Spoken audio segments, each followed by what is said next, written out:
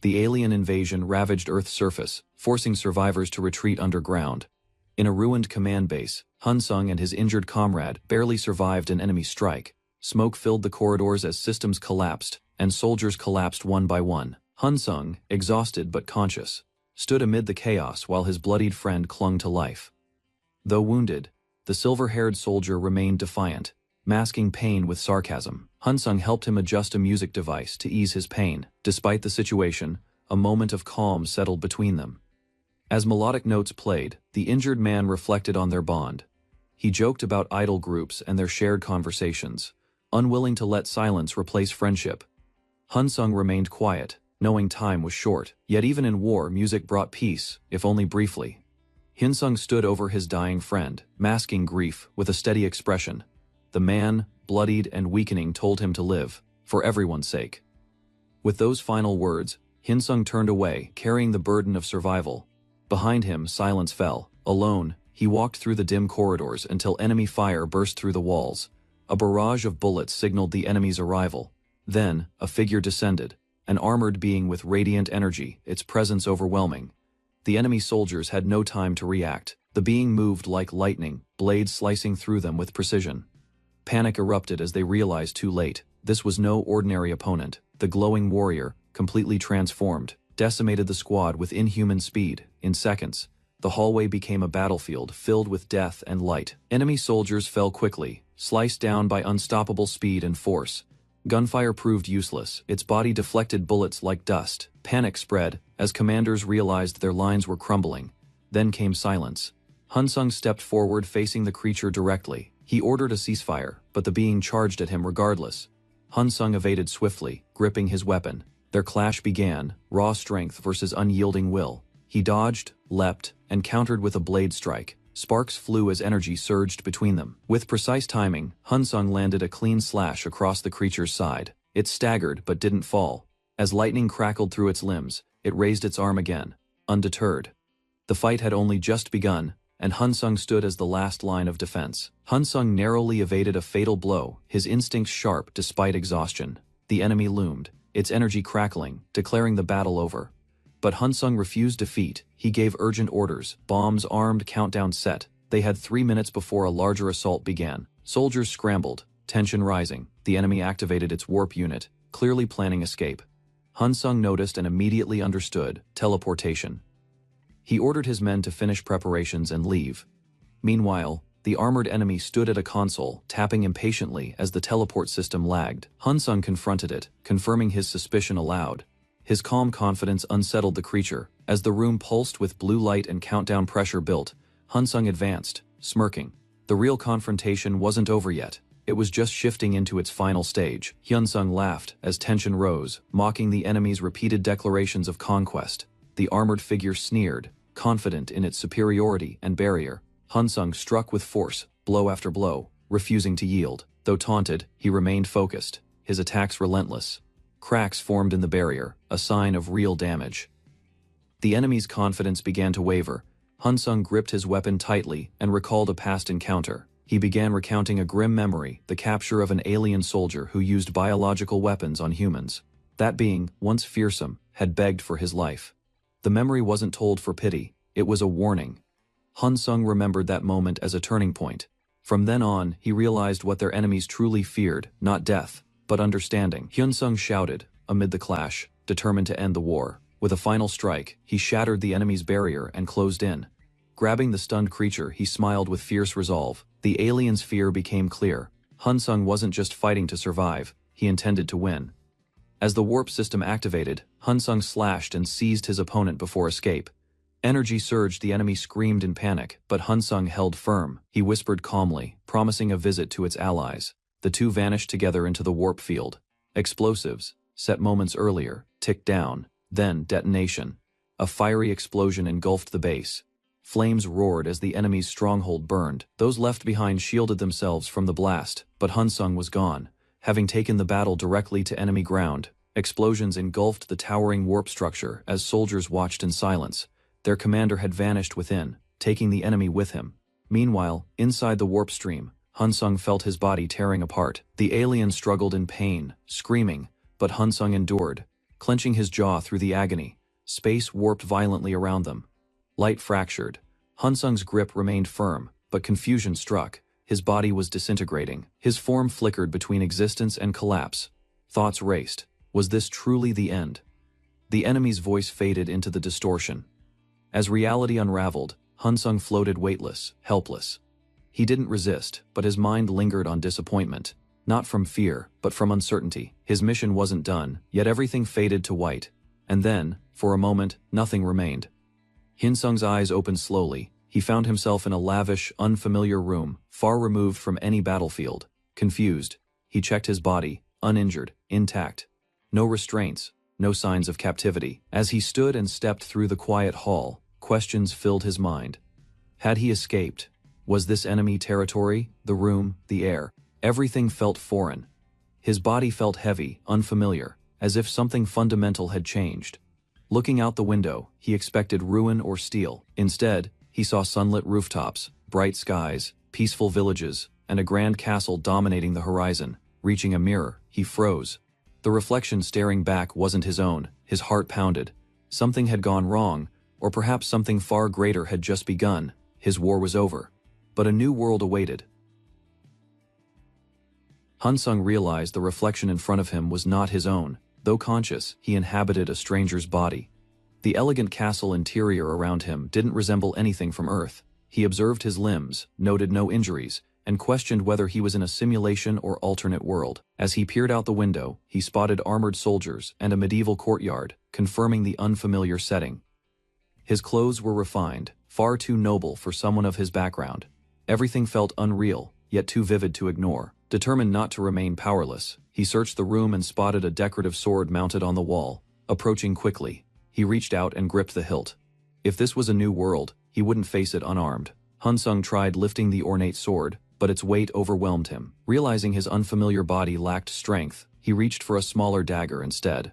Carefully, he crept through the halls, aiming to assess the environment and avoid detection. Opening a door slowly, he was startled by a towering knight standing directly outside. The man's size was intimidating, and Hunsung froze, calculating his chances. More armored soldiers appeared behind the knight, cornering him. With no way to escape and unarmed against their numbers, he feared the worst. Just as panic set in, the lead knight, Rondo, suddenly knelt and shouted in allegiance, calling him, "My lord."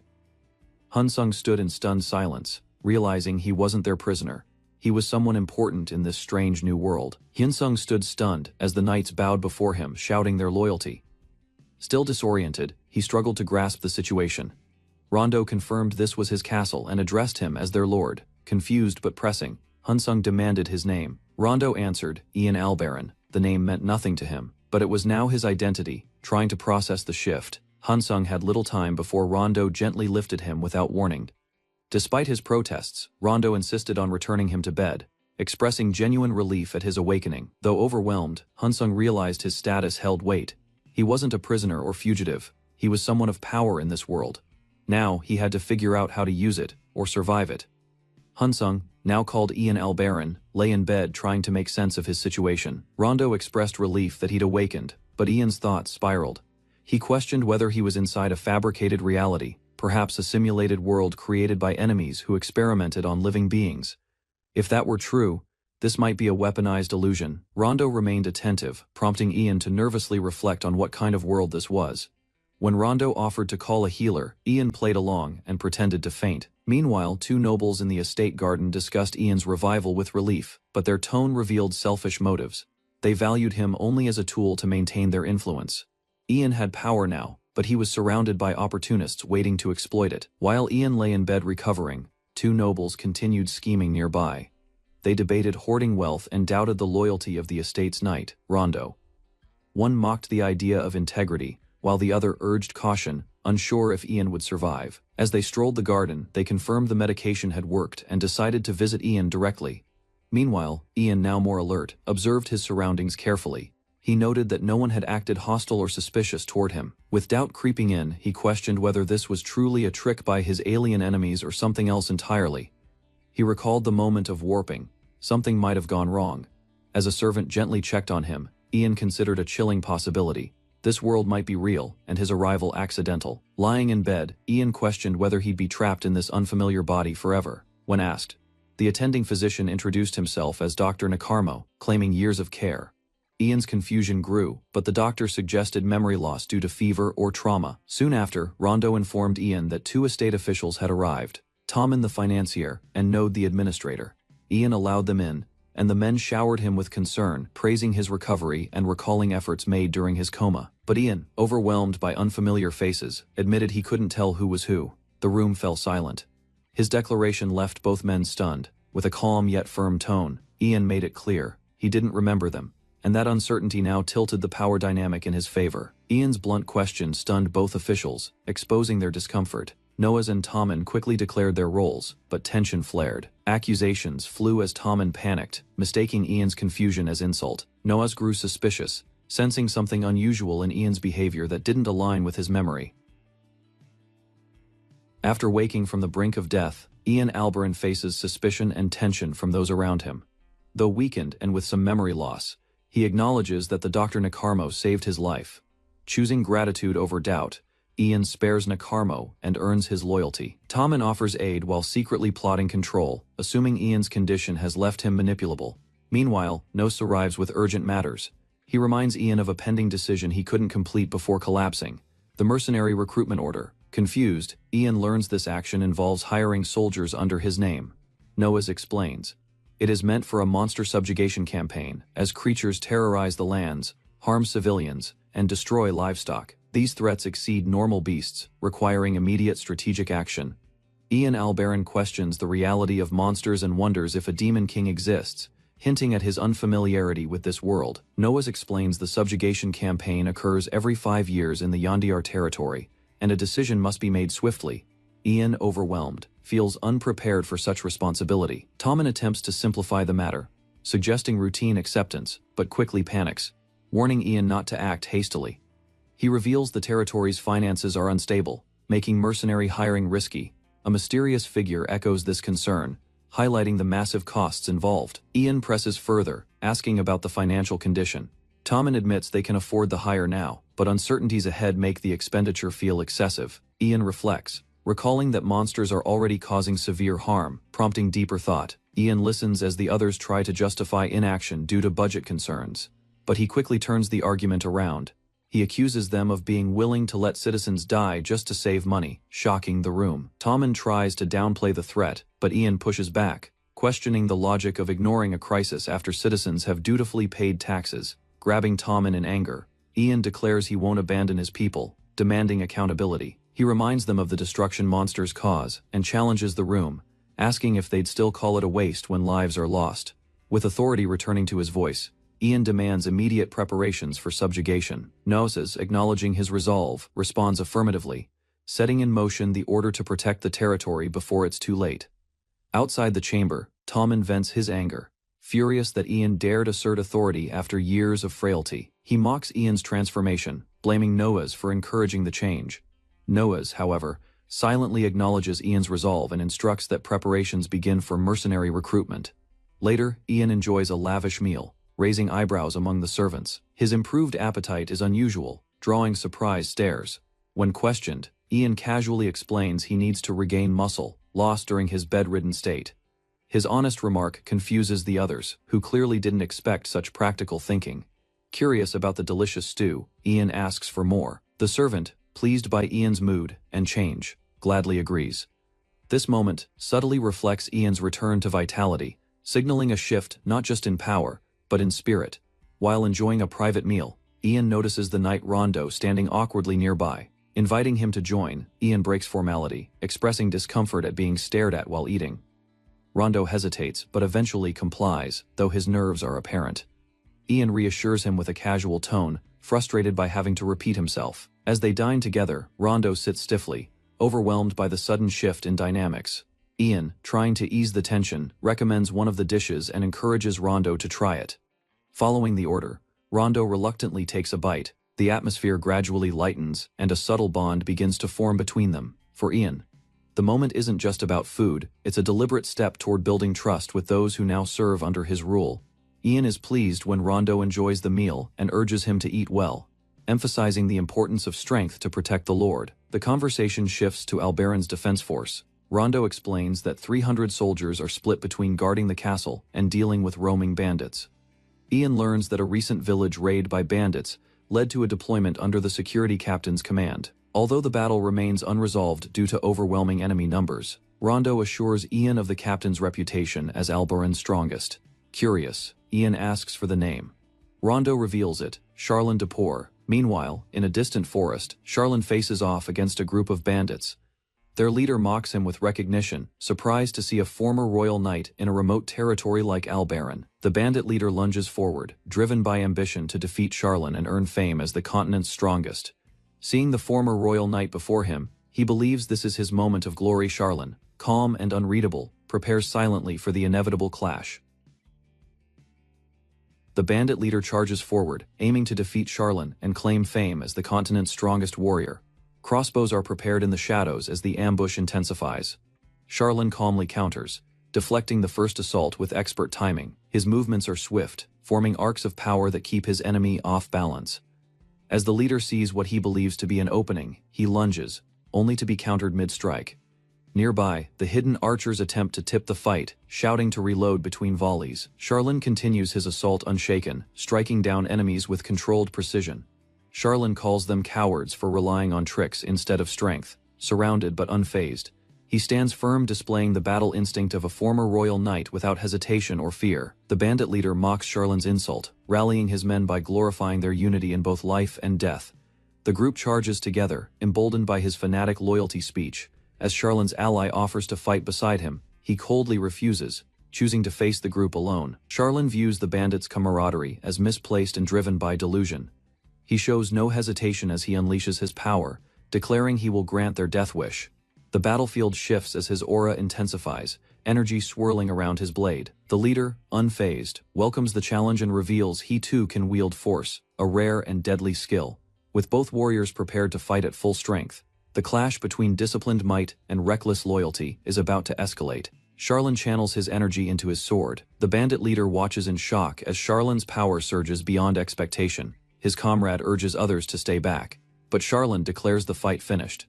A massive energy wave erupts, scattering the bandit troops. The leader panics, yelling for his men to shoot, but hesitation spreads among them. Despite the command, the archers fumble to reload. Charlin launches forward again, blade cloaked in power. He closes the distance with speed and precision, targeting the bandit leader directly. His attack slices through the air, leaving no room for counteraction. The bandit's bravado fades as Charlin's strike lands, demonstrating the sheer gap in strength between them. Struck cleanly across the chest, the bandit leader reels in disbelief, unable to grasp how Charlin felled him in one blow. Bleeding and shaken, he mutters in fear, calling Charlin a monster before collapsing. As the night settles, the battlefield is left silent under the moonlight. Meanwhile, deep inside the castle, Nakarmo and Tommen examine a potion intended to restore Ian's memories. Nakarmo confirms it's nearly complete, though warns the memory restoration might not reverse Ian's change in personality. Tommen is visibly unsettled by the risk. They stand inside an old wine cellar, now converted into an apothecary. Tommen comments on the noticeable drop in expensive bottles. Nakarmo casually explains their use in medicinal processes, though Tommen seems suspicious of other possible reasons. Tolman accuses Nakarmo of misusing expensive liquor for medical purposes, pressing him with suspicion. Nakarmo remains silent, but Tommen's tone turns threatening. He suddenly slams Nakarmo's face into the table, forcing him to listen. Tommen demands the potion restore Ian's memories completely. If not, it should at least render him half dead. Nakarmo, rattled, stares at the boiling potion under pressure. Just then, Nakarmo's daughter, Linda, announcing she has brought the final ingredient. Her sudden presence makes Tommen drop his aggressive act and dismiss the situation. Once Tommen leaves, Nakarmo is left shaken. Linda gently encourages him to continue, stating the Lord must return to how he once was. Unaware of the true threat Nakarmo now faces, she believes only in healing, not control. A loud crash interrupts the apothecary as Linda and Nakarmo react in alarm. Linda questions the noise, but Nakarmo remains silent, seething with rage. In a sudden outburst, he hurls the cauldron aside, spilling the contents. Regaining his composure, he demands Linda retrieve the volcanic centipede. When she hesitates, reminding him it caused Ian to fall ill in the past, Nakarmo dismisses her concern. He insists there's no alternative, snapping angrily at her resistance. Frightened, Linda obeys and searches the shelves. Nakarmo watches coldly, determined to proceed despite the risk. Clutching the next ingredient, he mutters a bitter remark about Tommen, clearly intending to manipulate the potion's outcome. His patience has reached its limit, and now, he begins to act with intent. At the castle, Ian Alberin is introduced to a new medicine prepared from the rare Yonka volcanic centipede.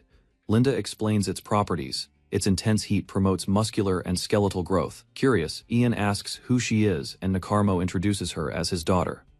Linda gently asks if Ian remembers her, but he struggles to recall, though he awkwardly agrees to avoid embarrassment.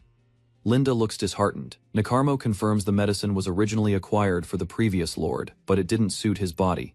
Linda warns it can be dangerous if rejected. Despite the risk, Ian decides to take it, recognizing its rarity and potential benefits. He raises the bowl, prepared to drink, unaware of the deeper tensions surrounding its preparation, or how it might truly affect him. Ian reflects on his frail body and the risk of dying before he can find a way back to his original world. Doubt clouds his mind. What if the healer or his daughter is trying to poison him? But then he remembers Linda's kindness and concern. She seems sincere. Despite the uncertainty, Ian concludes there is no use hesitating. Weighing his need for strength against the risk, he chooses to act. With a silent resolve, Ian lifts the bowl and drinks the potion, hoping for recovery, but prepared for whatever comes next. The moment the medicine touched his tongue, he regretted it. His expression darkened almost instantly, as an unbearable heat surged through his body. The doctor, closely observing, quickly asked how he was feeling. A wave of nausea hit him, and for a moment, he nearly vomited. Seeing his discomfort, the doctor stepped forward to assist, while Linda anxiously suggested that perhaps the medicine was not compatible with his body. Lord Ian struggled to suppress his reaction, covering his mouth in an attempt to keep the medicine down. His stomach churned violently, but he forced himself to endure it. Through clenched teeth, he managed to ask if anyone had something sweet. Before an answer could come, the man entered the room, his expression shifting to one of concern. Noticing the state of his lord, he immediately asked what was happening. Lord Ian tried to wave it off, wanting to insist that he was fine, but before he could finish his sentence, something felt off. A sharp, indescribable pain shot through his hand, rapidly spreading through his entire body. His muscles tensed involuntarily, and his breathing became uneven. The burning sensation intensified with every passing second, and the moment he tried to move, his limbs refused to obey him. Alarmed by his behavior, the man demanded an explanation. The doctor, his face grim, informed him that Lord Ian had taken the centipede medicine and that his body might not be reacting well to it. Realization dawned upon the man. This was the same medicine that had previously caused him to faint. Linda, in a panic, urged Lord Ian to vomit, believing it was the only way to stop the reaction. However, Lord Ian stubbornly gripped his own wrist, refusing to yield. Even with excruciating pain surging through him, he insisted that he was fine. Linda wasn't convinced. She turned to the man, urging him to lower their lord's body temperature before the situation worsened. Without wasting a second, the man lifted Lord Ian effortlessly and carried him toward the bath. The doctor and Linda followed closely behind, each of them on edge. Once in the bathing chamber, Lord Ian was placed into the tub, his vision hazy from the fever. His body trembled from both the heat and the rapid changes it was undergoing. Through his dazed state, he asked Linda for her name again. Patiently, she answered, confirming that it was indeed Linda. His voice hoarse, he asked if the medicine would work. Though Linda reassured him, she admitted that she had not expected such a severe reaction. The man, now visibly worried, questioned if Lord Ian would be all right. The doctor's response was simple. There was nothing more to do but wait for his temperature to drop. As the minutes passed, a servant entered, carrying a bucket of ice. Without hesitation, she poured it into the tub, the cold water shocking Lord Ian's overheated body. A heavy breath left his lips as the pain slowly began to fade. Looking up at the servant, he thanked her, admitting that he felt better now. Linda, however, seemed troubled. She blamed herself for his suffering, believing it was her fault for encouraging the use of the medicine. Yet, despite everything, Lord Ian was unbothered. He reassured her with a faint smile, telling her that he would endure it. A look of surprise crossed her face. She muttered that he had changed. Before, he would have complained endlessly, acting fragile and unstable. His previous self had been overwhelmed by hardship, but now he was different. Realizing that she had spoken too bluntly, Linda quickly apologized. However, Lord Ian dismissed it with ease, stating that thanks to her, his body had improved. She reached forward to check his temperature, but the coldness of her fingers from the ice startled her. Pausing, She instead asked for permission before leaning in, pressing her forehead against his to properly measure his fever. The unexpected closeness caused Lord Ian's face to redden slightly, but he remained still. Linda pulled back, nodding in approval his condition had improved. However, just as she was about to tell him that he could get out of the water, something caught her attention. His body temperature had suddenly risen again. Alarmed, she asked if he was truly all right. Lord Ian, despite feeling a bit lightheaded, responded that he was fine, just a little cold. As the sun rose over Alberon Castle, a new day began. Linda had remained by his side throughout the night, ensuring his condition remained stable. However, when her eyes slowly opened, she immediately noticed something strange. The bed was empty. Panic set in as she shot up from her seat, frantically scanning the room. Her voice rang out in distress. Lord Ian had disappeared. A voice behind her interrupted her panic. Calmly, he asked if she needed him. Turning around sharply, she found Lord Ian standing near the window. He seemed completely at ease, though the loud growl of his stomach betrayed his hunger. Rubbing the back of his neck, he admitted that he hadn't eaten anything since the previous morning. Then, with a casual smile, he extended an invitation. Did she want to have breakfast with him? Elsewhere, within the grand halls of Tallman's estate, a hooded figure approached.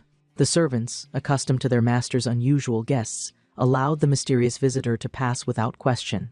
Tallman awaited him in his private chamber, greeting him with familiarity. His lips curled into a pleased smirk as he addressed the figure by name Zaran.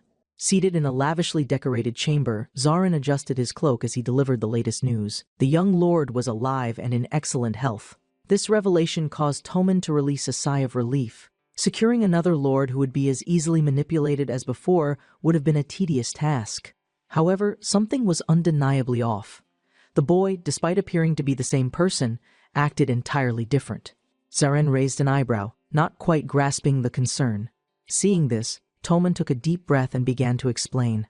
Previously, the young lord had been meek, obedient, easily influenced, but now he had begun making decisions on his own, disregarding the advice carefully placed before him.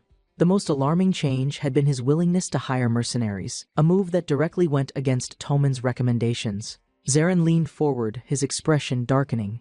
If this continued, Tallman's grip over the kingdom's affairs would gradually weaken. The influence he had spent years cultivating would slip through his fingers. This could not be allowed to happen. With a smirk, Zaran proposed a simple yet effective solution: make the boy fall ill again.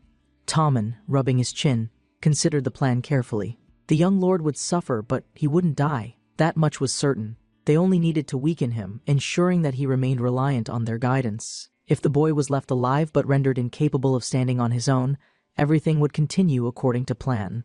Zaran chuckled, amused by the wickedness of their plot. Tallman, letting out a belly laugh, agreed wholeheartedly.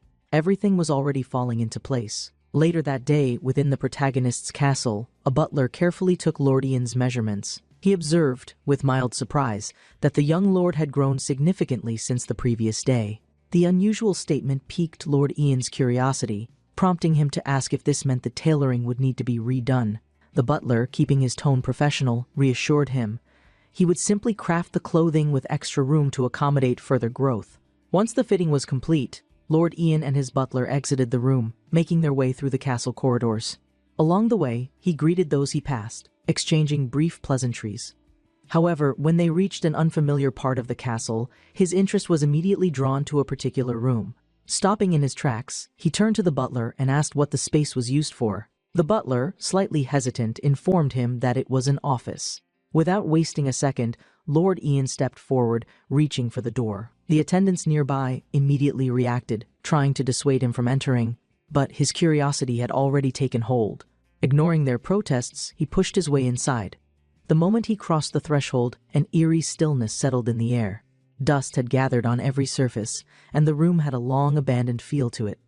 Wrinkling his nose, Lord Ian voiced his displeasure, questioning why no one had bothered to clean the place. The butler, visibly uncomfortable, hesitated before giving an answer.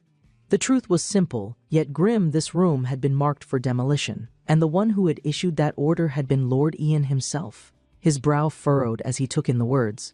The information was entirely new to him, given that he had no recollection of the past. Curious to know more, he sat down on the nearby bed and urged the butler to continue.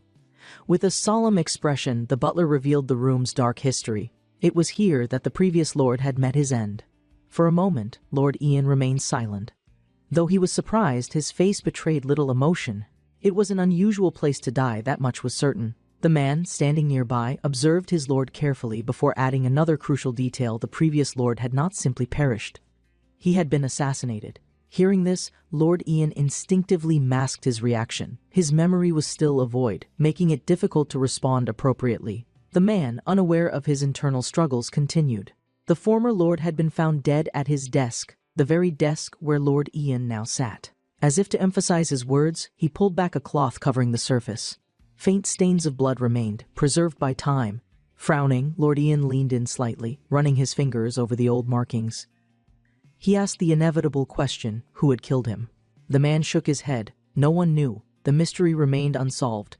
A realization struck Lord Ian as he processed everything. It was no wonder the former owner of this body had wanted the room destroyed. To be thrust into power so suddenly, in the wake of such a grim fate, must have been overwhelming. Still, rather than avoiding the space, Lord Ian made a firm decision. Moving toward the window, he gazed outside. The landscape stretched far and wide, with the village nestled between the dense forest and the towering mountains beyond. Turning back to the butler and chamberlain, he issued a direct order: this room was to be transformed into his bedroom. Both men were taken aback by the unexpected declaration, but Lord Ian, smiling, simply explained his reasoning. From here, he could easily watch over the village. Entrusting the responsibility to Kull, he left the details in his hands. By evening, the castle was bustling with activity as the maids hurried to clean and prepare the newly designated bedroom. Word of the Lord's decision had spread, and soon Tommen himself arrived at the scene, demanding to know what was happening. A woman informed him of the Lord's decree. Tommen's eyes widened in disbelief.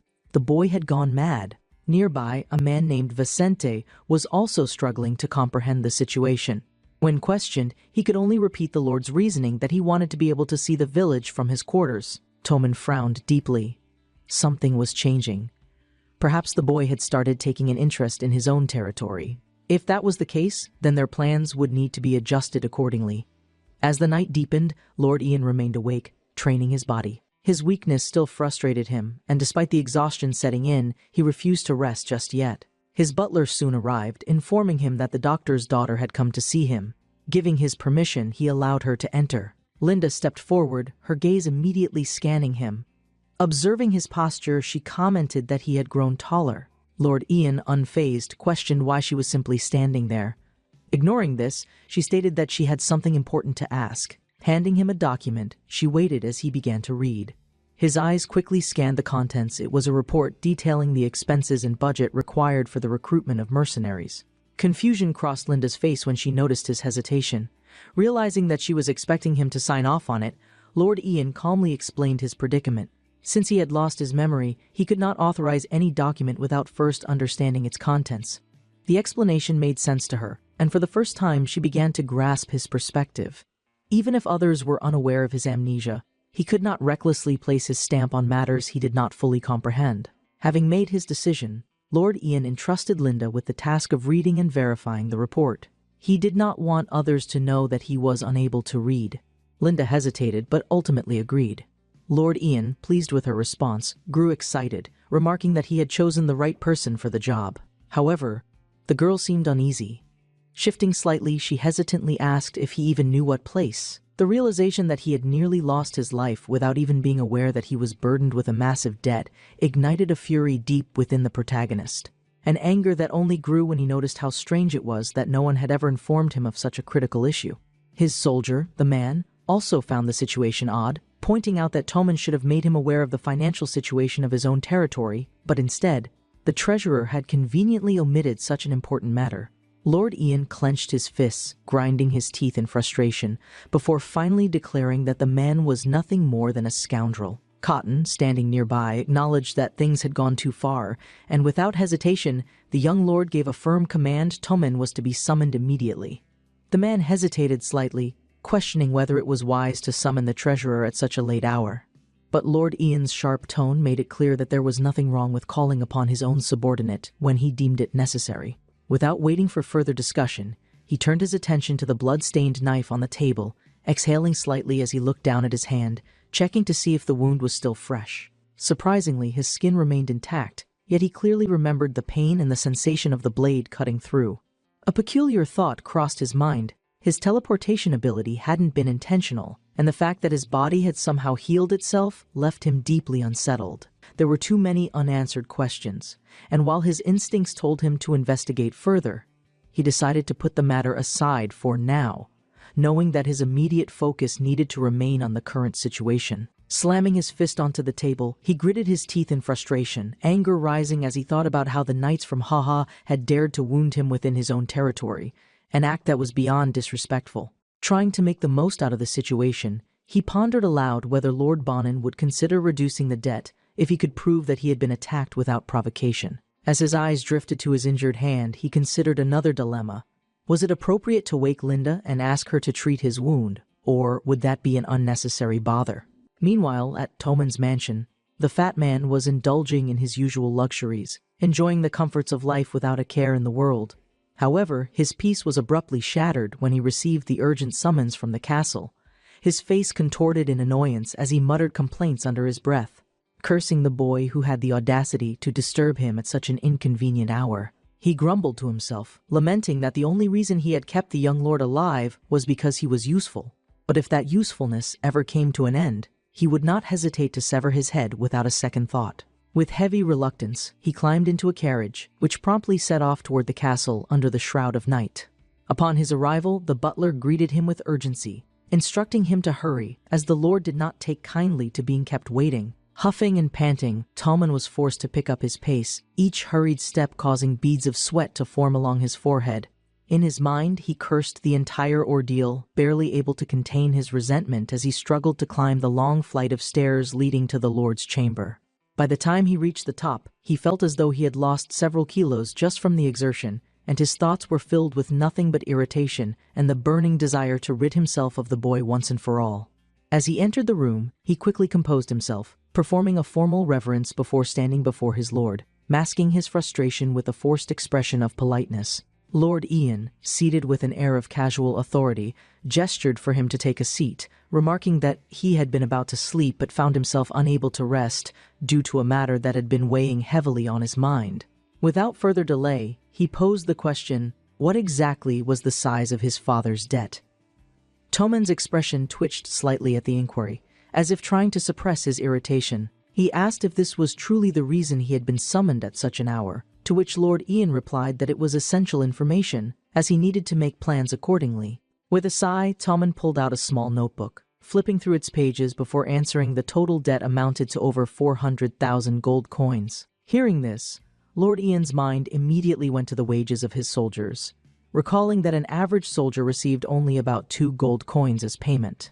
A dark realization set in, and he narrowed his eyes as he did a quick mental calculation. His expression turned sharp, his voice dangerously calm as he pointed out an inconsistency over the course of 3 years. They had only managed to pay 50,000 gold coins toward the debt, a fraction of what was owed. Toman's face turned pale, his usual composure slipping as he scrambled for an explanation. He hastily claimed that they had done everything possible to meet even that amount, including cutting back on basic expenses to ensure that some payment could be made. But Lord Ian was far from satisfied. He pressed further, demanding to know the sources of income for the territory. Toman responded that the primary sources were taxation from over 172 villages, contributions from merchants, and revenue from the mines. However, even with all of these income streams, only about 20,000 gold coins remained at the end of each year. Lord Ian leaned back slightly, his mind racing with thoughts. None of this added up. If this was truly the case, then the debt would remain unpaid for decades. An outcome that made no sense for a lord who was expected to manage his land efficiently. Toman, sensing the growing tension, attempted to shift the conversation and make an exit, but Lord Ian was not finished. Before he could escape, the young lord demanded to know the reason behind his father's financial ruin. Toman hesitated, his expression betraying a flicker of unease before he carefully asked if his lord's memories had returned. Lord Ian, maintaining a neutral expression, denied it, stating that the man had informed him about the debt.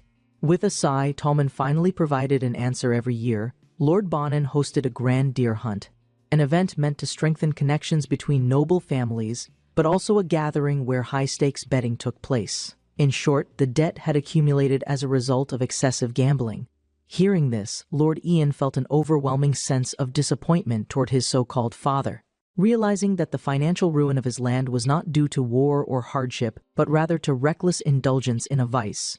Despite the frustration building within him, he composed himself, asking if anyone had ever bothered to stop him. Toman's next words made his blood run cold. The man smirked, revealing that the boy himself had been present at these events. The shock was so great that Lord Ian, in the middle of taking a sip of wine, nearly choked, coughing as he reached for a cloth to wipe his mouth. Struggling to process the revelation, he exhaled before posing another question. Was there any way to pay off the debt faster? Toman wasted no time in providing an answer, suggesting that they sell the mines and double the taxes imposed on the citizens. If they did this, he claimed, the debt could be paid off within a few years. Lord Ian's expression darkened at the suggestion, his irritation clear as he stated that such a course of action would bring no long-term benefit, only short-term relief at the cost of his people's suffering. Growing agitated, Toman insisted that they needed to focus on the present, warning that the longer they waited, the more the debt would grow. However, Lord Ian could see through his intentions. Choosing not to push further, he shifted the topic, knowing that continuing the discussion would be futile. Toman, sensing an opportunity to leave, urged his lord not to overthink the situation and to simply sell the mines, but Lord Ian refused, saying they could revisit the matter at a later time. Smiling, Toman agreed, but before he could rise, he posed one final question. Was the lord planning to double the taxes on his citizens? Swirling the wine in his glass, Lord Ian smirked, tilting his head slightly before delivering a sharp response. It would be much easier to simply cut Toman's salary in half. The reaction was immediate. Toman's face drained of color, his panic visible, as the realization of his lord's growing awareness began to sink in. The protagonist leaned back slightly, swirling the remaining wine in his glass before stating that even Toman, who had no issue suggesting tax hikes on the common people, would certainly not be pleased if his own wealth were cut in half. If he, as the treasurer, would be unhappy with such an outcome, then why should the citizens bear the burden of even higher taxes? Despite this logic, Toman continued to push his argument, trying to persuade the young lord to reconsider, insisting that increasing taxes was the best way to reduce the debt as quickly as possible. However, Lord Ian, already at the limit of his patience, slammed his glass down onto the table with enough force to send a sharp echo through the room. Glaring at Toman with clear irritation before ordering him to find another solution, one that didn't involve further oppressing his people, Toman gritted his teeth but had no choice but to comply, though his frustration was evident. Complaining under his breath, he argued that balancing the kingdom's finances was not so simple, yet Lord Ian cut him off sharply, warning him that if he continued to fail in his duties, he would simply replace him with someone more competent. The weight of that threat settled heavily in the air, and for the first time in their conversation, the color drained slightly from Toman's face. In his mind, the treasurer was barely holding back his rage, feeling as though he had endured enough of the boy's newfound arrogance, but outwardly, he forced himself to maintain his composure. Noticing the change in his expression, Lord Ian tilted his head and questioned why Toman looked so grim all of a sudden. Caught off guard, Toman immediately apologized, bowing slightly before returning to his seat, his voice more restrained than before as he begrudgingly accepted the command. Lord Ian gave him one last order before dismissing him. By tomorrow, he expected a new plan to be presented. Without another word, Toman left the room, his footsteps heavy with resentment, and as soon as he was out of sight, he clenched his fists in a silent fury. Grinding his teeth, he muttered to himself that the young lord would regret this treatment, swearing that he would make him pay. After such a turbulent night, Lord Ian finally allowed himself to rest, laying down at his desk, exhausted from the events of the day. However, his respite was brief. A sudden shift in the atmosphere made his skin prickle, his instincts flaring in alarm as an eerie, dark glow began emanating from the knife resting on the table. The unnatural energy jolted him awake, his heart racing as he immediately pushed himself upright, eyes darting around the dimly lit room. A heavy presence filled the air, and a sudden certainty gripped him he was not alone. Reacting on impulse, he moved toward the knife, reaching for it, but before he could grasp it, his breath caught in his throat as something unexpected happened. Across the blade, a pair of glowing red eyes flickered into existence, and from the shadows surrounding the weapon, a mysterious figure began to emerge. The entity, shrouded in darkness, gazed at him with an expression of mild amusement before speaking in a voice that carried an eerie calmness, asking if he could see her. Already on edge, Lord Ian exhaled in frustration, rubbing his temple before muttering that he couldn't even have a single day of peace. As if dealing with debt, political corruption, and an assassination-riddled history wasn't enough, now he had to contend with what appeared to be a ghost haunting his weapon. Memories of his past life flickered briefly in his mind. 10 years ago, Earth had faced an unprecedented event, an invasion by beings from another world, which had rewritten the very fabric of human civilization. At the time, he had joined the military, dedicating himself to fighting against the biological weapons unleashed by those creatures. When the opportunity arose to invade their stronghold, he had taken it. But in the end, a malfunctioning teleportation device had sent him spiraling into an unknown fate. That single moment had changed everything. Now he found himself in a world where magic existed, inhabiting the body of a sickly noble, and just recently, he had experienced an accidental teleportation during combat. An occurrence that suggested there was more to his arrival in this world than mere coincidence.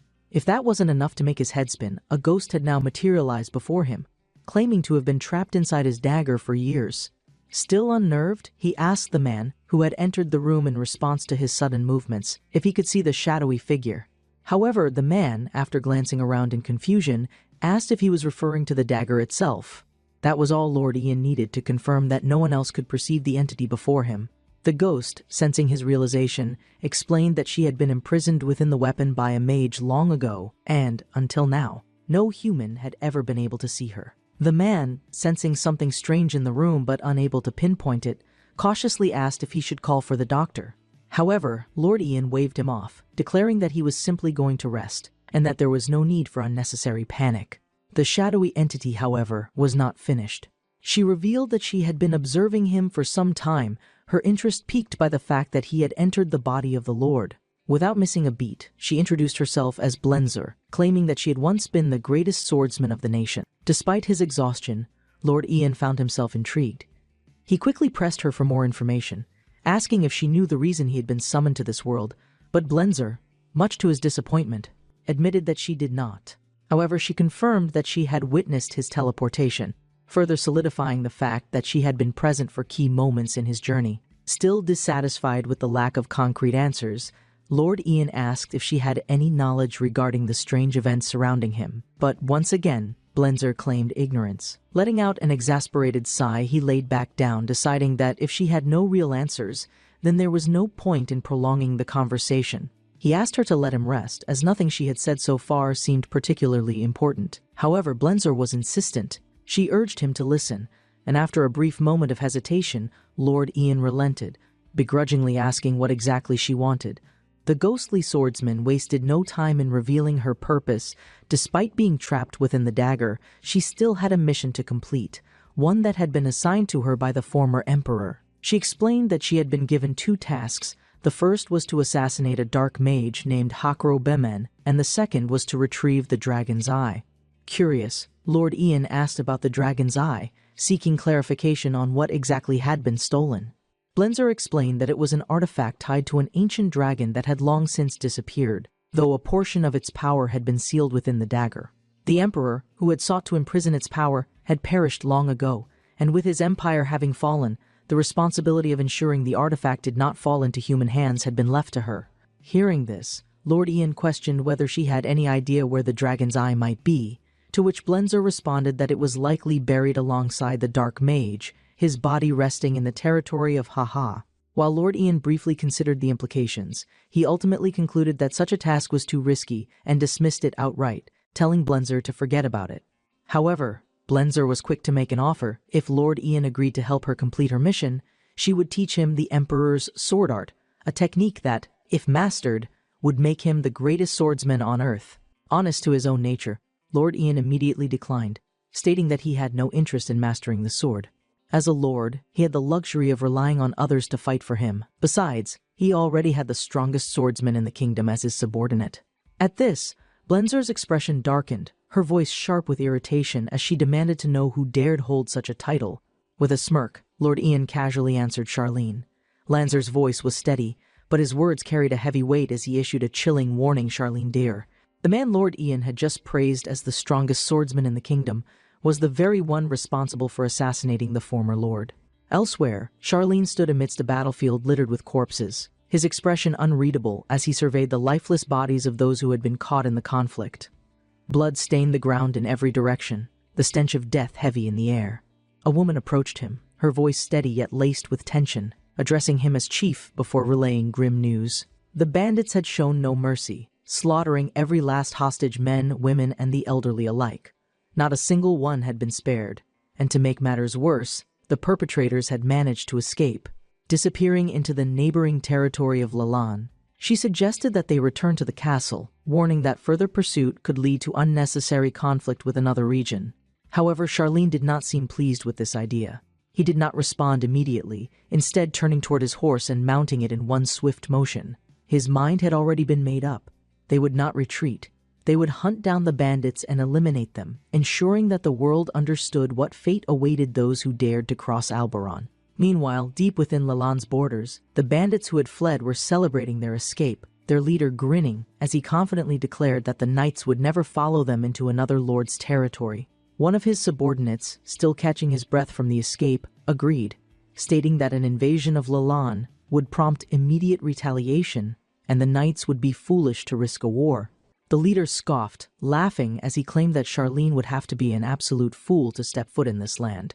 Unfortunately for them, Charlene was exactly the kind of man who disregarded such threats. At that very moment, he arrived at the scene, leading his cavalry straight into Lalan's territory without a shred of hesitation. His men rode at full speed, their presence striking fear into the hearts of the bandits who had assumed themselves safe.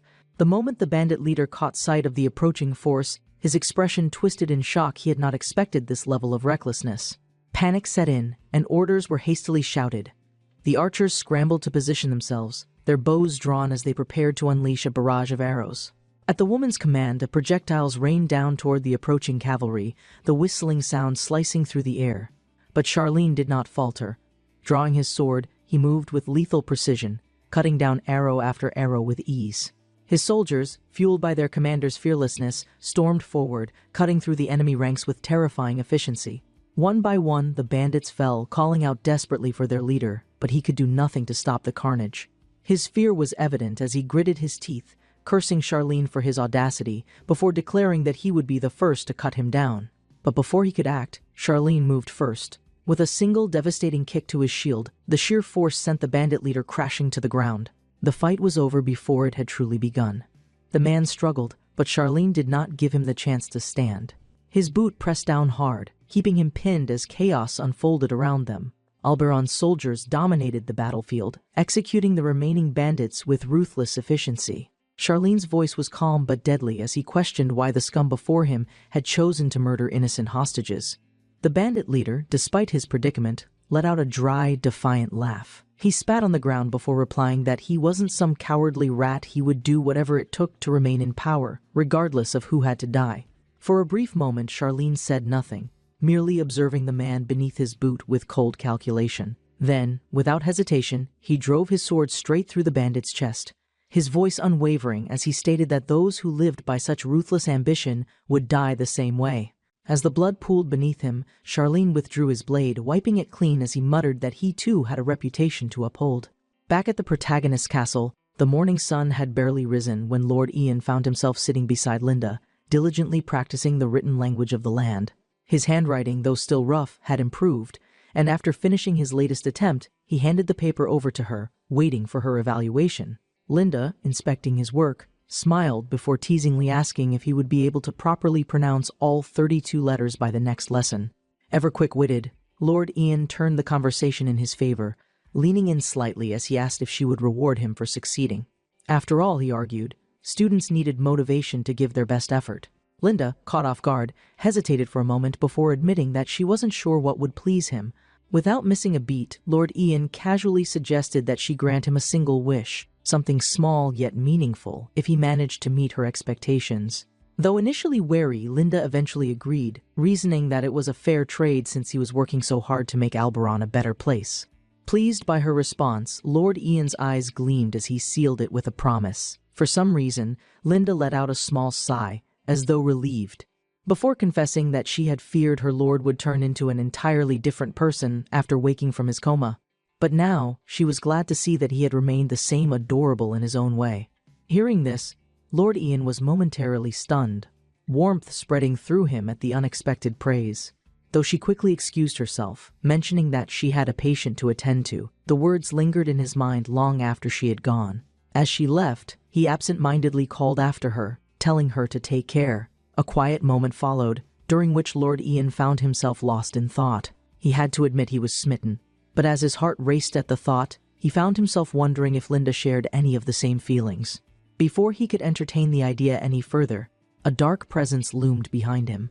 A sharp chill ran down his spine as he turned, his body instantly tensing in alarm. Without warning, Charlene stood before him, his gaze devoid of mercy, his murderous aura suffocating. Before Lord Ian could react, the blade flashed. A searing pain ripped through his body as blood sprayed across the room. His vision blurred, his mind failing to register what had just happened. Then blackness, a sharp breath escaped him as his eyes flew open.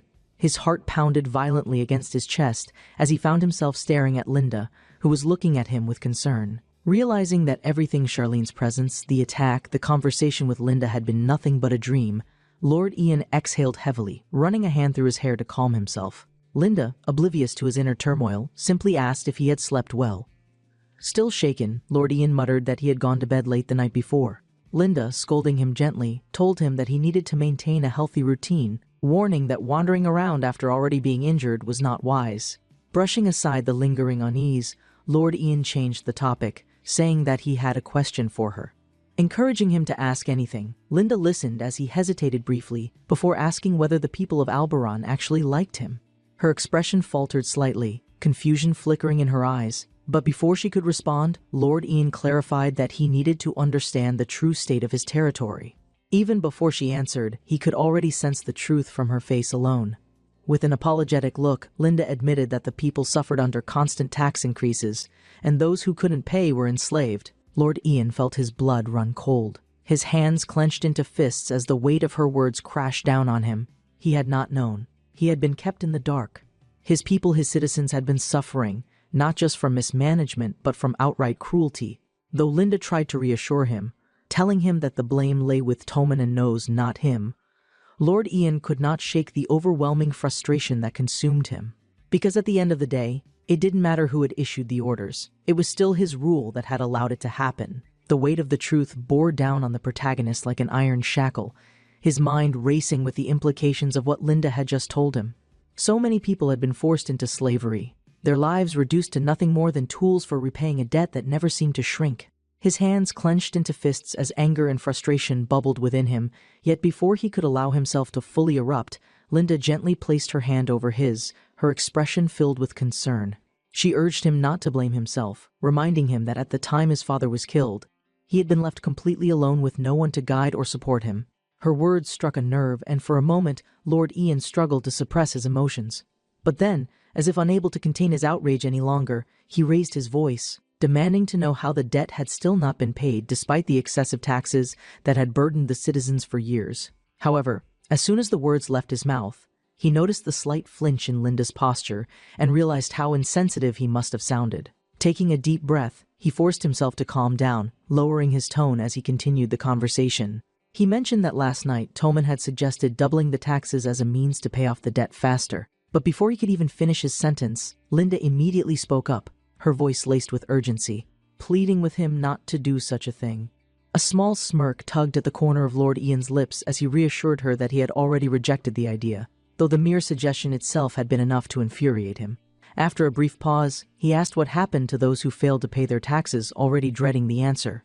Linda hesitated for a moment before explaining that those unable to meet their payments were sent to work in the mines, where conditions were harsh and food was scarce. Many perished due to the grueling labor and starvation, their bodies never even receiving proper burials. Hearing this, Lord Ian's anger only grew, but his resolve hardened as well. He clenched his jaw, exhaling slowly before muttering that in comparison to everything else, the debt was nothing more than a small detail. Looking back at Linda, he thanked her for being honest with him, though he still had a few more questions left to ask. This time, his curiosity shifted to Charlene Deer, the security captain. He asked what kind of person he was, hoping to gain a better understanding of the man who held such an esteemed position. However, instead of answering directly, Linda's expression turned melancholic as she gave a rather basic response, describing him as someone who was diligent in his duties and always loyal to his work. This vague answer did little to satisfy Lord Ian's curiosity, and he quickly pressed further, asking why she looked so sad when speaking about the captain. After a brief pause, Linda finally admitted the reason: her pity for him. Though Charlene was a formidable warrior, he did not involve himself in political affairs, which meant he had been powerless to protect Lord Ian from the corruption of Tommen and Nose. For the third time, Lord Ian thanked her, acknowledging that her honesty had allowed him to gain a much clearer perspective of the situation than before. Just like in his dream, Linda soon excused herself, stating that she had a patient to attend to. As she left, Lord Ian absent-mindedly told her to take care, his mind still replaying their conversation. Now alone, he turned his attention to the ghostly presence lingering near him. Speaking directly to Blenzer, he brought up the revelation that Charlene had been the one to assassinate the former lord, demanding an explanation. However, Blenzer simply shrugged, stating that she didn't know the details, she only knew what she had witnessed. Annoyed by the lack of useful information, Lord Ian sighed in exasperation, questioning what purpose Blenzer even served if she could not provide him with answers. The ghost, unbothered by his frustration, simply responded that she could teach him the Emperor's swordsmanship. Without waiting for a response, she raised her hand and, with complete confidence, told him to forget about the territory entirely, suggesting that he retreat to the mountains for 30 years to train.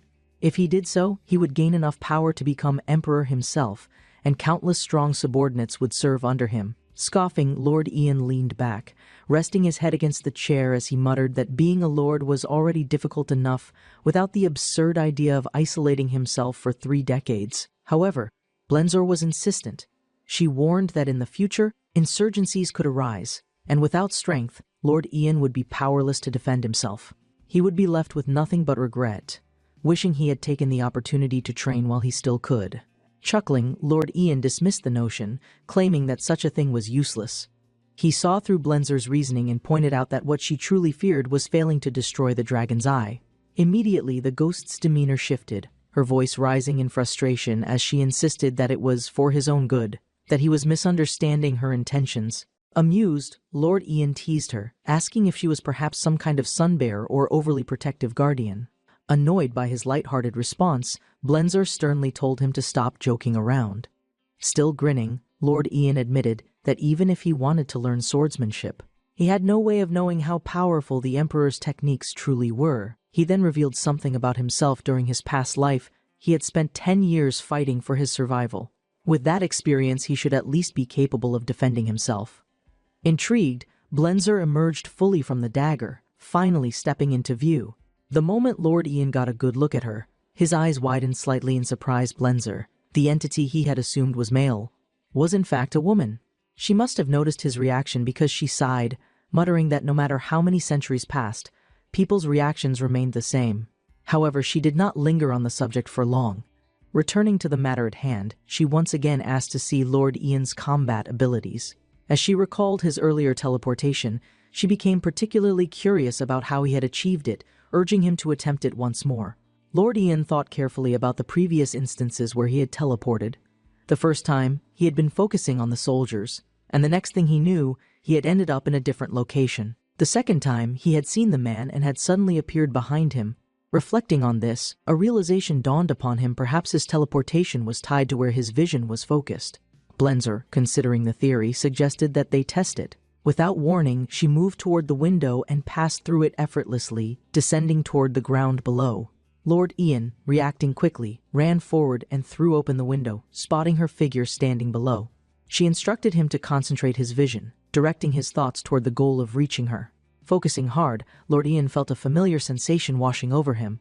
A green aura, identical to the one from before, enveloped his body. Within a split second, he disappeared from the room, reappearing directly in front of Blenzer. She observed him with intrigue, remarking that his ability was truly fascinating.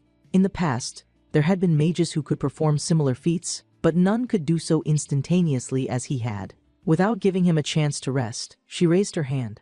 A black sword materialized within her grasp, its dark aura exuding an overwhelming presence. With a terrifying expression, she took a combat stance and, without warning, commanded him to defend himself. In a fraction of a second, her sword flashed forward, striking with relentless speed. Lord Ian barely had time to react. He could feel the weight of her attacks, the sheer force behind each strike sending sharp waves of pressure throughout the air. His mind screamed at him. Dodging was his only option because in that moment, defending was completely impossible. The pressure in the air was thick as the weight of Lord Ian's declaration settled over the gathered nobles.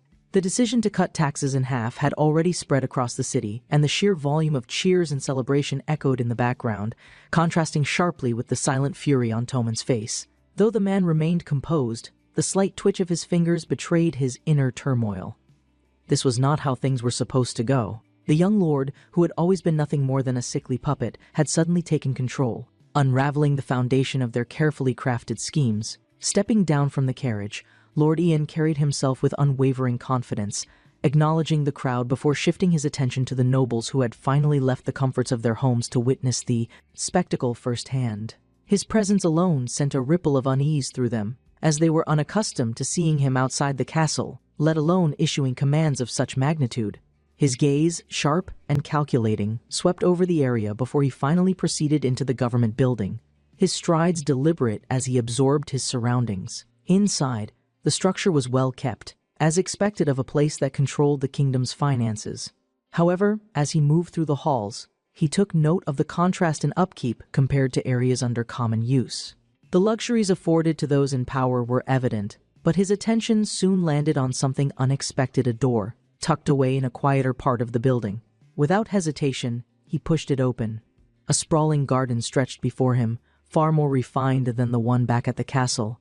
The air carried the soft fragrance of blooming flowers, the vibrant array of colors standing in stark contrast to the harsh discussions taking place elsewhere. The sight was enough to momentarily pull him from the intensity of the situation, and he found himself acknowledging the care put into maintaining such a beautiful space. The realization that this garden had existed for a long time, untouched by noble interference, piqued his curiosity, though his moment of admiration was brief. Recollecting the purpose of his visit, he turned his focus back to the matter at hand. The taxation issue was the most pressing concern, and now that he had forced a public declaration, he had no intention of letting it be dismissed. The wealth of the kingdom had long been built on the backs of its people, yet their suffering had only worsened. The mines had become graveyards for those who could not meet the oppressive demands, and still the supposed financial burden of the debt remained unchanged. The numbers did not add up. With his mind set, he issued the command that the taxes were to be reverted to their previous state across every city. The weight of his words was undeniable, and the nobles, long accustomed to having full control over financial affairs, were visibly shaken. For years they had dictated the policies without resistance, yet now, the very lord they had underestimated was unraveling their power. The immediate response was one of disbelief, followed by an attempt to push back against the decision. Arguments were raised, citing the urgency of repaying the debt, yet Lord Ian countered with an undeniable truth: the tax increases had done nothing to alleviate the financial strain. If anything, the debt had remained stagnant, and with the suffering of the people worsening, it was evident that something was being tampered with behind the scenes. The growing tension between them was undeniable. Though Lord Ian did not directly accuse Toman, his implications were clear. The long-standing control over the finances was slipping, and with the sudden shift in authority, the treasurer was left scrambling for a response. The room, once filled with the quiet confidence of noblemen who dictated the fate of others without consequence, now held an undercurrent of unease. Despite the resistance, Lord Ian remained unwavering. The decision had been made, and no amount of persuasion would alter it. He had no intention of allowing the suffering of his people to continue in the name of a debt that had long been manipulated by unseen hands. While the nobles had spent years indulging in excess, the common folk had been crushed under an unbearable weight. That was no longer something he would allow to persist. Though the discussion eventually came to an end, the implications of his actions lingered. The nobles may have feigned acceptance for now, but Lord Ian knew that this was merely the beginning of their resistance. The control they once held would not be surrendered so easily, and the shift in power had set the stage for inevitable retaliation.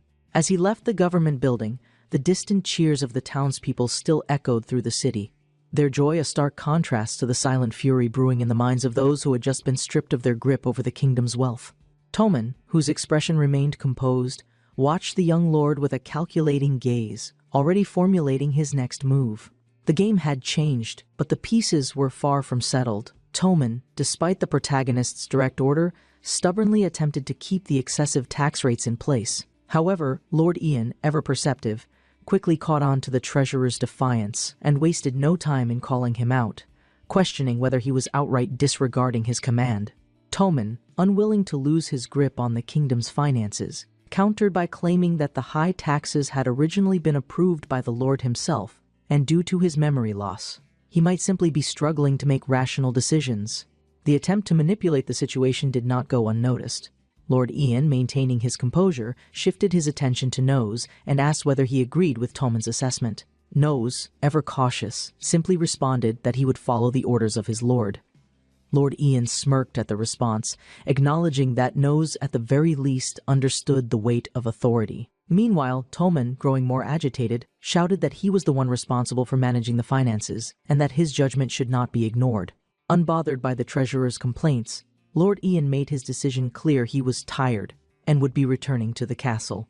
He turned toward the carriage, but before stepping inside, he issued a final command, instructing Nose to convince Tommen at all costs. Without waiting for a response, he entered the carriage, but just before departing, he casually called out to the fat man, hinting that they might see each other again before the day was over. Tommen, barely containing his rage, forced a diplomatic response, assuring his lord that he could summon him at any time. As the carriage rolled away, Tommen's facade crumbled, his face twisting in fury as he cursed the boy under his breath. Far from the heated exchange, Lord Ian exhaled deeply, allowing himself a brief moment of relief. However, Blenzer wasted no time in questioning him about his next course of action. The ghostly swordswoman asked what he intended to do with Tommen, to which Lord Ian, with a determined glint in his eyes, stated that he planned to teach the man a lesson. The treasurer had played the fool for far too long, robbing him openly while pretending to be nothing more than a loyal servant. That was something Lord Ian could no longer tolerate. Blenzer, ever the opportunist, took the opportunity to tease him, pointing out that it was Lord Ian himself who had allowed the situation to escalate this far. Though her words irritated him, he didn't deny them. He had not created these problems intentionally, but now that he had inherited them, he would be the one to fix them. With that thought in mind, he dismissed the conversation, stating that he would need rest before carrying out his plans for the night. Meanwhile, back at Tommen's estate, chaos had erupted. The once pristine garden had been utterly destroyed, its plants trampled and cut down as Tommen, in a fit of rage, swung a sword wildly. Cursing Lord Ian's name and wishing for his death, his outburst had left behind a scene of utter devastation, years of meticulous care undone in mere moments. Nose, ever the observer, calmly pointed out the damage, remarking that over 100 years' worth of care had been destroyed in a single evening.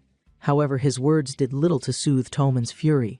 Instead, the treasurer snapped, demanding to know why Nose seemed to be sympathizing with the lord.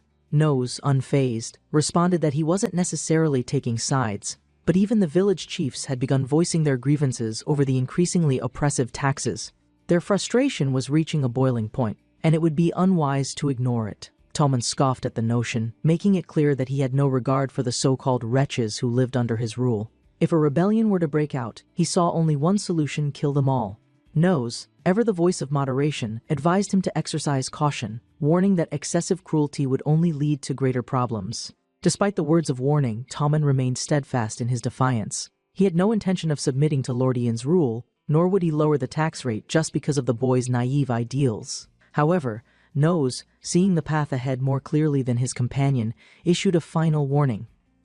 If Lord Ian decided to use the captain of the guard, Charlene, to enforce his authority, Tommen would not be able to resist. That statement sent a visible shudder through the treasurer. His previously unshakable confidence faltered for a brief moment, sweat forming along his brow as he processed the possibility. Desperate to regain control of the situation, he declared that if given the chance, he would whip the young lord to death himself. As the night deepened, an old man wandered the roads of Alberon, his steps slow and unsteady from intoxication. However, as he stumbled forward, something strange caught his eye. A figure human in shape seemed to flicker in and out of existence, vanishing and reappearing as if reality itself was bending. Before he could process what was happening, the figure materialized directly behind him. The person in question was Lord Ian. For hours, he had been honing his teleportation abilities, testing the limits of his power by traveling back and forth across the village. The old man, utterly baffled by the sight, could only watch in confusion as the boy disappeared and reappeared in the blink of an eye. At one point, Lord Ian materialized atop a nearby house, grinning to himself as he marveled at his own progress. Blenzer, observing from within the dagger, let out an exasperated sigh. The boy, despite possessing such a rare and powerful ability, was using it like a child playing with a new toy. Ignoring her complaints, Lord Ian set his sights on his true destination, Toman's estate. With a single thought, he teleported directly onto the roof of the mansion, his gaze scanning the surroundings. Something was immediately off. The place felt far too quiet, and upon closer inspection, he noticed that the guards stationed outside wore different armor than those under his command. Blenzer, watching closely, confirmed his suspicions the men were mercenaries. That realization caused Lord Ian's expression to darken. If Toman had replaced his own soldiers with hired men, it meant he was preparing for something beyond simple defiance. The ghostly swordswoman, sensing his unease, suggested that they proceed with caution. However, when Lord Ian ordered her to investigate further, she grumbled in annoyance. As much as she hated to admit it, her presence was bound to the dagger, limiting how far she could stray from him. Instead, she advised that he remain close and watch for any further signs of foul play. Inside the mansion, Toman sat at his dining table, indulging himself in an extravagant meal, his anger from earlier replaced by his usual indulgent nature. As he ate, his butler approached, informing him that a maid from the castle had arrived. Without hesitation, Toman instructed that she be brought in. The young woman, clearly uncomfortable in the lavish surroundings, entered hesitantly. Toman wasted no time in getting to the point. Reaching into his coat, he produced a small vial, its contents unknown. Without an ounce of hesitation, he ordered the maid to take the vial and spread its contents onto the lord's bed. The girl's eyes widened in confusion. Though she had come expecting orders, she had not anticipated something so suspicious. And outside, perched upon the rooftop, Lord Ian listened carefully, his expression unreadable as he processed the treasurer's newest act of treachery. The maid's hands trembled as she stared at the small vial Toman had handed her, her stomach twisting with dread. When she hesitantly asked what was inside, the treasurer smirked, his response sending a cold shiver down her spine. Inside the vial were fleas contaminated with a deadly plague. Panic flared in her eyes as she stammered, knowing full well that if anything happened to the young lord, she would be the first to be blamed. She tried to protest, but Toman's expression hardened as he reminded her of her past, of how she had once been nothing more than a street thief before he had taken her in. He made it clear that if she refused, he would ensure she ended up right back where she started, or worse. Faced with no other choice, she nodded, her entire body trembling as she took the vial. Toman, his grin returning, assured her that if she carried out the task properly, he would remove her from the castle and grant her freedom. With her fate hanging in the balance, she turned and left, her steps slow and uncertain. Unbeknownst to Toman, Blenzer had witnessed the entire exchange. The ghostly swordswoman wasted no time returning to Lord Ian, who remained perched atop the roof, watching the estate below with careful eyes. Upon her arrival, he casually asked how her little mission had gone, prompting Blenzer to scoff at his relaxed demeanor. However, her expression quickly turned serious as she relayed everything she had just seen. Hearing Toman's plot, Lord Ian's amusement disappeared in an instant. His body tensed as he processed the treasurer's sheer audacity. This man was willing to poison his own lord just to maintain control. That was the final straw. With his course of action set, he asked Blenzer for details on the guards stationed around the mansion. She quickly reported that there were 9 in total, and that Toman's room had no windows, making a direct entry difficult. However, that didn't matter. Lord Ian had already made up his mind he would infiltrate through the corridor. Descending swiftly from the roof, he landed near a window where 3 guards stood on patrol. Rather than engaging them directly, he simply ignored their presence and vanished in an instant. One of the guards, a pink-haired man, immediately sensed something was off and demanded an identity. However, before he could react further, Lord Ian reappeared in front of the 2 other guards, swiftly incapacitating them with precise strikes. The remaining soldier, gripping his sword tightly, swore that the intruder would not get past him. Unfazed, Lord Ian teleported behind him in a blink, but the guard was fast. He pivoted, counter-attacking with impressive speed. Dodging swiftly, Lord Ian noted that this one was far more skilled than the others. The man, undeterred, smirked, declaring that simple tricks wouldn't work on him. Blenzer chuckled from within the dagger, amused by the change in pace. For the first time, Lord Ian's usual confidence was being tested. A dark aura radiated from the guard as he shifted into a combat stance, his killing intent sharp and focused. Lord Ian remained still, observing carefully as his opponent prepared a final attack. But just as the man lunged forward, Lord Ian vanished from sight. Before the guard could react, Lord Ian materialized above him, locking his legs around his throat in a tight chokehold. With swift precision, he delivered a sharp blow to the side of the man's head, knocking him unconscious instantly. Blenzer, who had been watching intently, suddenly warned that more soldiers were approaching from the stairway. Wasting no time, Lord Ian moved toward the door, peeking inside just in time to see Tommen standing there, already armed with a sword. Without hesitation, Lord Ian teleported into the room, and before Tommen could even register what had happened, a single well-placed strike sent him crashing to the floor, unconscious. The sound of footsteps thundered in the hallway as the guards arrived, but they were too late.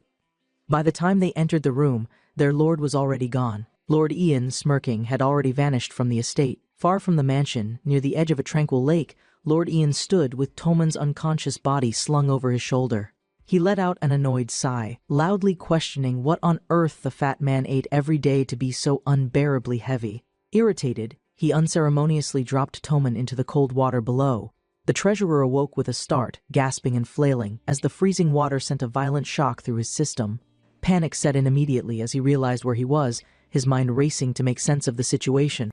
Lord Ian, standing at the edge of the lake, glared down at him.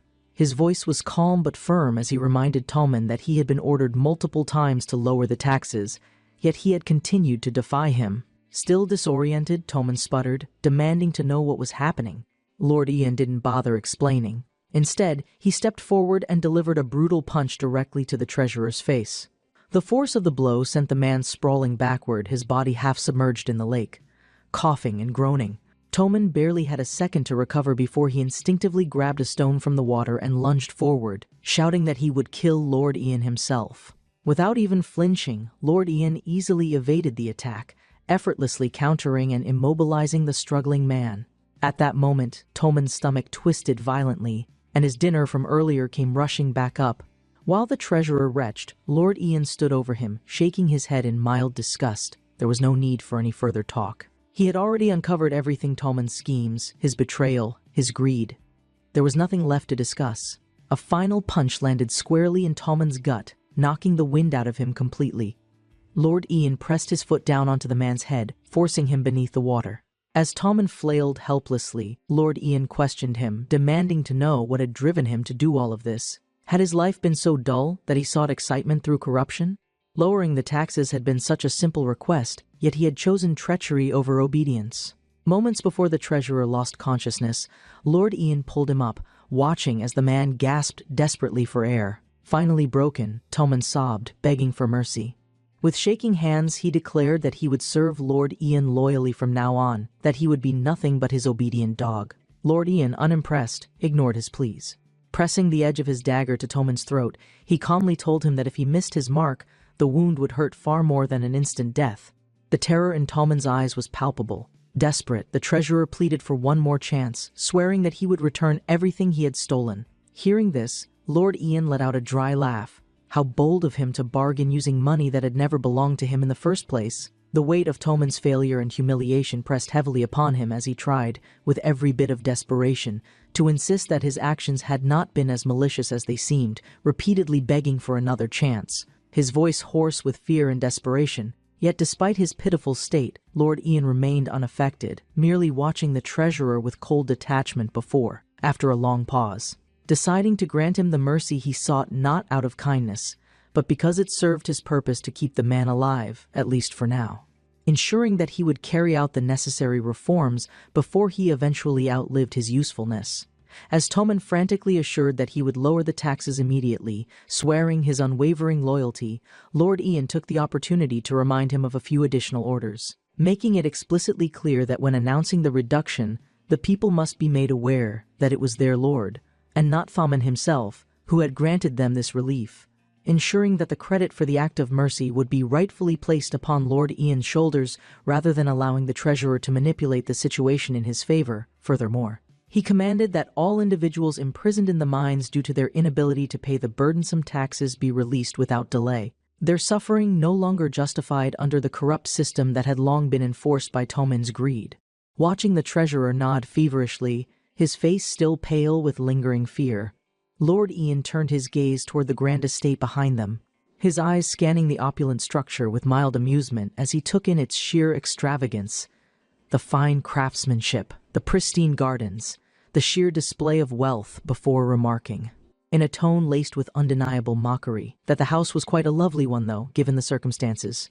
It was quite obvious that it had been built using money stolen from the very people who had been forced into destitution by Tommen's greed, and because of this blatant act of corruption, Lord Ian declared, without hesitation, that from now on the house would belong to him instead, making it abundantly clear that Tommen was to vacate the premises immediately, his time living in comfort and excess coming to an abrupt and humiliating end. Though Tommen appeared on the verge of arguing, his survival instincts kicked in as he quickly masked his displeasure, forcing a strained, unconvincing smile as he assured his lord that he had no objections to the decision. However, Lord Ian, who had long since mastered the art of recognizing deception, studied his expression carefully before pointedly asking whether or not the man truly thought this was fair, watching as Tommen, his body still trembling from his earlier beating, hurriedly denied any feelings of resentment, insisting that he would abide by whatever command was given to him, though the fear in his eyes betrayed the turmoil that raged within him.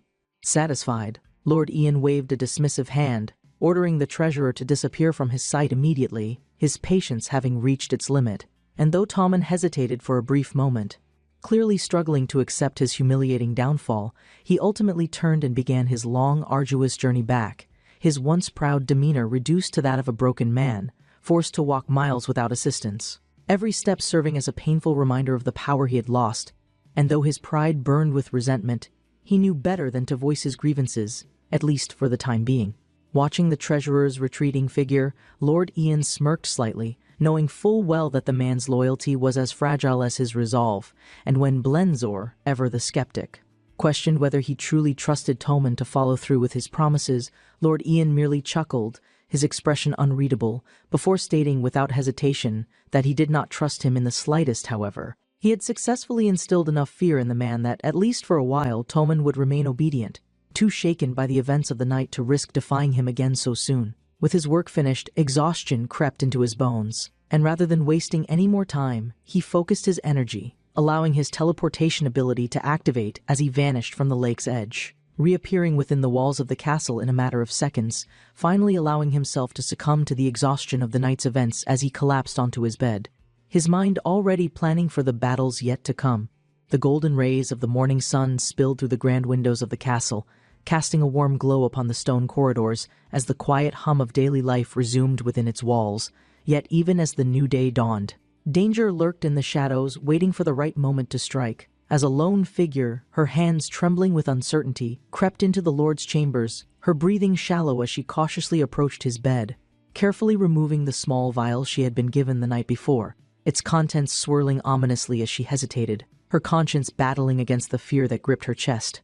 And though every fiber of her being screamed at her to abandon her task, the looming threat of Tommen's wrath forced her to press forward, her fingers slowly twisting the cap open. However, before she could proceed, a sudden weight fell upon her shoulder, the touch sending an immediate jolt of fear through her body as she turned, her wide eyes locking onto the very person she had been sent to harm Lord Ian himself, his sharp gaze unwavering as he studied her with an expression that, though calm, carried an unmistakable edge of authority, his presence alone enough to send her heart racing in sheer panic. Though she attempted to mask her intentions, hurriedly stammering that she had merely been tidying the room, Lord Ian remained unmoved, his tone firm as he instructed her to halt, making it clear that he already knew exactly what she had been planning.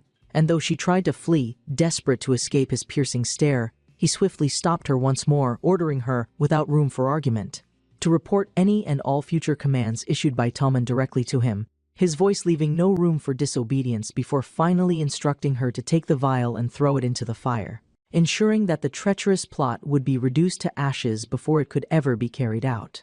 Still shaken, the maid rushed out of the room, nearly colliding with Linda in the corridor, though the healer merely glanced at her in mild curiosity before dismissing the interaction. Continuing on her way as she entered Lord Ian's chambers, placing a stack of books on the nearby table before directing a questioning look toward him, bringing up the rumor she had heard earlier that the Lord was planning to reduce taxes in the region of Karu. Yet rather than confirming only that, Lord Ian surprised her by stating, without hesitation, that the reduction would not be limited to a single region, but rather all cities under his rule, ensuring that the burden of excessive taxation would be lifted from every corner of his domain. A declaration that left Linda momentarily speechless as she processed the sheer scale of such a decision. Though she pointed out that such a drastic change would require permission from higher authorities, Lord Ian remained resolute, brushing off the concern with a simple yet powerful statement: he was the Lord of Albaron, and as such, his authority was the only one that mattered. As night fell upon the quiet village of Andira, Linda found herself standing before a desperate family, their sorrow evident as they pleaded for guidance regarding their ailing relative. A man whose leg had become so severely infected that amputation was the only means of saving his life.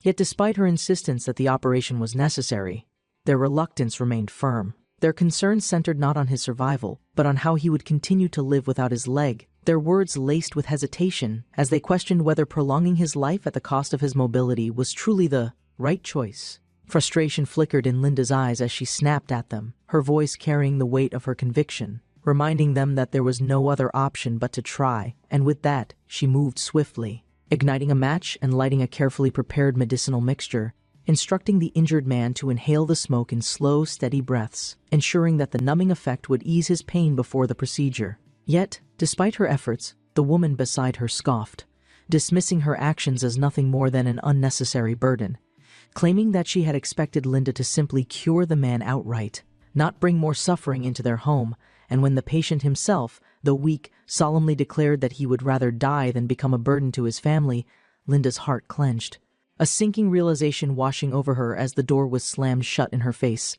leaving her alone in the cold night air, helpless to change the fate that had already been decided. With each successive strike, Lord Ian's movements became sharper, faster, and more precise, his blade cutting through the air with an effortless fluidity that belied the weight of his exhaustion. His arms burned from the relentless repetition, his grip tightening against the hilt of his sword as beads of sweat rolled down his face, yet he refused to stop. Unwilling to surrender to fatigue, while he was still far from mastering the techniques required to become a true swordsman. Every swing carried purpose, every motion executed with a determination fueled by the knowledge that he had to grow stronger, that his current state of weakness was unacceptable in the face of the challenges ahead. Watching from the side, Blenzer observed his progress with an unreadable expression, her arms crossed as she remained silent, offering no praise nor encouragement, only the occasional reminder that his form still had flaws, that he had a long way to go before he could truly call himself skilled. As the training dragged on, Lord Ian finally exhaled sharply, his patience wearing thin, and with a sigh, he asked if they could move on to something else. However, Blenzer merely scoffed, unimpressed by his complaints, and with an air of complete indifference, informed him that he still had 700 more strikes to complete before she would even consider teaching him something new. She then added, almost mockingly, that when she had been 6 years old, she had performed 5,000 strikes per day without fail.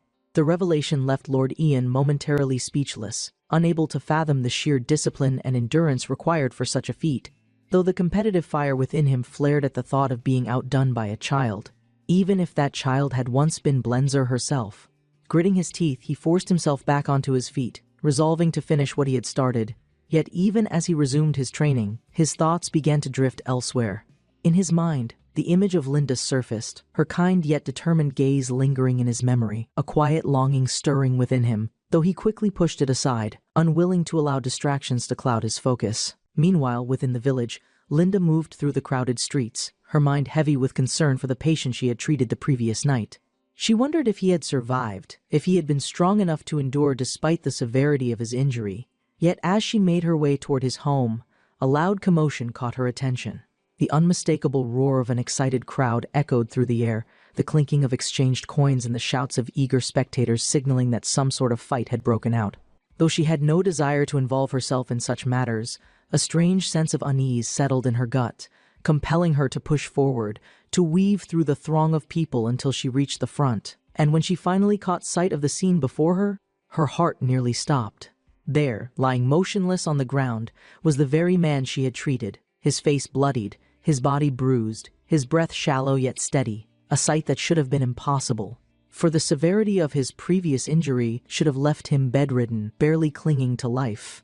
And yet, there he was, not only alive, but fighting, moving with the strength and endurance of someone completely healed. Confusion and disbelief warred within her as she hurried to his side, her mind struggling to comprehend the impossibility of what she was seeing. Kneeling beside him, she assessed his wounds, taking in the fresh injuries from the fight before finally demanding an explanation. However, rather than concern or gratitude, the man merely smirked, his expression filled with amusement as he recognized her. With an air of nonchalance, he teased her, remarking that had he listened to her initial diagnosis, he would have spent the rest of his life crippled, a statement that only deepened her frustration. Ignoring his arrogance, she pressed forward, determined to understand how such a miraculous recovery had occurred, yet no matter how many questions she asked, she received no clear answer, only further mockery and dismissiveness, leaving her with an ever-growing suspicion that something unnatural was at play. Elsewhere, within the quiet walls of her father's home, Linda searched through the cluttered study, her hands hesitating over various objects as she debated her next course of action. Her mind remained preoccupied with the events of the day, unable to shake the feeling that the man's recovery had defied all logic, that something beyond medical reasoning had been responsible for his survival. Frustrated and searching for answers, she found herself looking for something she had never before considered necessary: a silver knife. However, before she could find it, her father entered the room, his gaze sharp with curiosity as he questioned her actions. When she hesitated, struggling to form a response, his suspicion deepened and he pressed further, demanding to know what she needed the blade for. Unable to lie to him, she finally relented, recounting the story of what had transpired, explaining how the man, Josh, had claimed to have stumbled upon a hermit's inheritance hidden within a dungeon, where he had discovered a bottle of medicine with properties that defied explanation. She described how, upon his return, he had been attacked by an undead creature, suffering a wound that should have cost him his life. Yet by the time he awoke the following morning, his injury had vanished entirely, his body completely restored, the only evidence of the medicine's existence being the shattered remains of the bottle beneath his bed. Her father listened intently, his expression darkening with thought, for though he was not one to entertain superstitions, he could not deny that the details of the story pointed to something far beyond conventional medicine.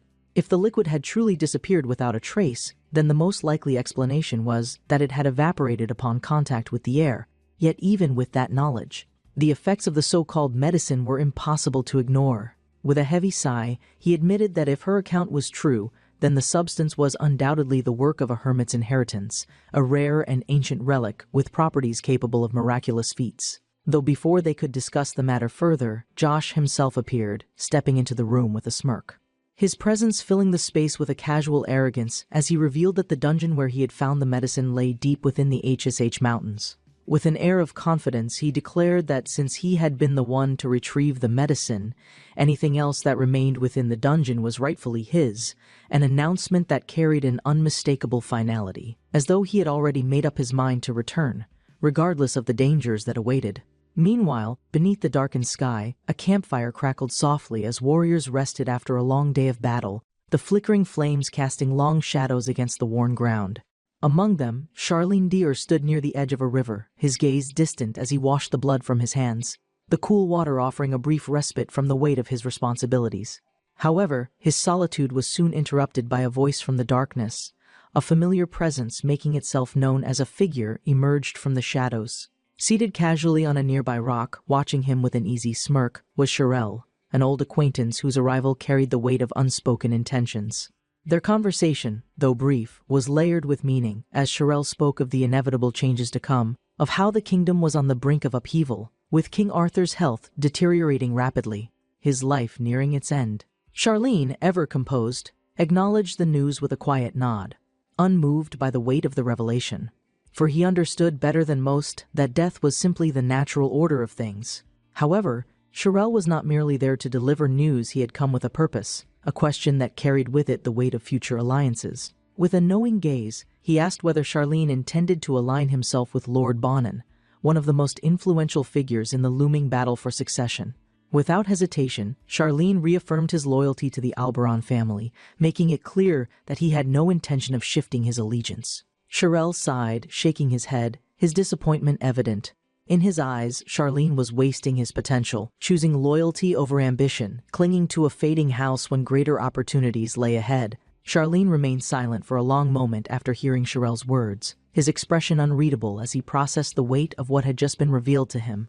The implications of Prince Tywell ascending the throne were dire, for if the rumors surrounding the man were true, then the kingdom was on the verge of ruin, its future hanging in the hands of a ruler unfit to lead. Sherelle, seeing the hesitation in the captain's eyes, allowed himself a small, knowing smile before continuing, his voice carrying an air of certainty as he stated that the one most likely to inherit the crown was indeed Tywell. However, rather than celebrating this inevitability, he made it clear that such a development was nothing short of disastrous, elaborating that the prince had a long history of cruelty, having been known to throw helpless people to wild beasts purely for his own amusement, his thirst for violence untempered by reason or restraint. He further revealed that Tywell had never received a proper education, nor had he ever been taught the intricacies of governance, instead leading a life of excess and debauchery, indulging in every vice imaginable without fear of consequence. If such a man were to sit upon the throne, then there was no doubt in Shirell's mind that the country would soon crumble under his rule, descending into chaos as greed and tyranny overtook the once great kingdom. Lowering his voice, he then added something that made Charlene's blood run cold. Tywell was also the one responsible for the scar that now marred his face, a wound that had served as a constant reminder of the prince's cruelty, one that had never fully faded, just as the memory of that day had never left him. Charlene clenched his fists at the revelation, his knuckles whitening as his mind raced, though his response remained the same as before. If war were to break out over the throne, if the kingdom truly did descend into battle for the right to rule, then he would fight, as he always had, following the orders of his lord without hesitation. No matter his personal feelings, no matter his doubts, his duty remained unchanged. Within the castle, Lord Ian sat hunched over his desk, a frown creasing his brow as he attempted to write, only to grimace in frustration as his hand throbbed in protest, the soreness from his relentless training making even the simple act of holding a quill feel like a struggle. Setting it down with a sigh, he muttered his complaints, only to be met with the ever-familiar voice of Blenzor, who materialized beside him with an unimpressed scoff, berating him for acting like a child over such a minor inconvenience. Ignoring her jabs, Lord Ian instead mumbled that he hoped Linda would arrive soon to soothe the pain, though before he could dwell on the thought, a sudden knock at the door drew his attention. The man entered, his posture stiff with urgency as he informed Lord Ian that a young man had arrived at the castle gates, claiming to have come on behalf of Linda. Immediately, Lord Ian straightened, his curiosity piqued as he ordered the visitor to be brought inside at once. Moments later, Josh entered, his face pale, his hands trembling as he struggled to maintain his composure. Without wasting any time, Lord Ian demanded to know what business he had with Linda, his patience wearing thin as he took in the man's obvious distress. Josh, barely able to steady himself, finally spoke, his voice laced with desperation as he pleaded for Lord Ian's help, revealing that Linda had been trapped inside a dungeon. For a brief moment, the room fell into stunned silence. Lord Ian, his expression hardening, ordered him to explain everything in detail. The story that followed was nothing short of shocking. Josh, along with Linda and Dr. Nicaro, had ventured into a dungeon, only for things to take a catastrophic turn.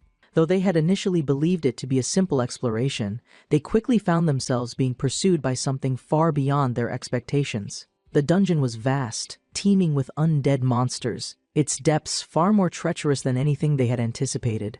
In the chaos, Josh had barely managed to escape, yet Linda and her father had been left behind, their fate unknown. The man, listening closely, exchanged a glance with Lord Ian before speaking, his voice grim as he pointed out the obvious if what Josh was saying was true. Then the likelihood of Linda and Dr. Nicaro still being alive was slim. Lord Ian, refusing to accept that possibility, immediately turned to the man and issued a direct command, "Gather the soldiers at once."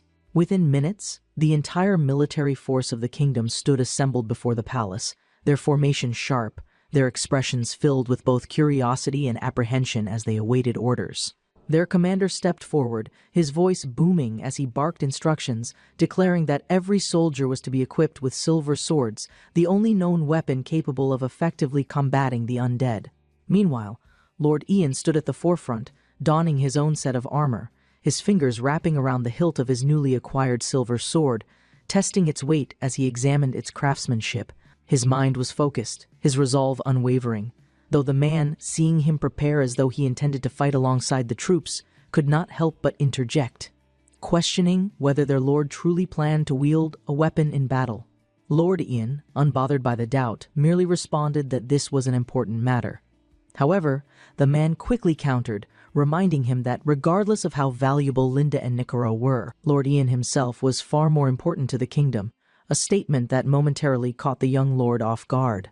Pausing, Lord Ian stared at him in mild confusion before shaking his head, dismissing the notion entirely. He argued that all lives were important, though he also saw an opportunity beyond mere rescue.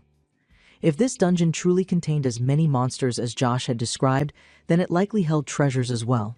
artifacts and riches that could be used to help pay off his debts. Thus, in his mind, there was no reason to hesitate. The expedition was necessary, not only for Linda's sake, but for the potential rewards hidden within the dungeon's depths. Moments later, as the soldiers stood fully equipped, their armor gleaming beneath the sun, Lord Ian stepped forward and addressed them, his voice loud and commanding as he began his speech. He declared that he would personally lead them into battle, that they would unite as one and conquer the dungeon together, claiming its riches while wiping out the undead that lurked within. However, rather than inspiring confidence, his speech was met with silence. The soldiers, standing stiffly in their ranks, exchanged uncertain glances, their expressions unreadable. Some of them, like Nervi, found the entire display laughable, unable to take their lord seriously as a leader. If he had been in their position, he would have thought him ridiculous. Realizing that words alone would not be enough, Lord Ian changed tactics. Suddenly, he shouted that if none of the soldiers cheered until their voices went hoarse, then they would die at his hands instead. That, at least, prompted a response, albeit a quiet, hesitant one. Annoyed, Lord Ian barked at them again, demanding that they raise their voices, that they prepare themselves for battle with the energy befitting warriors about to charge into the unknown. Slowly, the morale began to shift, the soldiers growing louder, their voices rising as their reluctance was slowly overtaken by the energy of the moment. Seizing the opportunity, Lord Ian declared that they would wipe out every undead creature they encountered, that they would purge the dungeon of its darkness, and as he spoke, the soldiers repeated his words, their enthusiasm building. Finally, as a final push, he promised that when their mission was complete, when the dungeon was conquered, they would return to the castle and celebrate with a grand feast, drinking until they could no longer stand. That was the moment the shift truly took hold. Cheers erupted through the ranks, the soldiers roaring in approval, their voices carrying across the training grounds as their excitement finally ignited. Lord Ian, watching the transformation unfold, allowed himself a small, satisfied smirk. Now they were ready. The man, still reeling from the energy and conviction with which the Lord had rallied the soldiers, found himself both impressed and deeply unnerved. His mind struggling to reconcile the man standing before him with the one he had known for so long, the sickly, weak, and seemingly unambitious lord who had spent much of his life bedridden. The contrast was staggering, and as he exchanged glances with the commander, he could see the same uncertainty reflected in the older man's face. The commander, shaking his head in disbelief, muttered that this was hardly the lord they had come to expect, his tone filled with both admiration and concern. However, despite their shared hesitation, the reality remained unchanged. The lord had made up his mind, and at this point, there was no stopping him. When the commander quietly suggested that perhaps they should attempt to dissuade him from entering such a dangerous dungeon, the man only sighed, acknowledging the futility of such a task. The atmosphere had already shifted completely, and once Lord Ian had set his sights on something, there was little anyone could do to turn him away. Their only option now was to ensure his safety, watching over him as he led them into the unknown. With the soldiers finally prepared, Lord Ian wasted no time in issuing the next order. Without hesitation, he announced that they would be setting out immediately, his voice carrying a level of authority that left no room for doubt. As they began their journey, he rode alongside the commander, his mind filled with nothing but thoughts of Linda, his heart hammering with the hope that she was still alive, still waiting to be rescued. The path leading to the dungeon was treacherous, a narrow and jagged mountain trail that forced the soldiers to press themselves against the rocky cliffs, each step carefully measured to avoid slipping into the ravine below. Lord Ian rode directly behind the commander, with the man and the rest of the soldiers following closely behind, the sheer difficulty of the terrain forcing them into single file. Among them, Tyre, the man who had initially pleaded for the Lord's help, found himself observing Lord Ian with renewed curiosity, unable to shake the realization that the rumors surrounding the young lord no longer seemed to hold any truth. Contrary to the whispers of cowardice and frailty that had surrounded his name, the man riding at the front of their forces showed neither hesitation nor fear, his expression composed and resolute, as he led them toward the dungeon without a hint of uncertainty. The commander, still focused on the mission at hand, inquired as to how much farther they had to travel.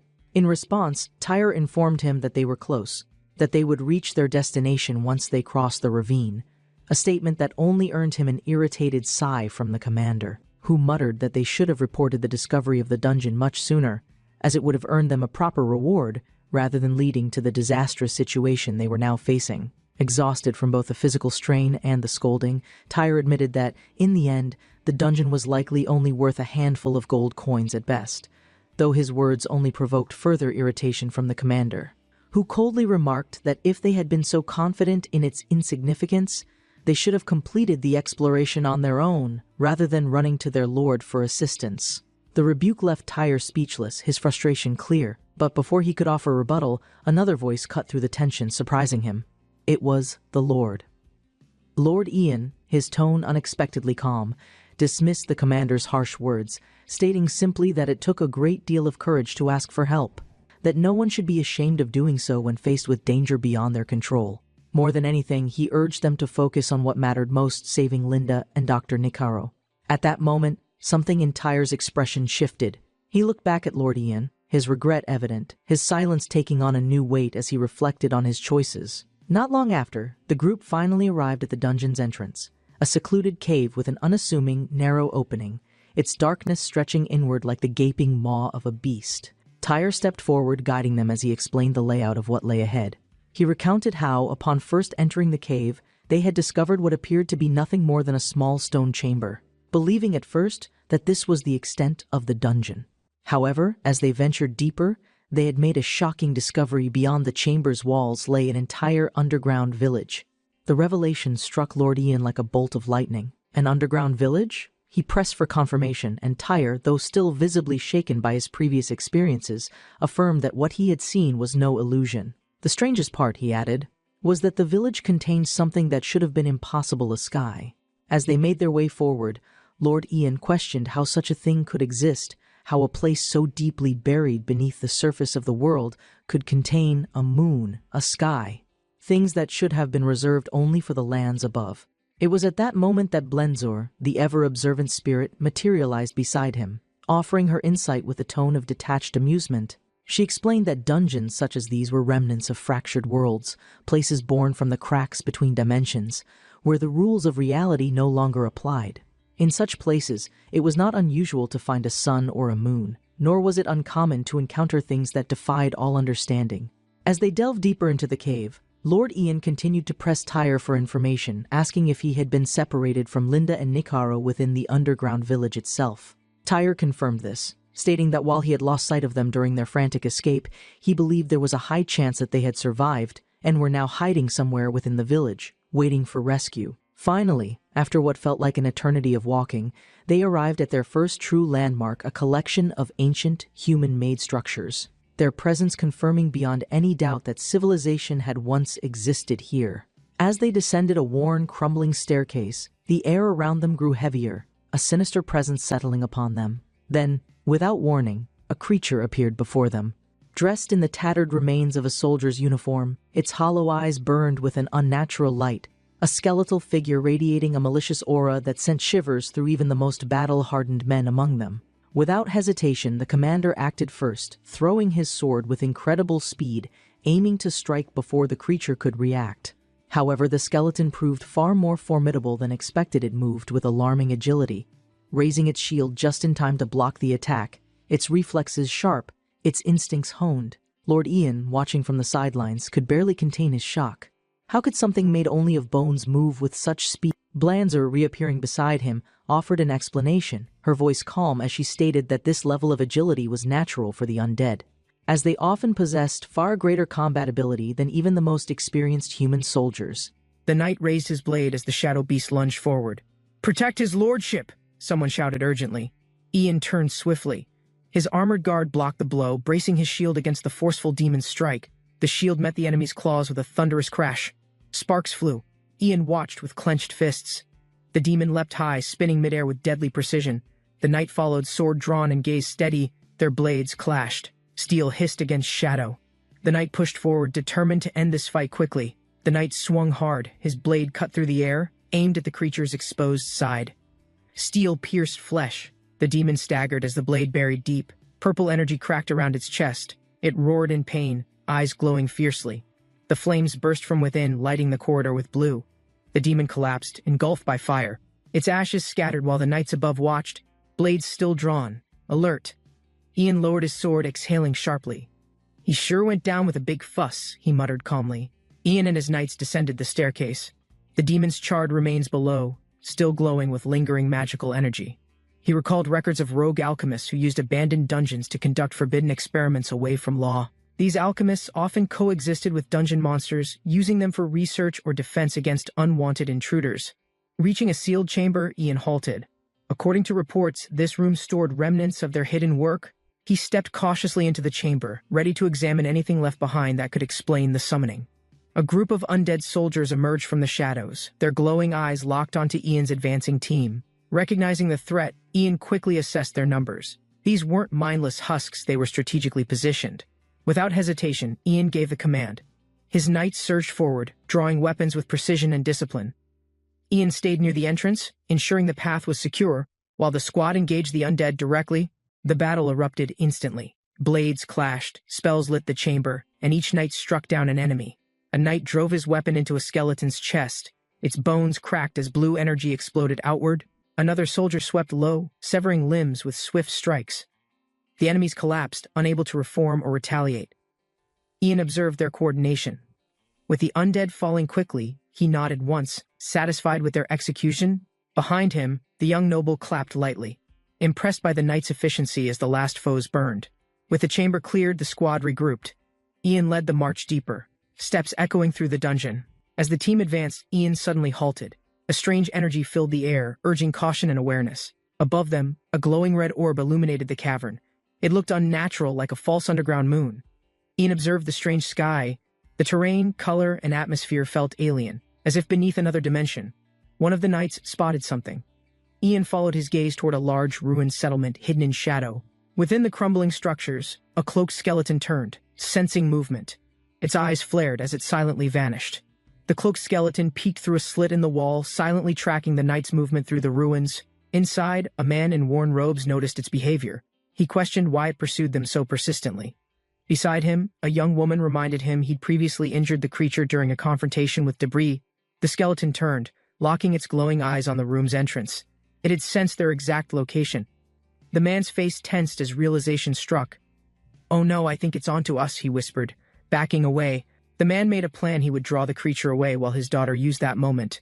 She refused to flee. She reminded him she led them here and would face the danger equally. Stepping closer, she insisted they could win if they fought together. He realized her strength wasn't just physical. He nodded, finally convinced. They couldn't waste time, this might be their only chance to escape the ruins. He gave clear instructions. While he blocked the enemy's attack, she must land the fatal silver blow. The two moved cautiously between buildings. Every step echoed, drawing attention from shadows gathering all around them. Without warning, undead creatures began to swarm the path. The duo froze as they were surrounded below. Looking up, they realized more enemies lurked above, waiting in silence. They were being watched from all sides. Elsewhere, Ian noticed the strange quiet and considered how to force a response from hidden allies or threats. He asked Rondo who might arrive faster if signaled Linda and her father, or the nearby undead. Ian tightened his gloves and gave the signal. The bait strategy would reveal who was nearby first. Rondo lit the signal fire. All knights gathered behind it, forming a defensive line with steady focus. They waited for movement. "Begin," Ian commanded. Flames rose, shadows stretched, and weapons readied for an incoming threat. Elsewhere, Linda's father engaged first. The undead attacker struck fast, its blade nearly splitting his wooden shield in half. He barely blocked the hit. The heavy strike pushed him back, sweat forming as he prepared to counter. Linda shouted a warning as the cloaked skeleton dashed in. Its blade swung with lethal intent. The undead pierced forward, stabbing at close range. Linda's movement forced it to miss its true target. More undead figures began to close in, forming a wall around them. Their numbers continued to grow. Breathing heavily, her father cursed under pressure. The enemies weren't retreating, they were increasing by the second. Linda paused, gripping her dagger tighter. Her thoughts turned toward Ian, hoping he would arrive soon. Linda thought of Ian and the others. She braced herself, even if she had to act alone. Above, flares ignited the sky. The signal had launched a blazing warning meant for allies nearby. Linda looked up, eyes wide. She recognized the signal instantly. Their chance to survive had just arrived. She and her father turned at once, alerted by the light. It meant Ian was close now. The undead forces halted, distracted by the glow. Some turned toward it, reacting to the flare's magic. Linda and her father stood ready as a sudden gust signaled incoming movement. Someone was approaching fast. The undead army stirred again. Their flames flared wildly as they sensed power returning to the field. The rumble echoed across the ruins. Ian's squad had arrived, their presence shaking the enemy formation visibly. Ian spotted the group ahead. "They're retreating first," he noted coldly. He ordered the knights to intercept immediately. His forces charged in. Blades clashed with bone, energy exploded. Above, a figure observed quietly from the cliffs. Ian stepped forward with his knights, calm and composed. The survivors recognized him instantly and gasped in relief. Linda's eyes welled with tears. She whispered, "He has come to save us," her grip tightening in hope. Ian's knights clashed violently with the undead. Blades, shields, and energy collided in a chaotic, brutal confrontation. Enemies fell one by one, but their numbers kept growing. Ian struck down another as the wave thickened. Realizing the odds, Ian muttered that the enemy was overwhelming. He reached for Rondo, urgency in his tone. Rondo nodded quickly. They dashed into the fray, determined to reach the others and shift the battle's momentum. A knight blocked Ian's path, warning him not to engage directly. "You cannot fight!" he shouted in fear. A bright aura flickered around Ian. In an instant, he activated a hidden power and disappeared from view. Rondo gasped, confused by the sudden light. The energy pulsed as Ian reappeared far ahead, unharmed. Ian's voice rang out. "How did you get over there?" Rondo called, stunned by the sudden movement. Ignoring protests, Ian charged alone into battle. His knights shouted for him to stop, rushing to follow. Ian yelled back with authority. "If you want to save me, fight. That's an order," he commanded. Ian fought through the undead horde, cutting them down with precision. His sword left trails of blue fire. Each strike was deliberate. He dodged enemy blades with sharp instincts, eliminating threats before they could regroup. Ian locked eyes with a stronger foe, expression steady. This opponent wasn't like the others he'd faced. The creature lunged. Ian countered immediately, slashing across its chest. A surge of energy erupted between their weapons. A voice echoed. "You reveal your power too easily. I feel your pressure, your flaws." Ian stood ready. The floating red spirit mocked Ian, urging him to retreat. But Ian stood firm. Ignoring the taunt, Ian responded with sarcasm, raising his sword. "Do you know how much it costs to train soldiers?" A skeleton warrior lunged from above. Ian turned quickly, barely deflecting the ambush with a burst of force. But another enemy struck first. Ian grunted as a blade slashed across his side, drawing a sharp gasp. He clenched his jaw, stabbing forward in retaliation. His glowing sword pierced the skeleton's skull clean through. Ian advanced through the battlefield, surrounded by the dead. The red spirit hovered nearby, silently observing his performance. Without pause, Ian cut through another wave of enemies. He showed no signs of slowing or hesitation. The spirit provided no assistance. Despite being bound to Ian, it merely followed, offering no combat support. Driven by growing frustration, Ian unleashed his energy in a sudden shockwave, destroying enemies in every direction. A distant knight watched in awe. Ian's control, speed, and strength had evolved beyond what anyone expected. Ian's intense combat drew attention. His unexpected presence on the front lines left nearby soldiers shocked and confused. As Ian's blade struck down another enemy, the soldiers confirmed it was truly him leading the assault. The dark-haired knight, realizing Ian's resolve, raised his sword, choosing to rally the others rather than doubt. He shouted orders, reigniting morale. With Ian actively fighting, the troops' hesitation gave way to determination and unity. Knights surged forward again, pushing through the undead ranks. The battlefield shifted as Ian's courage empowered the entire force. Ian, breathing heavily, scanned the field. The enemy lines were thinning. The battle's end was drawing near. A concerned knight ran to Ian's side, noticing his wounds. He asked if Ian was still stable. Ian turned, revealing a bleeding gash on his back. The knight froze, realizing the wound was serious. Ian dismissed the concern. He accepted injury as part of war and encouraged the others to continue. But elsewhere, a red-clad enemy watched Ian intently. Her voice trembled. His resilience had clearly shaken her expectations. Ian froze mid-step. A powerful presence surged overhead, drawing his gaze toward the crimson-lit sky. Above the cliffs, a dark figure hovered against the red moon, its silhouette massive and ominous. The woman beside him panicked. She recognized the threat immediately and urged everyone to flee before it arrived. She identified the entity not just undead, but a dragon's vassal, a spirit bound by ancient power. Before Ian could respond, a violent blast struck the area. The impact shattered the ground beneath their feet. Rondo and the others were scattered by the explosion. Ian searched desperately for signs of movement amid debris. He called out repeatedly, voice echoing through smoke. The red-cloaked woman cut in, urging him to listen instead. She warned him clearly. This territory now belonged to the undead knight. Escape was the only option left. But Ian froze as he saw a monstrous figure emerge, a knight twisted by death and darkness. Ian responded calmly. He refused to flee, unwilling to abandon his allies. Retreat wasn't part of his path. The woman shouted in frustration, warning Ian of the consequences if he continued down this suicidal path. Ian stared back, undeterred.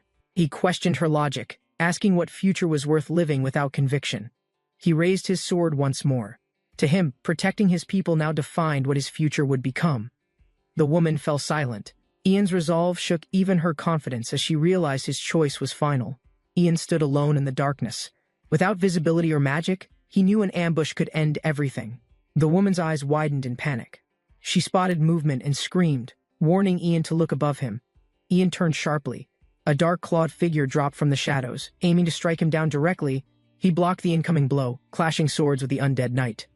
The force cracked the air around them. Both fighters moved rapidly. Ian deflected another hit but struggled to keep up with the creature's speed. A sharp counter forced Ian back. The ground cracked beneath him as he cursed, struggling to regain footing. Ian halted as a heavier presence filled the space. His instincts sharpened. Something stronger had entered the field. From the darkness emerged armored figures with glowing eyes. Their silent entrance carried overwhelming weight and authority. The woman glanced at Ian, voice grim. His survival had been fortunate. This opponent was entirely different. She urged him to flee immediately. The red-armored knight began his advance, radiating dark power with each step.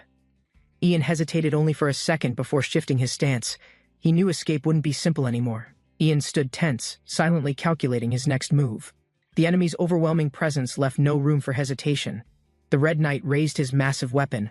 Power surged through the air as the ground began to tremble. The woman's warning broke the silence, her voice desperate. Ian's name echoed as the strike neared. Ian spotted an opening.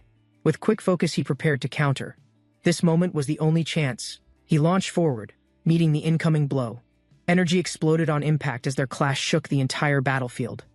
The Red Knight scanned the smoke-filled battlefield.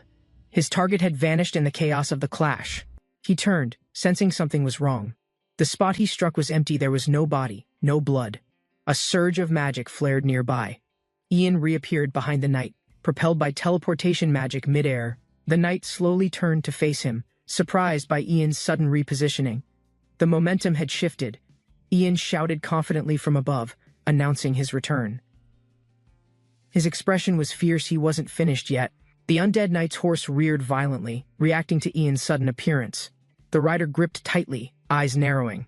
Without hesitation, the knight charged. His cursed blade swept upward toward Ian, leaving a trail of black flame. Ian descended swiftly from above, blade aimed at the demon's chest, ignoring the swirling dark energy below.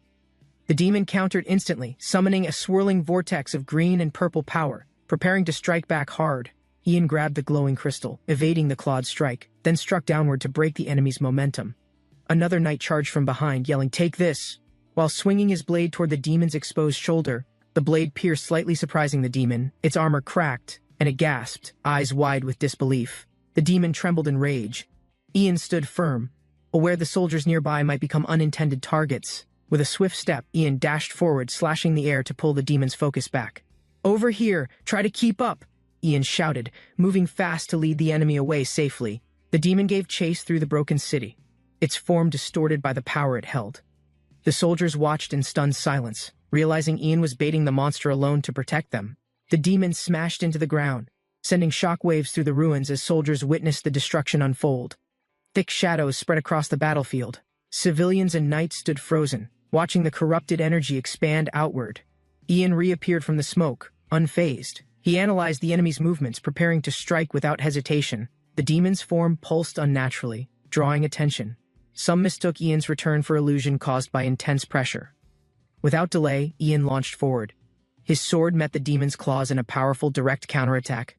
Ian struggled to breathe. His repeated teleportation drained stamina, and fatigue rapidly slowed his physical response time. Sensing danger, he shifted position fast. The mounted undead knight charged again, relentless and unyielding in pursuit. Ian kept moving, analyzing patterns. Prolonged engagement wouldn't work. His enemy showed no signs of fatigue or hesitation. A voice echoed within his mind, warning him. The enemy couldn't be beaten through endurance-based tactics. Ian recalled the moment his sword was shattered. This enemy's raw power was still beyond him. Ian calculated his limit. Only 3 more teleports remained before his mana reserves would completely run dry. A loud roar echoed. Ian paused briefly and looked around, unsure what new threat had just emerged. To his surprise, a group of soldiers appeared, rushing forward despite the enemy's overwhelming presence. Ian questioned their presence, but they responded quickly, shouting their intent to reinforce and support his fight. One soldier blocked a deadly strike, deflecting it just in time, buying Ian precious seconds to recover. The undead knight locked eyes with the defenders, then summoned a massive vertical energy strike with precision. A beam of power descended rapidly, tearing through the air and blasting into the center with force. The ground exploded. One soldier was thrown back, coughing blood from the impact, clearly wounded but conscious. Another knight sprinted forward without hesitation, determined to stop the enemy's advance despite witnessing the first casualty. He blocked the next swing directly, steel clashing against corrupted magic, pushing back with all his strength. The knight delivered a clean strike, clashing with the enemy's corrupted blade. Holding his ground under pressure, his attack landed, but the demon's dark armor absorbed most of it, pushing the knight backward violently. The knight was slashed across the chest. He collapsed, injured, unable to stop the advancing undead knight. Despite their wounds, other soldiers stepped forward, rallying with a unified cry to defend Ian at all costs. Ian shouted in frustration, ordering them to retreat. He knew their bravery would only lead to death. One soldier was struck down by the undead knight, his body falling as others continued fighting desperately. The demonic spirit mocked Ian's allies, suggesting retreat. Ian's anger rose, rejecting the idea with visible frustration. Ian clenched his fists, his pulse racing. He refused to abandon his people to buy time. Something caught his eye. He paused, confused, as an unfamiliar presence suddenly entered the battlefield's edge. Two civilians stood calmly, unharmed. Their composed expressions stood in stark contrast to the surrounding battlefield chaos. The girl stood silently, watching Ian, her expression filled with concern but unsure how to intervene. The dark spirit insulted Ian, calling him a coward and mocking their prior arrangement involving the dragon's eye. As Ian remained still, the spirit questioned his hesitation, growing impatient with the delay in action. Ian smiled faintly, masking pressure. He admitted his nerves while trying to stay composed under increasing demands. He gripped the ground, refocusing. The moment wasn't surrender, it was strategy. He just needed better positioning. Ian looked at the civilians again, reminded of his responsibilities, their safety anchoring his scattered thoughts. He stood tall, eyes focused. Protecting others and honoring past sacrifices reignited his will to fight. With a firm grip, he recalled past victories. This wasn't his first overwhelming battle and wouldn't be last. Drawing his sword, he stepped forward without hesitation. The blade glowed bright with new resolve and clarity. The spirit reacted in surprise, sensing Ian's sudden surge in power. The balance of control had shifted. Ian advanced, sword radiating energy. The undead knight turned, locking eyes with the approaching threat without flinching. With steady steps, Ian showed no fear. His presence alone made the corrupted knight pause briefly. The soldiers watched in awe, whispering his aura had changed. They realized something new had awakened in Ian. The spirit observed closely, recognizing the glow. Though faint, she confirmed Ian was now channeling force energy. She asked how he did it. Ian casually replied it was his first time using it directly. The spirit reacted in shock. Ian's sudden mastery of force caught even her off guard completely.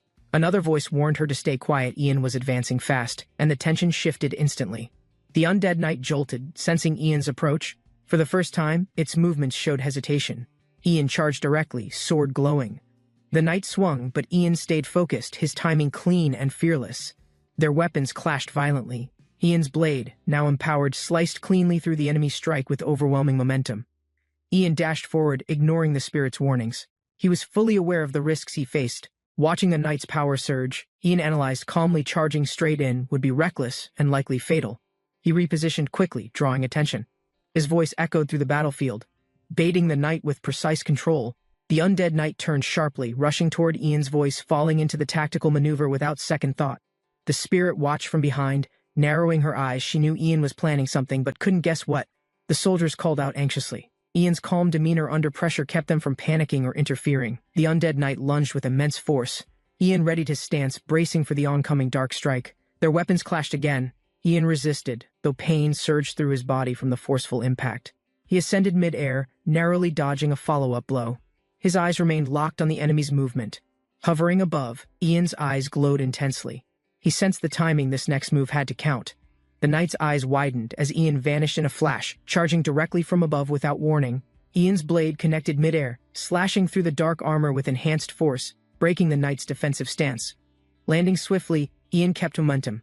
He gripped his sword tightly, preparing to continue the offensive without hesitation. The spirit observed his move, realizing Ian used warp offensively instead of defensively, a bold but dangerous strategy. Wasting no time, Ian called to Rondo from a distance, urgently demanding a replacement weapon mid-combat. Rondo tossed the blade into the air. It spun fast, descending directly toward Ian's position below. Ian leapt upward, catching the sword mid-air with precision. His grip tightened as power surged through him. With eyes locked forward, he stabilized his stance, then prepared to unleash another force-empowered airborne strike. He descended like a spear, energy surrounding him. The ground shook violently as his strike landed hard. The city glowed under fading light. Calm returned after chaos, as silence replaced the battlefield's roar. Ian lay unconscious, body wrapped in bandages. His wounds were deep, but his breathing remained steady. His eyes slowly opened. He blinked against the light, confused, but alert he had survived the fight. The soldiers spotted him awake. One cried out joyfully, rushing toward him with relieved, grateful eyes. Supported gently, Ian winced in pain but stood. The girl helped him walk, urging caution with care. Ian smiled softly, expressing relief that Linda was unharmed despite the destruction they all had endured. Linda looked down, overwhelmed by gratitude. Her voice trembled as she thanked Ian for saving everyone. Tears welled in her eyes. Ian panicked briefly, unsure how to respond, then gently tried comforting her. Ian asked if she had healed him. She shook her head, saying it was her father. Accepting that calmly, Ian nodded. Then, with a faint smile, he asked where Nakamo had gone. Nakamo remained busy tending to the wounded. His steady hands moved between the injured without rest. Ian acknowledged Nakamo's efforts, noting he must be overwhelmed. He turned to Rondo for a report. Rondo quickly updated him. 15 soldiers were in critical condition, with 37 others recovering from various wounds. Ian asked about casualties. Rondo confirmed no deaths, and those seriously hurt were expected to survive. Linda stepped forward, voice low. She blamed herself, offering to accept any punishment Ian deemed necessary. A young man stepped forward, reminding Linda she had come here without understanding the full situation. Ian responded calmly, explaining Josh had already told him everything about their search for a miracle cure. Curious, Ian asked the obvious question: had they found what they were looking for during their exploration? They confirmed discovering something, a carved message in ancient text located at the dungeon's stone chamber entrance. Linda explained parts of the writing were damaged. They'd need someone skilled to translate the language. The young man pointed at the injured. If the text held answers, they had to pursue it. Ian agreed immediately, stating they must first translate the text to understand how the potion works. Linda confirmed she'd seen the potion's effects before. She believed it was worth investing time researching. Ian smiled, trusting her. He knew Linda's resolve would be enough to see it through. Motivated, Linda responded with determination. She promised to do whatever it took to complete the elixir. Ian suggested Linda assist Nakamo with healing duties. She nodded firmly, eager to be of use. Satisfied, Ian shifted attention toward the remaining troops. They still had work to do before leaving. The soldiers gathered, awaiting orders. Ian reminded them they didn't come this far just to retreat empty-handed. With renewed energy, the troops cheered. They were ready to explore and uncover whatever treasures remained hidden. As the moon rose over the quiet canyon city, their next expedition silently took shape beneath it. The search party stood in disappointment. Despite all effort, the ruins offered no treasure or artifacts. Ian admitted their hopes were high, but nothing of value remained. His voice was calm, not bitter. The spirit laughed mockingly. She seemed amused by their failed search, offering no sympathy to their effort. A soldier informed Ian the preparations for departure were complete. Everything was ready to head home. Ian smiled. Being alive is reward enough, he said, as they marched together toward the rising dawn. The soldiers marched in formation, their expressions calm. The danger had passed, but fatigue lingered silently. Ian led them forward. Though still recovering, he held his head high with quiet determination. Weeks later, the sun rose over peaceful rooftops. The city stood untouched by battle's distant shadow. Back at the estate, order returned. The gardens and halls buzzed with normalcy and quiet duties. Ian lay in the grass alone. The breeze was soft. For now, everything was at peace. A spirit yelled from above, demanding Ian resume training. Ian groaned, too sleepy to care much. Startled by the noise, Ian opened his eyes lazily, not ready to leave the grass yet. A knight approached, reporting that the royal financier was already waiting for Ian in his office without moving. Ian told the knight to summon the financier instead. Relaxation clearly took priority today. The financier sighed at the top of the stairs. Frustrated, Ian made him walk back down. The financier complained while catching his breath, frustrated that Ian made him descend all those stairs. Ian greeted him casually, still resting in the grass. He called out to the man warmly. Ian explained his lazy posture, saying the sunlight made it hard to stand. Toman politely dismissed concern. Ian turned to Rondo and asked for privacy. He needed to speak with the financier alone. Rondo gave a silent nod and stepped away, leaving Ian and the financier to begin their talk.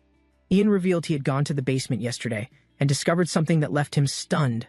Toman's eyes widened in shock, demanding to know what had caused such a dramatic reaction. Ian answered calmly but firmly. The basement safe, expected to be full, was completely and suspiciously empty. He reminded Toman of his earlier promise to return what he had stolen if granted forgiveness. Ian glared, accusing him of relaxing while others risked their lives. His voice carried firm disappointment. Toman stammered, claiming the missing funds were scattered and would take time to recover completely. Ian reminded him bluntly the money belonged to the estate. Delaying its return made him look guilty. His tone sharpened. The idea of replacing Toman became more tempting the longer the funds remained missing. Ian glared down. Toman froze, too afraid to speak further, clearly shaken by the implied threat. Trying to recover, Toman shifted the topic, boasting the administrator praised his recent tax cuts and reforms. Toman nervously defended himself, insisting the public praised him for tax cuts that he had implemented. Ian stayed quiet, his expression cold. He questioned how many people hated him because of Toman's actions. He compared Toman unfavorably to Noah's, stating Toman should strive to be at least half as useful. Ian repeated. How upsetting. The words felt heavier, now loaded with doubt and distrust toward his subordinate. Toman pushed back. He implied the administrator enabled everything, and the real corruption wasn't just his alone. Ian calmly stated he already knew the truth. The administrator had confessed everything to him last night. He revealed the administrator admitted to his crimes and explained every detail of his personal misconduct. Toman was stunned. Ian's expression didn't change. He had clearly anticipated the financier's reaction all along. Ian added that the administrator had promised to return all stolen funds, making restitution without resistance. Dismissing him without emotion, Ian ordered Toman to leave. Conversation and his patience had come to an end. Toman walked away angrily, muttering that Noah's betrayed him without hesitation the moment things got difficult. He gritted his teeth, vowing to watch how long Ian and Noah's could remain allies. Elsewhere, the royal court whispered of succession. With the aging king near death, unrest began to grow. Ian lay quietly in the garden, unaware of how soon chaos might test his rightful claim. The academy tower gleamed under daylight as Ian prepared for another intense afternoon of study inside. Ian sat buried in paperwork, flipping through documents, while Linda sorted books silently in the background. He raised a hand, slightly hesitant, and called out to her, "Linda, can you help me?" Linda approached, leaning close to Ian's side. Her voice calm as she scanned the confusing page. Ian froze as her hair brushed his shoulder. Her subtle scent suddenly disrupted all his concentration completely. Linda confessed she was frustrated with the translation delay. Unsure how to advance without proper guidance, she explained they needed a specialist, someone beyond her father's knowledge, someone who truly understood the ancient language. Linda shared a rumor about a man who might help, asking Ian to summon him immediately. Ian looked puzzled, questioning where she expected him to summon a qualified expert on such short notice.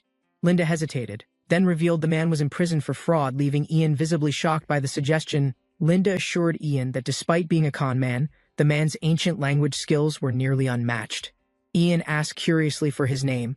After learning the man once served as a royal scholar, Linda answered confidently that he was known as Cain the Alchemist, once a famous name in academia. Cain, now imprisoned, hauled lumber with chains on his wrists under a guard's sharp voice and watchful eye. Despite exhaustion, Cain clenched his teeth and pressed on, unaware that someone would soon change his fate. While working silently, Cain suddenly sensed movement behind him and began turning as something swooshed past. Before he could react, a sharp blade stabbed into his back, making his body jolt in pain. His attacker smirked coldly and muttered, "This is revenge for yesterday."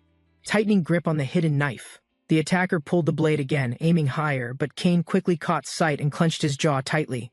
With a sudden twist, Cain's massive hand grabbed the attacker's head, his strength overwhelming in that moment. Cain slammed the attacker into the ground with full force, ending the ambush in a single blow.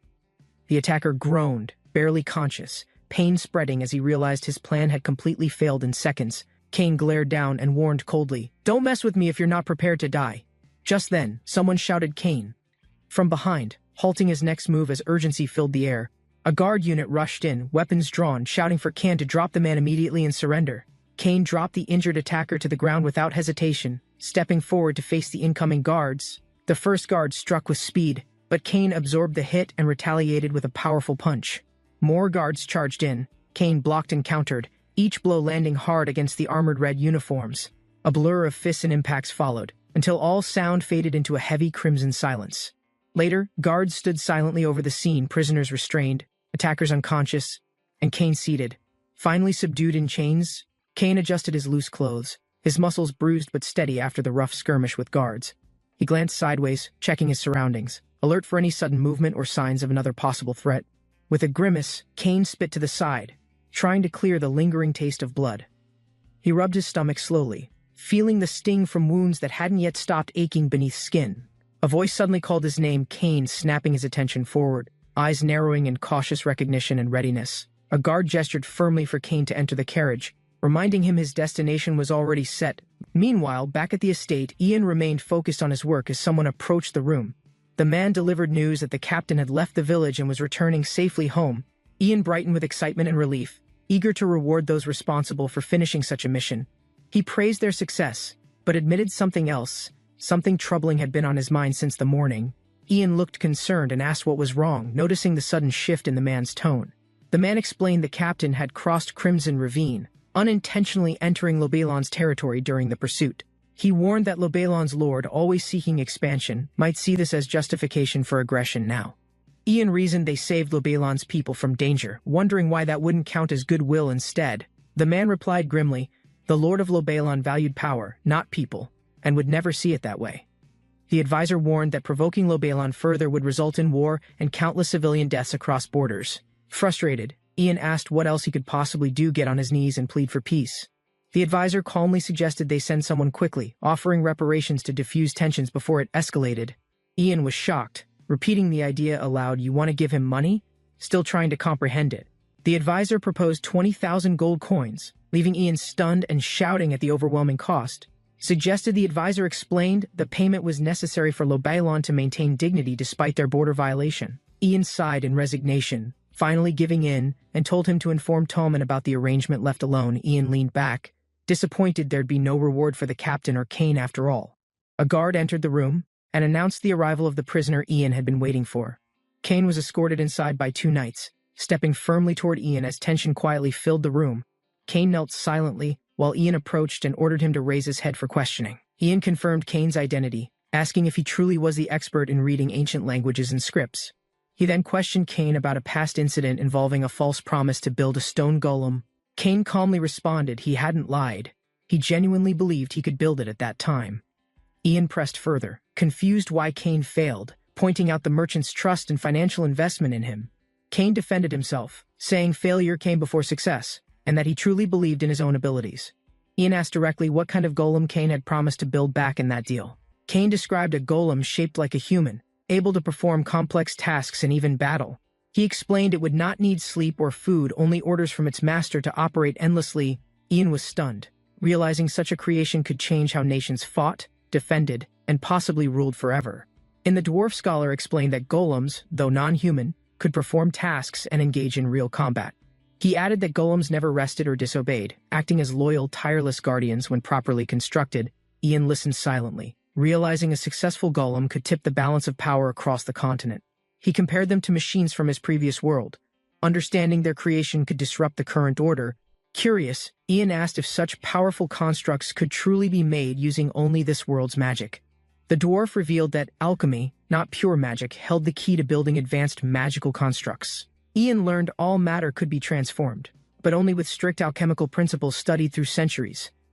Ancient alchemists once succeeded in creating golems, using balanced formulas to reshape raw materials into lifelike forms. The dwarf claimed he had deciphered that ancient formula, nearly replicating the long-lost ratio with modern knowledge. Ian stared at the glowing core, silently evaluating its potential. A decision now waited on him. The sealed artifact suddenly reacted, warning Ian not to believe everything the dwarf claimed so easily. Startled, Ian acknowledged its point. Despite the tone, it admitted ancient alchemists truly reshaped matter through skill. The dwarf reminded Ian of his shortened sentence. Only 6 years remained from his original punishment term. Determined, Ian leaned forward, offering a deal that could change both their situations if accepted. The dwarf revealed a dungeon-held script, untranslated, and old Ian's task was now to read its secrets. Ian offered freedom in exchange for results. If the task succeeded, the sentence would be completely erased. Without hesitation, the dwarf accepted the deal, eager for a chance to leave his confinement behind. Impressed by the composure, Ian ordered Rana to release the prisoner and prepare for departure. The group later arrived at Linda's residence, a quiet location selected for temporary lodging and recovery. Finally unbound and fed, the dwarf ate rapidly, having long been denied proper meals during imprisonment. Servants watched silently as the dwarf devoured his meal, grateful yet cautious in their quiet hospitality. Between bites, the dwarf asked if the group had recommended him for Ian's unusual mission. They confirmed it, revealing they knew his name and reputation from before his imprisonment began. One servant explained their knowledge came from a colleague once stationed in the king's library archives. Hearing this, the dwarf paused mid-chew, finally recalling the event that connected them long ago. One servant recalled the scholar's old client, who demanded discounts after receiving translated work for free. The dwarf defended himself, saying the translation wasn't even useful, it was just scattered academic notes and drafts. Frustrated, he warned them never to underpay someone skilled, especially when knowledge took effort to gather. Quietly, the servant informed him that the acquaintance he mocked had passed away some time ago. Hearing that, the dwarf fell silent, the room briefly heavy with memory and a sense of regret. The dwarf lowered his gaze, offering a quiet apology after hearing of the man's passing. The servant, still surprised, expressed disbelief that such a skilled mind now sat across him in chains. Smiling faintly, the dwarf dismissed pity, confident he'd regain freedom once Ian's assignment was fulfilled completely. And eager to begin, he suddenly asked for the ancient text, ready to inspect it firsthand. Receiving the book, the dwarf opened it slowly, expression shifting as he examined the contents carefully. The dwarf traced the script, recognizing it as a recipe from the ancient Britalkis region. He noted it resembled a potion formula, likely for a powerful elixir of some functional kind. The servant clarified they were seeking a healing elixir and hoped the manuscript held the answer. The dwarf warned that much of the writing was damaged, complicating any attempt to recreate it. Despite the urgency, he leaned back and complained he was too full to work immediately. And after a large meal, the group dispersed. The dwarf followed quietly, yawning with satisfied exhaustion. And then, he was shown a shared bedroom upstairs, simple but clean, prepared for him to rest. A young man offered the bed and said they'd be roommates for the time being. The dwarf questioned his origin, sensing the boy didn't resemble the rest of the household. And the boy explained softly he was abandoned young, and this family had taken him in. The boy returned to the room, surprised to see the dwarf already sprawled across his bed. Shouting in frustration, he demanded the dwarf move, unwilling to share his personal sleeping space. The dwarf refused, insisting after years on cold floors he deserved one night of comfort. Annoyed, the boy scolded him for acting rude, saying scholars should act more respectful when visiting. The dwarf smirked, teasing him back for being a healer with poor manners and worse introductions. Josh introduced himself confidently, claiming a reputation in the slums as someone not to underestimate. The dwarf chuckled, offering to teach Josh alchemy if he had no better plans ahead. Josh laughed, accusing him of just wanting to teach tricks for scamming people like a fraud. Unfazed, the dwarf explained that truth and lies often switch places depending on the day's context. Annoyed and confused, Josh shouted, completely lost in the dwarf's strange logic and shifting philosophies. Night fell over the city, the clock tower casting its long shadow beneath the glowing moonlight. Cloaked and focused, Ian moved swiftly along rooftops, leaving behind the sleeping streets without being noticed. He paused, scanning the city lights, wondering if solitude might help clear his restless thoughts. The moonlight reflected off the tower as Ian prepared to continue his movement across rooftops. With a burst of green energy, he launched forward again, determined to find clarity in motion. Ian noted with pride that his teleportation magic had improved, allowing smoother, longer-distance movements now. He soared beyond the city limits, confident in his expanded range and mastery of magical control. The spirit companion questioned his goal, surprised by the relentless pace of their nighttime journey.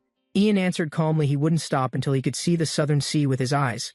He explained it marked the farthest border of his land, a point he wished to reach. Ian declared that reaching the sea meant touching the real boundary of his current domain's power. He launched himself forward again, soaring across the forest with a focused burst of teleportation energy. Each flash of light moved him closer, leaping farther than ever with precise magical control. And then, eventually, the vast ocean appeared, and a large ship drifted under the moonlit sky. He landed quietly on the ship's deck, cloak trailing as wooden boards creaked beneath his feet. A group gathered near the ship, armed and alert, preparing for a violent mission on shore. Their leader shouted confidently, declaring the upcoming slave hunt would be easier than past raids. He explained Alberon's defenses were weak, the perfect chance to strike while the Lord struggled financially. The leader clenched his fist, vowing revenge for reduced soldiers, blaming it on Alberon's unpaid debts. With cruel enthusiasm, he rallied them by yelling that slaves represented wealth waiting to be taken. A young bandit shouted excitedly, proud to be joining the mission on his first day. Their leader praised his spirit, then rallied the group to begin raiding and capturing helpless villagers. Suddenly, a young man called out, "Father," approaching the group just before the raid began, and the father scolded his son's lateness, warning him not to fall behind the other raiders. A female warrior stepped forward, proposing they skip slave hunting and instead capture Lord Alberon directly. The bandit leader scoffed at the suggestion, calling the idea of capturing the Lord ridiculous. He reminded her the guards were elite, though fewer. Now, they still maintained disciplined deadly formations. He emphasized that Jalen, once among the royal guard, now personally defended the castle grounds. Surprisingly, the woman insisted she would handle Jalen herself, confident in her strength and skill. The leader protested, saying it was too risky for someone who led an entire slave operation. She declared boldly that killing Jalen would earn them lasting fame beyond the world of bandits. Her father argued back, saying fame like that would only attract stronger enemies and endless trouble. He reminded her they already gained riches through trade, there was no need to risk everything. And frustrated, she shouted she wanted to be known as a swordsman, not a slave hunter. She demanded recognition, reminding him that he once praised her strength and skill with a blade. The father urged patience, warning his daughter not to rush into dangerous battles without proper thought. He promised her greatness, saying she'd soon become the most respected swordsman in all East Cavania. He reminded her of the resources spent over the years to shape her into a warrior. She responded firmly, insisting that only through real battles could a swordsman truly grow and evolve. Without waiting for approval, she turned sharply, calling for her squad to follow her into action. The bandit leader shouted furiously, ordering his daughter Tage to return before she crossed the line. Ignoring him, Tage vanished into the forest, determined to prove herself through her own chosen path. Elsewhere, Ian teleported onto a cliff, his magic leaving a faint glow in the air. He looked around, amused, noting they could have traveled during daylight instead of racing through night. Sitting beside a fire, he chuckled quietly, mentioning the idea of scheduling a proper vacation soon. Ian laughed, imagining a peaceful future marriage, children, and simple days spent playing in the sand. The spirit scoffed at his vision, criticizing it as small-minded and lacking real ambition or purpose. Ian countered, saying that for someone like him, dreaming of a family was already a bold ambition. Annoyed, the spirit urged him to think strategically, reminding him his current title attracted constant threats. She warned that as long as he remained a noble, others would always hunt him for power. Ian stood firm, declaring his resolve to fight for what remained under his protection now. He recalled losing everything: his home, his people, even his family on the planet he once called home. Memories of blood and sorrow haunted him, reminding him why he couldn't afford another loss again. He acknowledged the burden of being a lord, accepting it as part of his unchanging fate. Turning to his companion, Ian stated it was time to return. His period of rest was over. From the cliff, Ian noticed smoke rising in the distance. His village was suddenly on fire. The spirit commented coldly, suggesting the river would eventually extinguish the blaze without needing their involvement. Angered, Ian snapped, saying the village wasn't just any place, it was part of his territory. He declared it his responsibility, shouting that defending it was not optional, it was his duty now. Without hesitation, Ian teleported into the chaos, ready to protect his people from whatever threat emerged. A raider shouted triumphantly, signaling his group had successfully captured villagers in the burning settlement. A mother cried out desperately, begging them not to take her daughter away from her arms. Ian watched in shock as a terrified child screamed for her parents amidst the growing chaos. Flames spread across the village, consuming homes and blocking escape as smoke filled the night sky. A father pulled his child away, urging her to flee while sorrow clouded his every step. A sudden zap struck the man, causing him to scream in pain as lightning hit unexpectedly. He tried to flee with the girl, yelling her name while smoke and danger closed in. Heavy footsteps followed behind them. An enemy had locked onto their location, eyes glowing with intent. The girl called out for Ian, sliding from the man's grasp as fear overwhelmed them both. Dark tentacles erupted and wrapped around them, trapping the man while chaos raged in the background. The captured man struggled in terror, bound by monstrous tendrils and unable to escape his fate. Ian appeared suddenly, eyes burning with rage as he witnessed the horrors unfolding in his village. He shouted furiously, demanding to know if they truly believed this land was theirs to hunt. His hand reached for his weapon, fury rising with every word spoken from his clenched teeth. With a deadly glare, Ian declared every last invader would pay, no one would leave here alive. A bandit stepped forward confidently, unaware of the threat standing quietly before him in the shadows. In a flash, Ian drew his blade and struck, cutting down the man without hesitation. And the others panicked, shouting to focus on Ian, recognizing him as the real threat now. One enemy grabbed Ian from behind, declaring he'd end the fight by snapping his neck.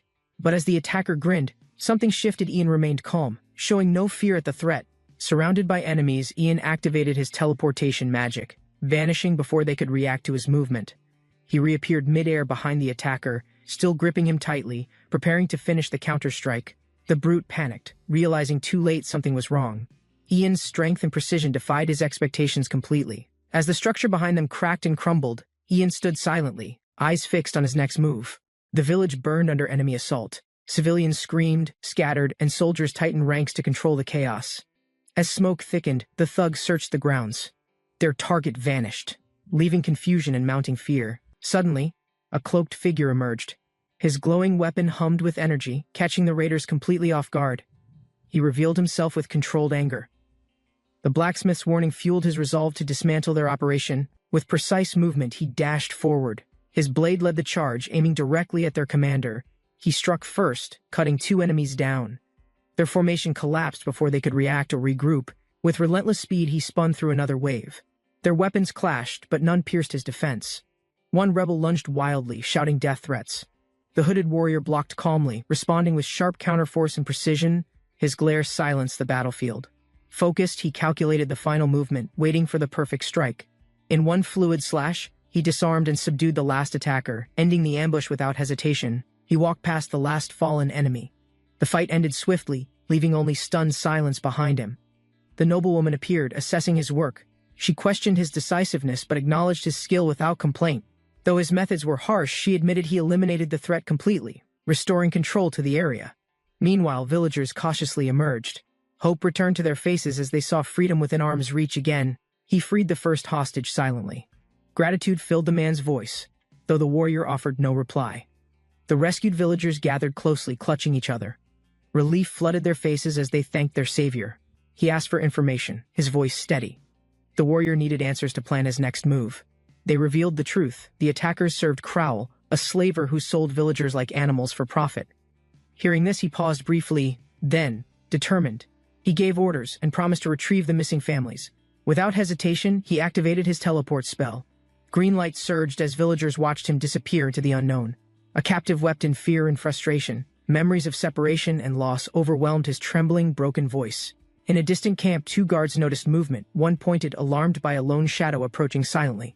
Down the forest path, the cloaked figure advanced. His steps were calm, but his purpose unwavering. A slaver recognized him, mistaking him for an ally. Hope filled his voice, unaware of the truth. He ran toward the shadow, smiling. The figure remained still, offering no reply, only quiet, impending judgment. The man froze as the cloaked figure drew closer. Suspicion replaced excitement in his anxious eyes. Demanding answers, the slaver shouted, but the figure gave only silence, watching with calm, focused intent. The warrior finally spoke, identifying his enemy. Crown, the slaver, had terrorized countless towns for too long. Recognizing the threat, the slavers drew weapons. One barked orders while the others closed in rapidly.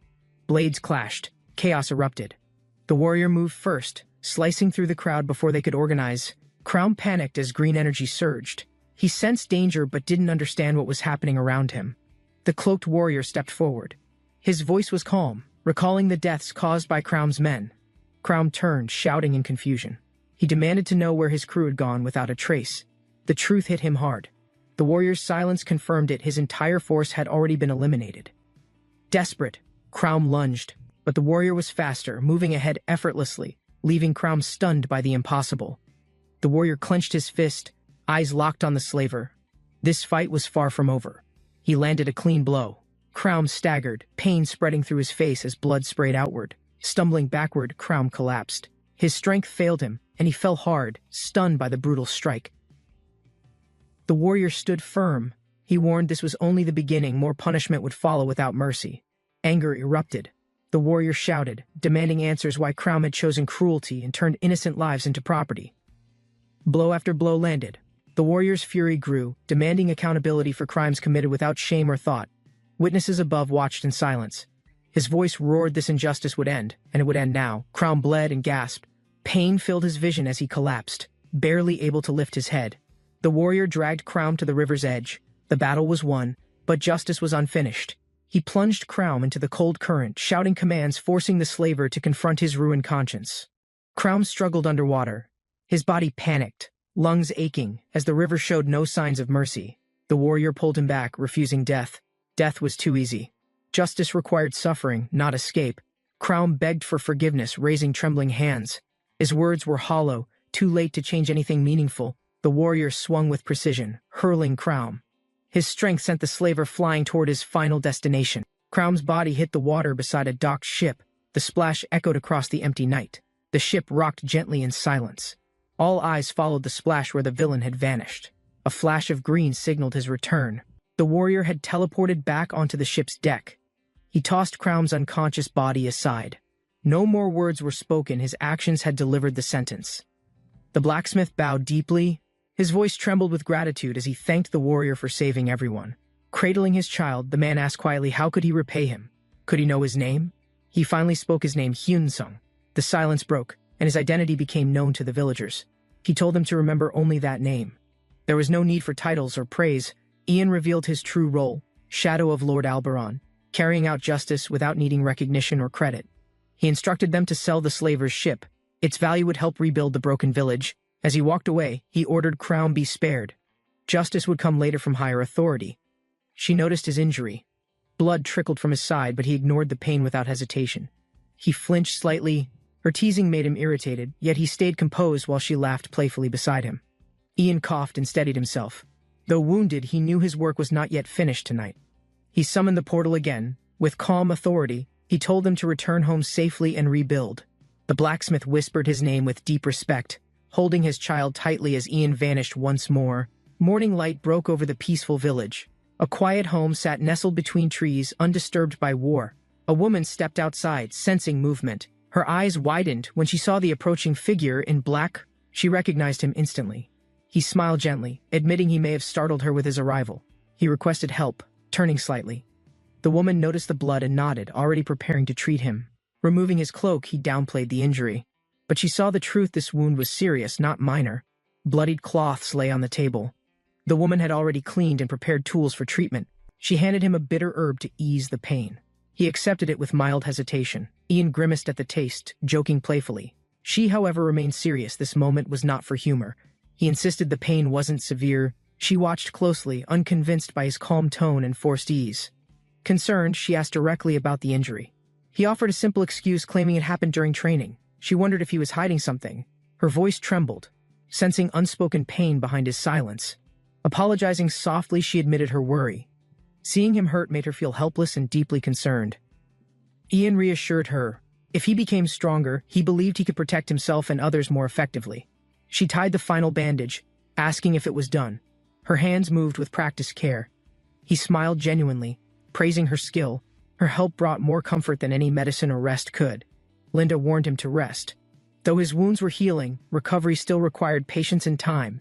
Ian stayed quiet, absorbing her words. He knew she was right, but rest didn't suit him easily.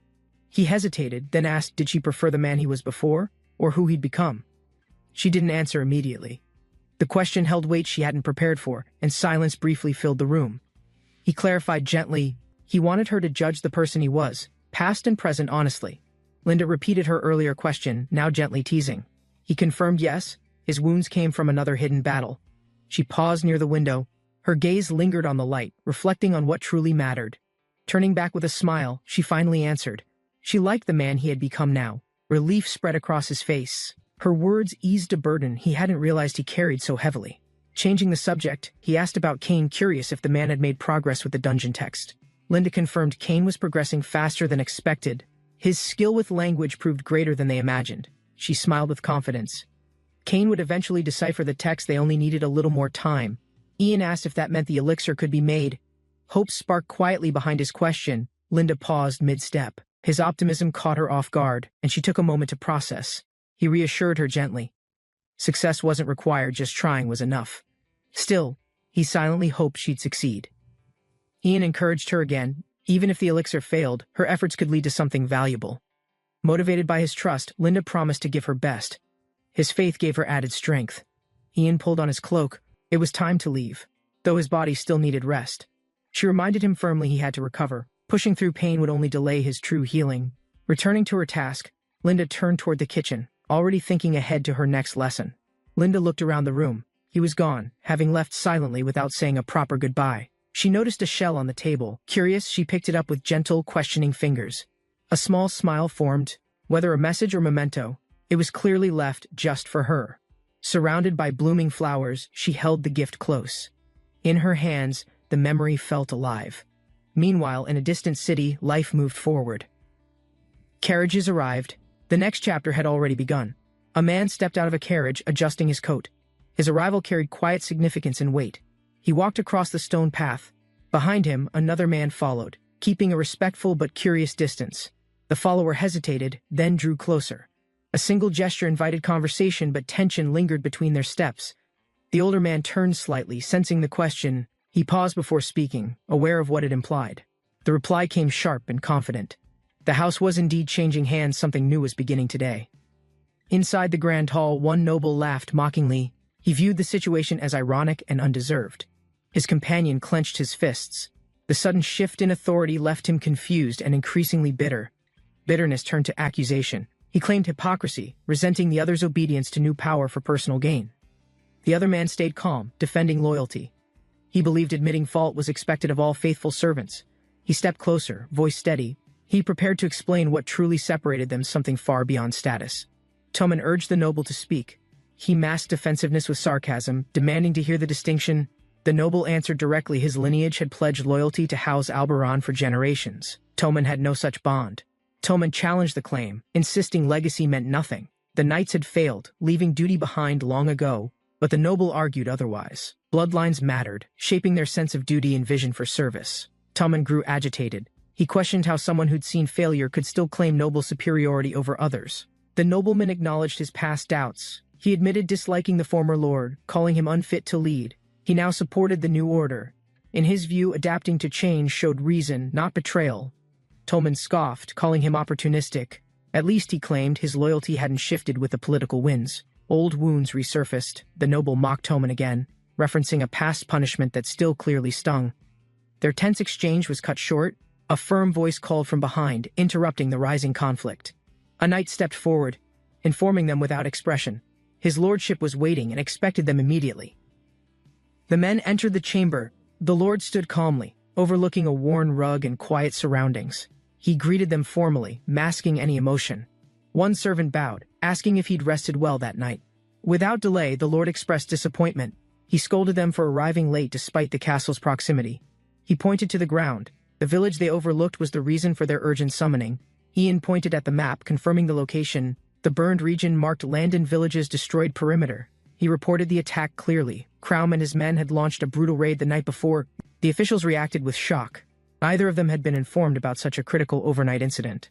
Ian clarified that Crown was eliminated, but the damage done to land and village remained severe and lasting. He explained his next step: assess the destruction and determine how the lordship could support rebuilding efforts. Ian addressed the room, announcing that Crom, the notorious slave trader, raided Landa village last night. The councilman reacted with shock and disbelief, stunned that such a bold assault occurred under their watch. Ian explained that although Crom and his men were defeated, the village suffered widespread destruction and chaos. He proposed assessing the full damage and seeking ways to assist the villagers through official support channels. A skeptical noble questioned Ian's knowledge, suspicious of how he learned this before the report even arrived. Ian stood firm, confronting the noble directly, asking if his credibility was now being questioned publicly. Flustered, the noble denied any insult, explaining the situation's seriousness required clarification on the source of information. Ian calmly revealed he received word from a trusted shadow operative who reported from the village immediately. He further explained that this operative was responsible for defeating Crom and eliminating his criminal followers efficiently. The noble grew uneasy, realizing Ian's influence extended into covert forces, silently acknowledging the young lord's hidden power. The noble sweated nervously, realizing Ian's operative was powerful enough to destroy slavers without direct assistance. Ian then instructed the nobles to prepare, as news from the southern territories would arrive very soon. Ian ordered Tomon to sell a seized ship used by the slavers to aid Landa's recovery. He emphasized selling the ship for maximum value to fund the village's reconstruction as quickly as possible. Ian warned against embezzlement. Tomon, visibly shaken, immediately pledged loyalty and promised to handle the matter honestly. Ian condemned the slavers for destroying the village, emphasizing the shame it brought upon their entire territory. He questioned how enemies still dared attack, frustrated by the land's weak reputation and lack of deterrence. Determined, Ian declared the need to expand their military force to 1,000 trained and loyal soldiers. A hesitant noble objected, worrying about the financial burden such an expansion would place on their treasury. Ian silenced him immediately, asserting authority and slamming his staff to stress the urgency and non-negotiable decision. Ian explained that his father reduced military spending because threats were fewer and finances permitted the cut. Tommen agreed conditions had changed, pointing out how bandits and slavers now acted without fear or resistance. Ian warned that the king's upcoming succession could create political instability, worsening the region's already vulnerable state. He firmly declared the troop funding would come from money Tommen owed, ensuring the expense was covered. Understanding the urgency, Tommen acknowledged the order with respect and pledged to begin preparations immediately without delay. Ian turned to Noas, issuing a new command regarding the financial dealings with the Lobelon territory. He ordered Noas to cancel the planned transfer of 20,000 gold coins to Lobelon immediately. Ian justified the decision, stating they lacked funds and had no reason to please weak neighboring states. Concerned, Noas warned that canceling the payment might provoke Lobelon into launching an invasion against their lands. Ian dismissed the concern, reasoning Lobelon was too distracted by royal succession to engage in external conflicts. Ian warned them to ensure their current political position remained stable without provoking anything else unnecessarily. Noas accepted the order without further protest, promising to follow Ian's command exactly as it was given. To avoid conflict, Noas suggested explaining the military movement to Lobelon clearly, justifying their actions in advance. Ian gave permission to proceed with the explanation, leaving the method and wording up to Noas's judgment. He ended the meeting by reminding everyone to prepare for the guard captain's return and future planning. The guards announced the captain's return as the cavalry crossed the bridge back into the main city. While riding, the captain ordered his subordinate to let the soldiers rest and enjoy the evening off. One of the knights dismounted to respectfully greet the returning captain and welcome him back to duty. The captain thanked the knight named Rond for managing responsibilities and maintaining order during his absence. Looking around, the captain asked for Lord Ian's whereabouts, ready to report and receive further orders. The knight informed the captain that Lord Ian was currently training alone in the basement facility below. The captain paused, confused and surprised, unsure why Lord Ian would train in such a hidden location. He was warned that Lord Ian had changed significantly and should be approached with a clear mind. Still puzzled, the captain tried to grasp what kind of change had occurred during his short absence. In the basement, Ian unleashed powerful magic, combining fire and wind with precision, practicing relentless combat techniques alone. Ian practiced his swordsmanship intensely, each slash cutting through the air with precise and sharpened force control. His movements became faster and tighter, blending multiple strikes with seamless transitions and efficient magical enhancements. A voice acknowledged Ian's improvement, noting that his force had stabilized and progressed through persistent, disciplined training. Ian breathed heavily, recovering from the session, but turned sharply upon hearing a sudden creak from behind. He looked back toward the door as someone entered the chamber, their steps echoing in the silence. Ian turned calmly toward the approaching footsteps, his expression unreadable, as tension slowly began to rise. The man who entered wore armor and a cloak, his presence heavy and deliberate with each step. A mysterious voice warned Ian the man was Julian Derholm, the one who killed Ian's father. Ian remained silent, eyes fixed forward, recalling the truth while gripping his sword tighter in quiet preparation. With a firm stare, Ian readied himself, hand tightening around the hilt, expecting confrontation with the killer.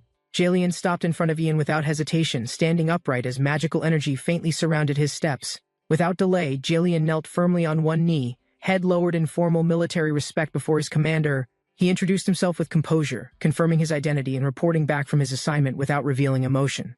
Ian exhaled silently, relaxing slightly, his guarded tension easing after confirming Julian's tone and loyal behavior. With a confident smile, Ian acknowledged Julian's return and welcomed him, prepared to deliver important instructions next. Julian confessed that during his mission, he had crossed into Lobelon and awaited disciplinary action willingly. Ian, already informed of the incident, assured Julian that his actions deserved reward rather than punishment. He extended his hand to Julian, insisting he stand and acknowledge his value to the domain. Ian expressed sincere gratitude, stating Julian's defense gave strength and protection to all those under their care. With a soft expression, Ian thanked him for staying loyal even after the loss of his father. Julian responded humbly, stating he had only done his duty without expecting praise or recognition from Ian. Ian dismissed the modesty, reminding Julian he knew everything and would rely on him again soon. Julian acknowledged the statement respectfully, understanding the weight of future responsibilities awaiting under Ian's leadership. Ian expressed a desire to discuss plans for the lands, but chose to delay until tomorrow. Recognizing Julian's fatigue, Ian ordered him to rest. Julian bowed deeply and accepted without hesitation. Julian walked ahead silently, his mind reflecting on Ian's words while footsteps echoed behind him softly. Ian followed closely, his expression unreadable, eyes focused as if burdened by decisions he had yet voiced. The grand building of the Albreen Guard looms, a symbol of authority and power in the region. Harmon approaches the guard's office, his footsteps echoing in the vast hall, anticipation heavy in the air. A captain stands within the office, turning as Harmon enters, greeting him with a calm expression. Harmon, returning from a mission, steps forward with a sense of relief, his eyes meeting the captain. The captain nods, acknowledging Harmon's safe return, the quiet bond between them speaking louder than words. The captain, sitting in the grand office, acknowledges Harmon's absence, offering a gesture of approval for the work. Harmon's return to the office brings a conversation about Ian's unexpected transformation since his absence, a topic of concern. The captain listens attentively as Harmon discusses the drastic changes in Ian's behavior both in actions and words. Harmon's recounting pauses as the image of Ian's unsettling changes fills the room with tension. The captain, now serious, demands clarity, asking Harmon for a detailed explanation of what happened after the Lord awoke. Inside a grand building, a conversation unfolds about the captain of the guard, whose nature seems confusing and strange. One of the figures questions the captain's true character, unsure whether he is the same person as before. A cold voice interrupts the conversation, dismissing the doubts, revealing a clear distaste for such repeated inquiries. Despite the harsh words, the other individual struggles with frustration, secretly longing to understand the captain's true motives. With a cynical smile, the figure reflects on the duality of human nature, recalling the many faces of those he's encountered. The conversation turns to the captain of the guard, raising the question of how to handle his growing influence. The other figure responds, suggesting that there is no one else who could replace the captain. For now, with a grin, the figure adds that the captain has gained the trust of all the troops. A thought crosses the mind of the other figure, wondering about the true legitimacy of the former lord's authority. He then resolves to make use of every asset at his disposal, seeing value in the captain's role. The conversation deepens, with the figure acknowledging the truth, but suggesting that things might not be so simple. A playful remark is made about the assumption that the captain of the guard is still under control. The figure pauses, considering the implications of what's being said, the air thick with quiet contemplation. Meanwhile, in another room, the captain is seen seated at a desk, lost in thought and reflection. The conversation returns to uncertainty, as the captain remains unaware of the complex situation unfolding around him. The captain is asked if there's anything else to report, his response calm, with nothing of importance to add. He ponders Ian's mysterious silence about the shadow who saved the town, unsure of the reasons behind it. The captain mentions Ian's hidden secrets, including the clandestine information network that seems to be gathering intelligence. As the captain continues, a figure moves silently in the background, a symbol of the unseen forces at play. The conversation ends with a surprising revelation: Ian's sudden and drastic changes over such a short time. The captain reflects on the number of times he's been surprised by Ian's sudden, unpredictable actions. As he takes a drink, the captain notes that the changes are so drastic it's like someone new. His companion, puzzled, asks what he means by a different person, clearly confused by the captain's statement. The captain, his gaze serious, confirms that Ian's transformation is so complete, he's like a stranger now. The glass in the captain's hand is a stark visual, symbolizing the change, leaving an air of mystery. The captain dismisses the idea of a twin, explaining it's impossible, given Ian's distinctive physical features. His companion, still uncertain, questions whether they would have noticed if it were truly a different person. The captain, growing irritated, scoffs at the suggestion, focusing on his relief that the Lord is healthy again. The other figure stumbles, taken aback by the captain's bluntness, unsure whether to continue pressing the issue. The captain, slightly amused, gives permission for the figure to leave, offering a final word of affirmation. The captain, still seated at his desk, rests quietly as the peaceful sound of nature fills the room. Outside the window, the soft rustling of tree branches creates a calming contrast to the tense atmosphere inside. The camera shifts to show the grand building from the outside, its stone facade imposing against the backdrop of nature. Inside the building, a beam of light shines down upon a statue, its silent presence commanding the space below. A figure steps forward in the distant hallway, gripping a bell, the soft sound echoing ominously through the silence. A mysterious figure stands in a grand hall, holding a small object, her smile radiating an unsettling confidence. She glances over her shoulder, her eyes narrowing as she notices someone approaching, an air of intrigue in her expression. The figure begins to move forward, the sound of her footsteps echoing softly, while her gaze remains fixed on the newcomer. The newcomer, a man, stops before her and, with a calm but respectful tone, asks if he may offer a prayer. A moment of silence passes before the figure responds, her intentions unclear, as the air between them thickens with tension. The figure in blue speaks with an inviting tone, gesturing for the man to enter, her smile warm yet mysterious. The man moves cautiously, his footsteps echoing in the quiet hall, uncertainty lingering in his every step. From a higher angle, the scene unfolds. His presence in the vast, empty space contrasts with her poised stillness. The woman stands motionless at the far end, awaiting his approach, her silhouette framed by the glowing light. He stops, eyes locked onto her, the air thick with unspoken tension as their paths near convergence. The figure in blue asks with a calm, almost amused tone, inquiring if the man has dealt with the thieves. He nods in confirmation, though the woman's playful smile suggests she already knows the outcome, her words teasing him. Her smirk deepens as she implies he must have grown restless during his time at the castle, enjoying himself. She then asks him directly, her gaze piercing as she inquires if he enjoyed himself, the question laced with intrigue. The man remains silent for a moment before asking with growing concern if there's been any contact with someone important. The woman, speaking with a sly grin, complains that she's taken as much risk as he has while waiting. She shares troubling news, mentioning that changes within the castle have made their situation more precarious, especially financially. The man, clearly disappointed, acknowledges the loss of financial support, lamenting the large sum that had once been available. The woman, unfazed, notes the rumors she's heard about Ian's transformation, hinting at a deeper shift in power. As they walk away from each other, she suggests that he should try to recruit the financier, her plan in motion. The man looks at her with a solemn expression, clearly hesitating, sensing the tension in the room. Reluctantly, he agrees to her request, his words surrendering, knowing the consequences of angering her again. The woman, satisfied with his compliance, turns away, her posture unwavering as she walks ahead. Outside, the scene shifts to a lone rider galloping along a path, a sense of urgency in the air. A group of soldiers marches through the dense forest, their heavy footsteps echoing through the trees. A well-dressed young man on horseback shouts orders, his expression showing impatience with the slow pace. One soldier, exhausted and limping, voices his discomfort, asking for proper footwear to ease his pain. The young man laughs dismissively, showing no sympathy for the soldier's complaints, continuing to ride confidently. A nearby soldier sneers, muttering under his breath about the young man's arrogance, clearly irritated by his behavior. The soldier struggles to keep up, his frustration mounting as the pain in his feet becomes unbearable. With a loud scream, he gives in, deciding to walk rather than continue limping, begging for mercy. The young man coldly orders him to walk until his feet give out, showing no sympathy for his suffering. The soldier, now desperate, cries out in pain, begging to be allowed to move faster, but it's futile. Without warning, blood pours from a deep wound in the soldier's back, collapsing him to the ground in agony. A woman, sword in hand, appears from the trees, her confident stance signaling her readiness for battle. The young man on horseback, pleased, calls out to her, eagerly offering her a chance to fight. The soldiers stand in formation, watching as the woman readies herself, preparing for the confrontation ahead.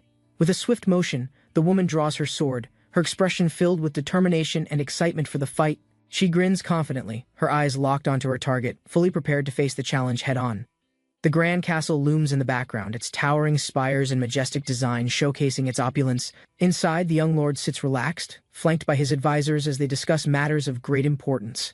A sudden burst of urgency fills the room as a servant rushes in, calling for the lord's attention. The young lord looks up calmly, asking the servant what the issue is. His tone unbothered. The servant quickly reports, informing him of an intruder, a woman who ambushed the troops transporting Crom. The young lord leans back in his chair, asking if Charlin believes they can recapture the escaped prisoner. Charlin, determined, promises to send trackers immediately, though he notes the distance to the prisoner's location. The young lord's frustration grows, cursing himself for not eliminating the prisoner when he had the chance. His advisor, puzzled, asks what the lord means, unsure of the sudden burst of anger. With a cold gaze, the lord orders the recovery of fallen soldiers' bodies in compensation for their families. The young lord sighs deeply, frustrated by the ongoing issues, and asks why so many problems persist. He gestures to a map on the table, signaling the need to move forward despite the challenges. His advisor explains that the villages of Hadil and Denjuron are at odds, fighting over a shared reservoir. The young lord raises an eyebrow, questioning why they can't simply share the reservoir, trying to simplify the issue. The advisor explains that the reservoir is already overused by Hadil, leaving Denjuron with no proper water supply. The advisor suggests salvaging Hadil, due to its valuable basudium mine, questioning whether the village should be saved. The young lord raises an eyebrow, clearly unsure, but he listens carefully, considering the importance of the mine. His second advisor, Nos, calmly points out that natural disasters can't be stopped, but the mine is crucial. Nos emphasizes that Hadil's basudium mine is vital for finances, urging the lord to prioritize its protection. The young lord turns to Charlene, seeking his opinion, aware that Charlene's judgment will play a key role. The young lord looks at Charlene, asking him to make the final decision on their course of action. Charlene bows respectfully, affirming that he will follow the lord's orders without hesitation or objection. The advisor, concerned about the situation, points out that only 2 areas now lack enough water supply. The young lord listens, seeming to reflect on the situation before considering how to proceed further. The advisor, with a smirk, unexpectedly gives strange advice, suggesting that the lord lay on his stomach. The young lord impatiently commands the advisor to follow his instructions, telling him to lie on his stomach. The advisor, irritated, reluctantly follows the order, grumbling about the inconvenience while reluctantly lying down. The young lord stands above him, shouting that the advisor should not worry about what doesn't concern him. The advisor, now in discomfort, tries to protest, but the lord ignores him, continuing his own plans. The young lord calmly walks away, signaling that they should focus on their own matters and not the advisor's concerns. The advisor, still lying on his stomach, reluctantly agrees to Ian's orders, acknowledging the situation. The young lord walks away, determined to resolve matters, while the advisor remains obedient, though uncomfortable. The advisor, now standing, informs the lord of a potential solution involving a mountain lake with abundant water. The lord listens carefully, his attention piqued by the idea of the water source on the mountain. He asks how they would retrieve the water, aware that obtaining it may be a complex task. The advisor explains that ancient water channels once supplied water to the mountain lake, still functioning today. A serene image of the clear water flowing through the waterways, once vital for the land's supply. The advisor notes that these waterways were used in the past to distribute water across the land. The young lord, intrigued, asks about the reason they aren't utilizing these waterways to solve the current drought. The advisor calmly responds, revealing that the waterways were abandoned long ago and now need serious restoration. The advisor explains that over 100 years ago, the water channels were poisoned, causing a major disaster. He adds that most of the population in Carmu died due to this, and the water system was shut down. The young lord, shocked, listens attentively as he learns about the tragic incident and its lasting impact. The advisor suggests that repairing the waterways in the western land could reduce costs and help restore the water supply. The young lord smiles, impressed, and praises Nose for the brilliant idea, acknowledging the potential solution. Nose, with a raised finger, reveals a problem. The king's 4th son, Prince Joseph, controls the mountain lake. He explains that Prince Joseph has been living at the royal villa by the lake for years. The young lord sighs, accepting the challenge and deciding he'll have to request permission from the prince. With a hint of frustration, the advisor agrees to the task, accepting the need to bow before the prince. Charlene, puzzled, asks why the prince is living at the mountain lake, and the lord orders a meeting. Charlene stands in quiet contemplation, his expression serious and focused, reflecting on the upcoming challenges ahead. The group of riders traveled through the dense woods. The young lord's eyes remained focused ahead. The young lord seemed calm but questioned the prince's choice to remain in the remote villa. His companion, still puzzled, wondered aloud if Prince Joseph's decision was driven by a dislike of politics. The young lord was not surprised, as he knew Prince Joseph's reluctance to get involved with royal matters. Curious, the young lord asked if this reluctance was related to the royal succession and political affairs. The young lord pondered deeply, wondering about the true nature of Prince Joseph. His curiosity grew stronger. His companion revealed that Prince Joseph was wild, uncontrollable, and full of fiery passion that went unchecked. The young lord's mind began to picture a man of chaos, constantly battling with a raging, untamed spirit. Surprised, the young lord realized he had never been told about Joseph's past in war or his fierceness. His companion explained that Prince Joseph had fought under an assumed identity, hiding himself from everyone, even in battle. The young lord considered Prince Joseph's strength and wondered if it could make him covet the throne itself. His companion reminded him that strength alone does not make someone fit to be a ruler. The young lord agreed, acknowledging that ruling a kingdom was far more complex than just being strong. He expressed his concern about the challenges that came with ruling, especially the endless problems across the land. He sighed, realizing how unlucky he was that such a fierce prince had chosen his land to settle. The young lord's eyes caught sight of the barren landscape ahead. The drought had clearly taken its toll. He noticed the harsh effects of the drought, wondering how bad it was after the recent tax increase. His thoughts darkened as he realized that his assessment of the situation would not bring good news.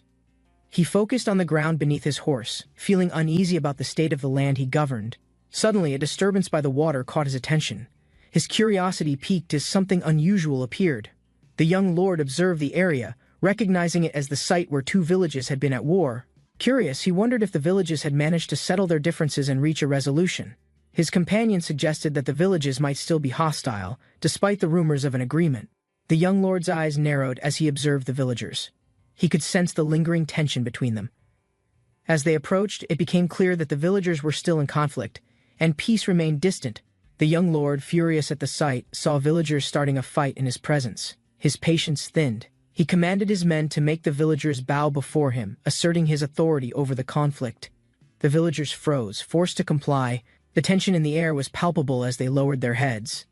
The young lord demanded to know where the village chief was. Intent on addressing the matter directly, a man stepped forward, introducing himself as Tinto, the village chief, and respectfully greeted the young lord. A new figure appeared, introducing himself as the village chief of Denjuron.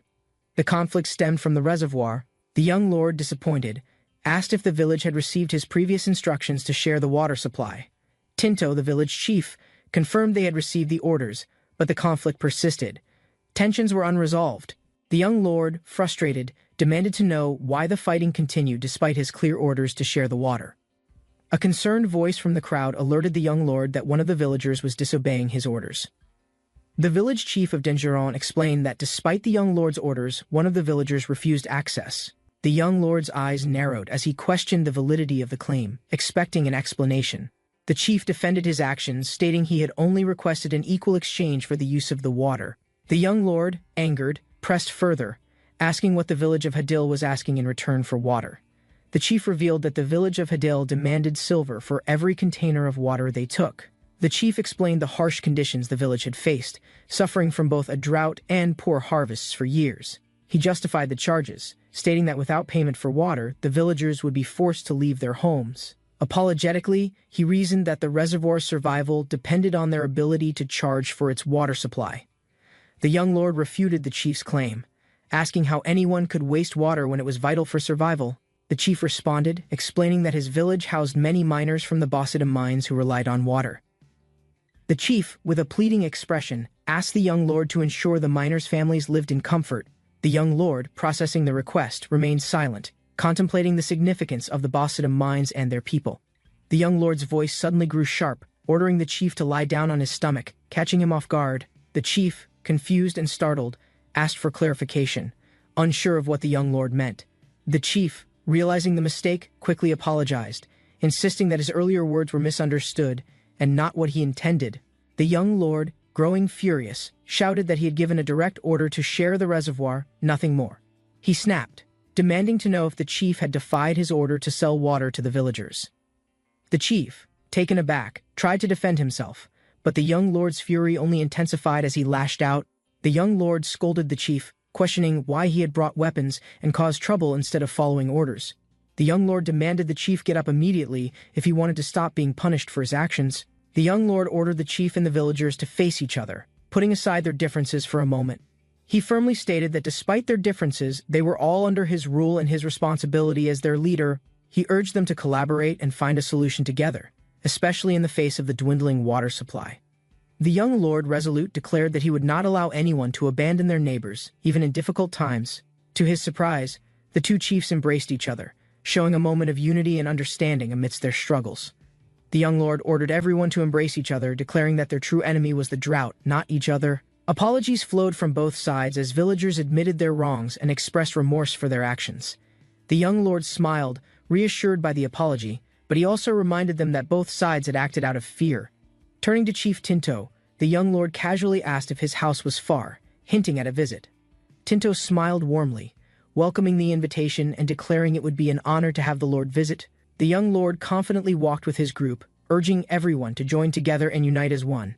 Chief Tinto hesitated for a moment, then nodded, acknowledging the young lord's words and his invitation. Nearby, a man in armor stood still, watching silently, unsure about the situation that was unfolding. A group of riders, led by a young lord, ascends a rugged path through the dense forest. The lord, with a determined expression, speaks of settling in a peaceful place, away from turmoil. His companion, loyal and cautious, warns him of potential challenges in dealing with distant territories and politics. As they ride, a distant view of a tranquil lake catches their attention, a perfect resting place. At the edge of the lake, a small, quaint cottage appears, a serene haven amidst the wilderness. The young lord and his companion walk through a stunning garden, admiring the vivid flowers around them. The lord comments on the surprising beauty of the place, questioning how such a serene exile could exist. As they continue, they encounter a group of people approaching from the path ahead. One of the figures greets them warmly, recognizing the companion, calling him by the name Charlin. Charlin introduces the young lord as the ruler of Albarin, signaling an important encounter with these strangers. A man named Mactero introduces himself to the young lord, acknowledging his loyalty to Prince Joseph of Albarin. The young lord politely asks if Prince Joseph is inside the house, eager to meet with him directly. Mactero responds affirmatively, but warns that the lord must leave his guards behind before entering the house. The young lord agrees, indicating he will go alone to meet the prince, as instructed by the guards. Mactero smiles, confirming the prince would indeed prefer it that way, signaling a more personal meeting ahead. The young lord walks down the path, accompanied by Mactero, who motions for him to leave his weapons behind. The young lord hesitates before reaching the entrance, noticing the quiet and peaceful surroundings before entering the house. Mactero reassures the young lord, advising him that it's important to leave his weapons outside for the meeting. The young lord, now nervous, expresses concern about Prince Joseph's reputation, hearing rumors about the prince's unstable nature. Mactero dismisses the rumors, explaining that although the prince has a strong presence, he wouldn't act like a serial killer. As they enter the house, a woman standing nearby teases them, suggesting the young lord and Mactero are too close. The young lord quickly denies the implication, making it clear that their relationship isn't as intimate as suggested. A polite apology follows from the woman, introducing herself as Cyan, a servant of Prince Joseph. She invites the young lord to enter, leading him deeper into the house with a courteous smile. The young lord and Mactero follow her, entering the main room where they prepare for their meeting with the prince. Cyan announces the arrival of the young lord to Prince Joseph, her voice carrying through the quiet room. The young lord, entering the room, notices the shelves lined with books, but his attention is drawn elsewhere. He looks toward the figure in the corner, his eyes narrowing as he wonders if this is truly Prince Joseph. A sense of danger fills the air as the young lord feels a strong, ominous presence emanating from the prince. The young lord remains silent, sensing the incredible force within the room, unsure of what to expect next. The young lord, inwardly frustrated, wonders if he should have stuck to his original decision rather than coming here. Prince Joseph greets the young lord with an uninterested look, calling the situation less than impressive. The young lord, trying to remain calm, introduces himself formally as Ian, the lord of Albarin. Prince Joseph acknowledges the introduction with a simple grunt, his tone distant and uninterested in formalities. As the tension lingers, the prince turns to his servant, ordering food and drinks for the guests without a second thought. Prince Joseph, now curious, asks what brings the young lord to him, sensing there must be more. The young lord explains that the reason for his visit is the ongoing drought affecting the western lands. The prince listens intently as the young lord shares the dire situation, with villages fighting over precious water. With concern in his eyes, Prince Joseph acknowledges the crisis, realizing the young lord must be deeply worried. The young lord explains his plan to reroute the water through the ancient waterways to resolve the crisis. Prince Joseph raises an eyebrow, questioning why the young lord doesn't just act as he sees fit in his land. The young lord feels a chill in the air as he senses Prince Joseph's disinterest in the conversation. Despite his aloof attitude, the young lord thanks Prince Joseph, wishing for rain to relieve his land's suffering. However, Prince Joseph remarks, mentioning that he had heard the lord of Albarin was gravely ill. The young lord is caught off guard, noticing Prince Joseph's intense gaze, wondering where this conversation might lead. The young lord smiles, attributing his full recovery to the healer's exceptional skills, a rare talent. Prince Joseph, intrigued, mentions that had his elder brother met such a healer, his fate could have changed. The young lord listens quietly, sensing the weight of Prince Joseph's words about the lost brother. The prince shifts the conversation, asking the young lord where his loyalties lie, seeking a deeper response. The young lord, caught off guard by the question, remains silent, uncertain about how to answer. The young lord admits that he hasn't had much time to think about such matters, focusing on his land instead. He stands, shifting his weight, as he mentions how he's only recently begun recovering and looking after his lands again. Prince Joseph nods with understanding, acknowledging the young lord's situation, but warning that the upcoming struggle won't be easy. With a serious look, Joseph emphasizes that the coming fight will be a tough one, making it clear he's aware of the stakes. The young lord, feeling the weight of the situation, stands in silence, wondering what he's truly walking into. Cyan returns to the room, apologizing for the wait as she brings in the food, placing it on the table. She asks if the young lord can eat raw fish, offering him a platter of sliced fish delicacies. The young lord responds confidently, stating that he has enjoyed raw fish in the past and used to eat it regularly. Prince Joseph, clearly pleased by the young lord's answer, expresses his excitement at finally meeting someone with similar tastes. With a smile, he raises a glass, inviting the young lord to join him for a drink in celebration. Prince Joseph holds up a bottle of wine, explaining that Mactero made it, though it may not taste the best. Cyan serves the wine, offering it to the young lord and Mactero, who comments it's been a long time since they've shared a drink. Mactero refuses the drink, his duty as the young lord's guard preventing him from indulging, maintaining his professionalism. Prince Joseph, smiling, teases Mactero about still being so strict with himself, clearly enjoying his relaxed demeanor. Mactero, undeterred, mentions that today is the last day they will have such luxuries, leaving the young lord curious. Prince Joseph casually informs the young lord that urgent matters require his return to the royal palace soon. He remarks that if the lord had arrived a day later, they wouldn't have met today. With a smile, Prince Joseph proposes a toast, celebrating their meeting and acknowledging the fate that brought them together. The young lord, acknowledging the significance of their meeting, raises his glass in agreement, feeling the weight. The morning sun rose over the tranquil lake, reflecting gold across the water's glassy surface below. Beneath the cliffs, a group of armored knights gathered, waiting respectfully as their young lord approached. One knight extended a polite invitation, urging the noble to visit their distant castle at convenience. The young lord, calm yet distant, reflected on past isolation, recognizing rare sincerity within the knight's gesture.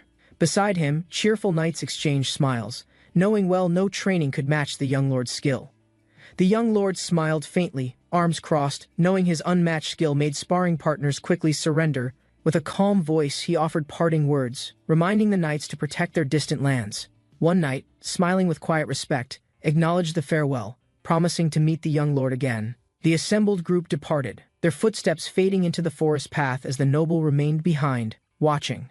Far away, clouds gathered above the town, heavy rain falling over rooftops, signaling change on the horizon. Through pounding rain, the knights hurried along the muddy path, urgency clear in their swift movements. One knight spotted the distant bell tower, signaling their approach as heavy rain obscured the view. Guards atop the fortified wall rang the bell, announcing Ian's imminent return to the castle. The massive gate creaked open, allowing the weary traveler's passage as shadows stretched across rain-soaked stone. Exhausted yet relieved, a young knight exhaled, drenched but satisfied, his duty fulfilled despite the storm. Drenched and exhausted, the young lord stumbled inside, greeted with concern by a loyal companion nearby. A soft smile crossed his face as he whispered relief, grateful to finally return home safely. The attendants prepared to serve, offering comfort and warmth, eager to ease the young lord's fatigue. Weary beyond measure, he declined formalities, requesting only simple help before seeking overdue rest for tomorrow. Moments later, he collapsed into bed, surrendering to sleep, his journey's weight lifted for the night. Collapsing onto soft sheets, the young lord stretched, savoring the comfort of his familiar bed. A tired smile lingered as he whispered softly, grateful to finally be home once more. Outside, raindrops tapped the window while he reflected, his heart steady within these familiar castle walls. The storm persisted beyond stone walls, but within, peaceful stillness cradled the young lord's resting figure. Morning arrived gently, casting golden light over rooftops as the village stirred beneath clear, welcoming skies. The next morning, within his office, the young lord reviewed reports while attendants stood nearby. One attendant reported troubling news: a fire had broken out near the quarry on their estate. Though swiftly contained, the fire damaged several quarry buildings, raising concerns over possible financial consequences ahead. Concerned, the young lord leaned forward, quietly asking if anyone had suffered harm during the incident. The attendant explained no injuries occurred, but valuable marble reserves were destroyed, worsening the estate's losses. Puzzled, the young lord suggested salvaging the marble, reasoning that stone could still be valuable. The steward explained gently most marble had been shaped into fragile slabs, now cracked beyond repair. The young lord reviewed the damaged inventory list, carefully calculating the financial extent of the loss. The steward reported grimly after excluding repair costs. Losses totaled nearly 5,600 gold. Determined, the young lord ordered merchant notifications. Aware challenges remained. Sensing this was only the beginning, the young lord's expression tensed as he learned of trouble involving the slave driver's ship. Confused, he recalled the ship had been sold, questioning how such an issue could arise. The steward revealed the ship was stolen by pirates during its transfer, complicating the situation further. Shocked, the young lord tried to grasp the unfolding disaster, realizing the problem was far bigger. Overwhelmed, the young lord questioned whether the endless responsibilities were normal or somehow tied to him. Silently, the steward smirked darkly, privately relishing the young lord's growing frustration and mounting burdens. Inwardly, he believed only through hardship would the inexperienced lord grasp the estate's true management challenges. Noticing the steward's subtle grin, the young lord stood sharply, voice rising in sudden suspicion and anger. Without warning, the young lord ordered submission, confusion rising as tension filled the office without explanation. Furious, the young lord struck the steward, enraged by the carelessness that caused the ship's loss. His voice thundered as he listed urgent repairs and military needs, frustration boiling beyond his control. Memories of harsh warnings echoed he'd been told to abandon dreams and prioritize ruling the territory wisely. Slamming the steward down again, he silenced the room, refusing to tolerate further incompetence or disrespect. Breathing heavily, he ordered an immediate investigation, demanding answers about the stolen ship without further delay. Frustrated, the young lord decided to visit Linda, hoping her presence would calm his thoughts. Meanwhile, Linda busied herself with daily tasks, unaware of the approaching visit that would soon arrive. Hearing his familiar voice, she turned warmly, surprised yet pleased by the unexpected but welcome appearance. The young lord smiled lightly, explaining he had come for a simple walk to clear tension. Linda shared news of translated texts, updates on work that continued despite recent challenges and losses. Brightening, the young lord expressed excitement, eager to know if Linda could start her research. Smiling, Linda confirmed, explaining they would craft tools from the ancient text while testing new herbs. Satisfied, the young lord agreed to uphold his promise, ensuring Kane's efforts would be honored too. Sunlight filtered softly through the window, marking the peaceful passage of time in the quiet home. Elsewhere, Kane expressed deep gratitude to the young lord, his voice sincere with humble appreciation. With a firm gaze, the young lord warned Kane against providing false translations or unreliable work. Kane, standing respectfully, nodded and prepared to speak, sensing the need to clarify his intentions. Calmly, Kane defended himself, claiming critics misunderstood his work and that no success comes without failures. Confidently, Kane declared he could create a stone golem if only granted sufficient backing and resources. Unexpectedly, Kane dropped to his knees, humbly requesting the young lord's patronage for his ambitious project. Kane explained eagerly, claiming he was close to discovering the precise material transformation for success. The man expressed urgency to experiment quickly before a dangerous transformation could occur in the elemental aura. The younger man hesitated, explaining sponsorship was uncertain without guaranteed success in controlling the stone power. The imperious lord declared mere determination insufficient to sway his judgment. He demanded stronger proof of skill. Frustration surged through the older man as he questioned what action could convince the lord to proceed. The young man confidently challenged the lord to build a stone tower, eager to prove his ability. Nekomo's house sat peacefully amidst the forest, bathed in sunlight. A quiet moment, though the uncertainty inside cast a shadow. Inside, a man stood, pondering his next move. His companion spoke, questioning whether their path was even worth pursuing. Despite the doubt, the younger man remained resolute. He was determined, grateful for the chance his lordship had given him. The older man asked how the younger one planned to prove himself. The young man's confidence remained, although uncertainty clouded his thoughts. He turned, weighing the question. While the younger man felt bound by duty, the idea of staying troubled him. The younger man acknowledged the debt he owed to his hosts, feeling torn between his obligations and his ambitions. Talk shifted to wealth and success. The older man encouraged the younger to take the chance, but the younger one hesitated. He struggled with the decision, knowing that success would come with risks. Yet the stone golem offered a path forward. As he left, gratitude lingered, mixed with uncertainty. The journey ahead was unclear, but he had made his choice. Outside, he faced harsh words from another, accusing him of betrayal. The younger man stood firm, apologizing but defending his choices. Despite the anger, he remained calm. His actions were carefully thought out, even if they weren't fully understood. The older man looked on, disapproving of the harsh tone, but recognizing that the younger man had made his decision. A woman stepped in, urging respect for the younger man's choice. She smiled, offering comfort and safety in his journey. The younger man nodded in response, grateful for the woman's understanding. The older man spoke again, wishing him success, while the woman reminded him of the beauty in challenging oneself. As they were about to leave, a man casually asked for a loan. The younger man looked taken aback. This gesture was a reward for translating the ancient book. The older man and his daughter insisted that it wasn't necessary to repay them. Grateful, the younger man received the coins, though unsure of how he'd ever repay their kindness. Before parting, a heartfelt hug was exchanged. The younger man promised he'd see them again.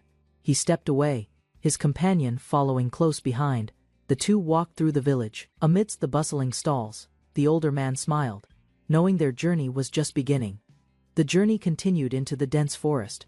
The sounds of their cart filled the air as the younger man noticed how far they still had to go.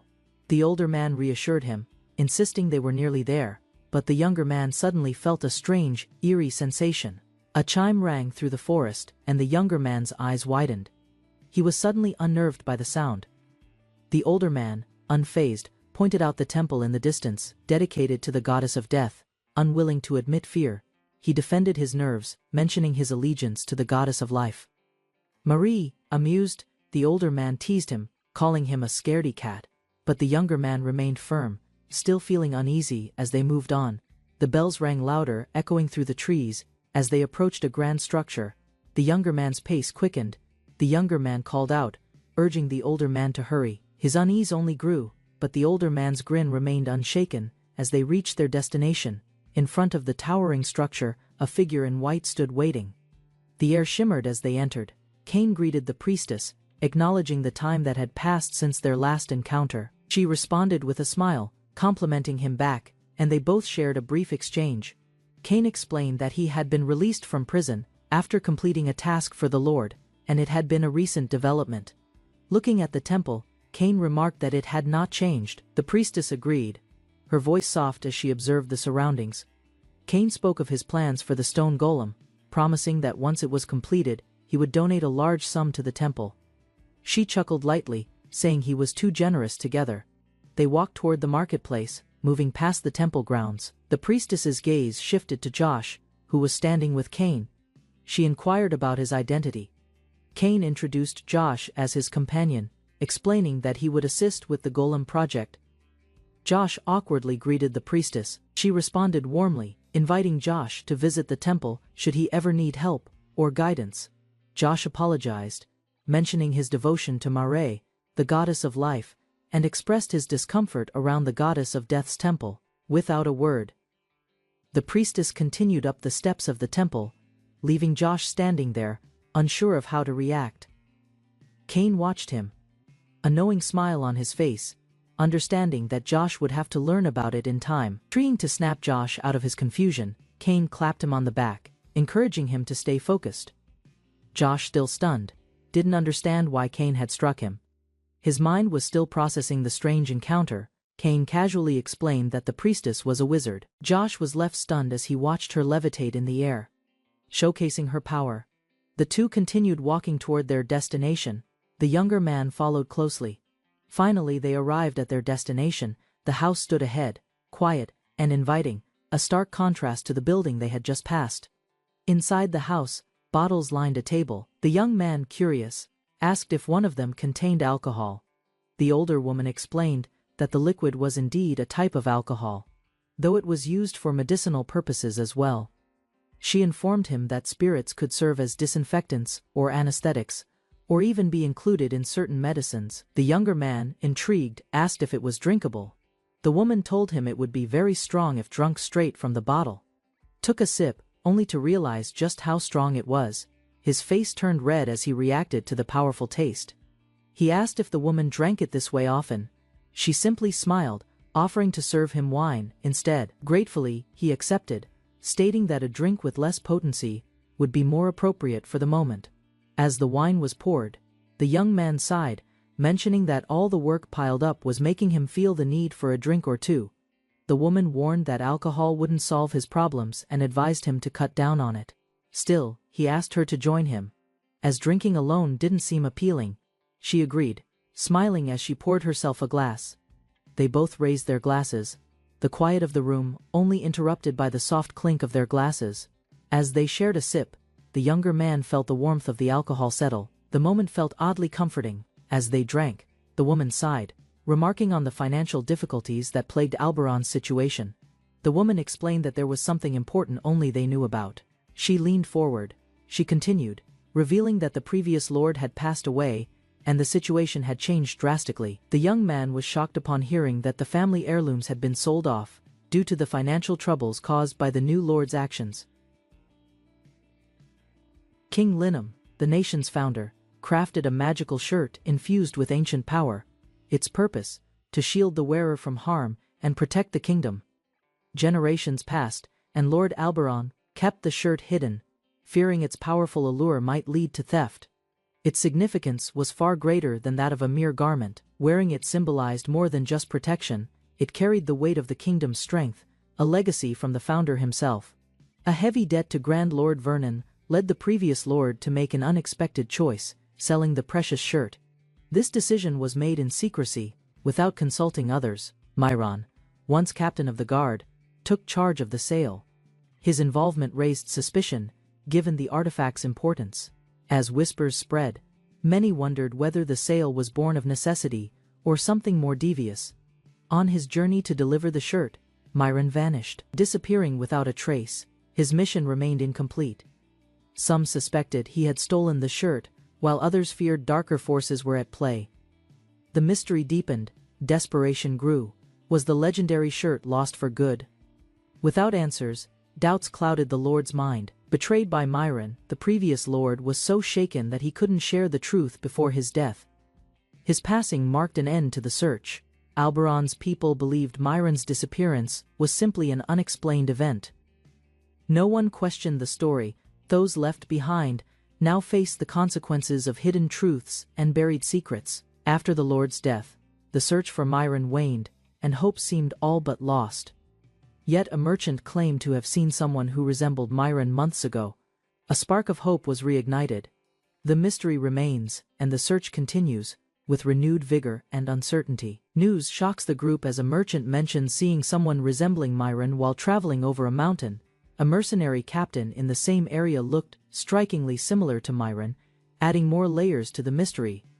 Thoughts swirl around. Did Myron steal the magical shirt and keep it for himself instead of selling it? Pressing for answers, one character asks about the mercenary group's name. This information could be crucial in uncovering the truth. This revelation connects Myron to a dangerous faction, and the search grows more intense. Next, attention turns to a pirate island, a notorious place known for harboring pirate factions. Inside a new location, an informant shares valuable details.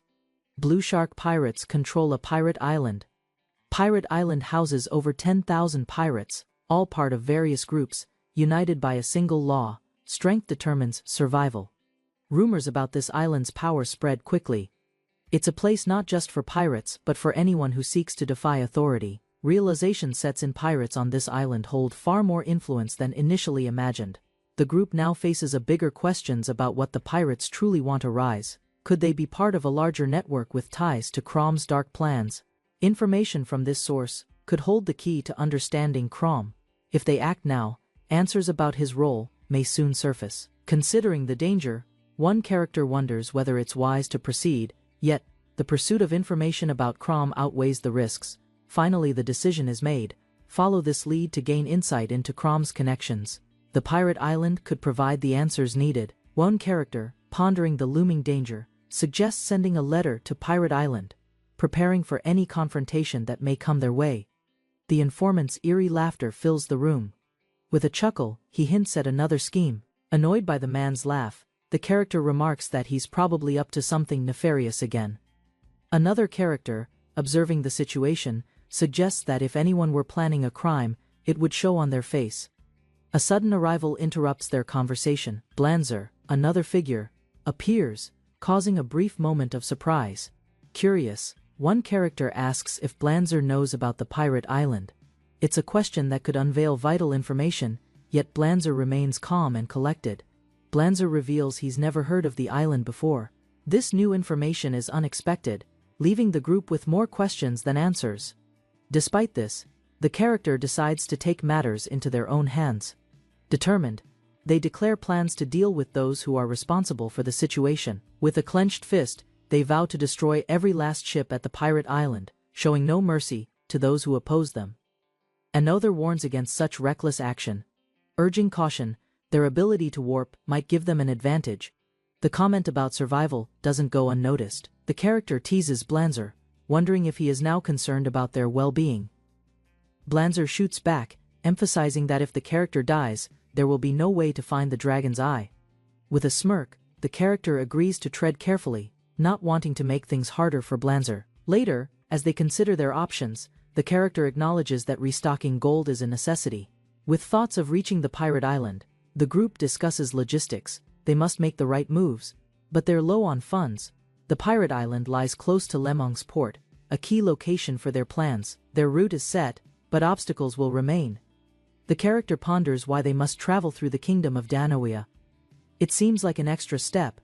They plan to ask Captain Soren about the Soren mercenaries. If Captain Soren is indeed Myron, this could lead them straight to the magical shirt. If Myron sold the shirt, the character intends to take the money. But if he still has it, they'll retrieve the magical artifact without hesitation. With swift action, the character makes up their mind. They grab their weapon and prepare, feeling the weight of the task ahead. The next day, at the office, they declare their intentions. It's time to make sure everything runs smoothly in Alberon. They decide to patrol Alberon, checking if their land is properly cared for. It's a temporary move before venturing further on their mission. A servant offers to help with the travel plans, suggesting a detailed schedule, but the character refuses. With a smirk, the character assures the servant that no one will accompany them. It's a journey they must take alone.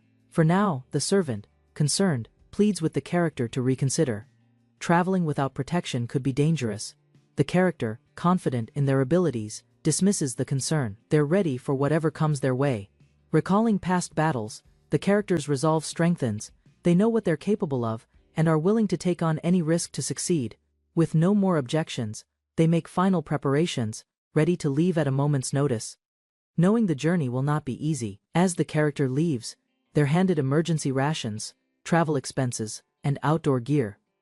The character thanks their ally, accepting the supplies. Their journey has officially begun.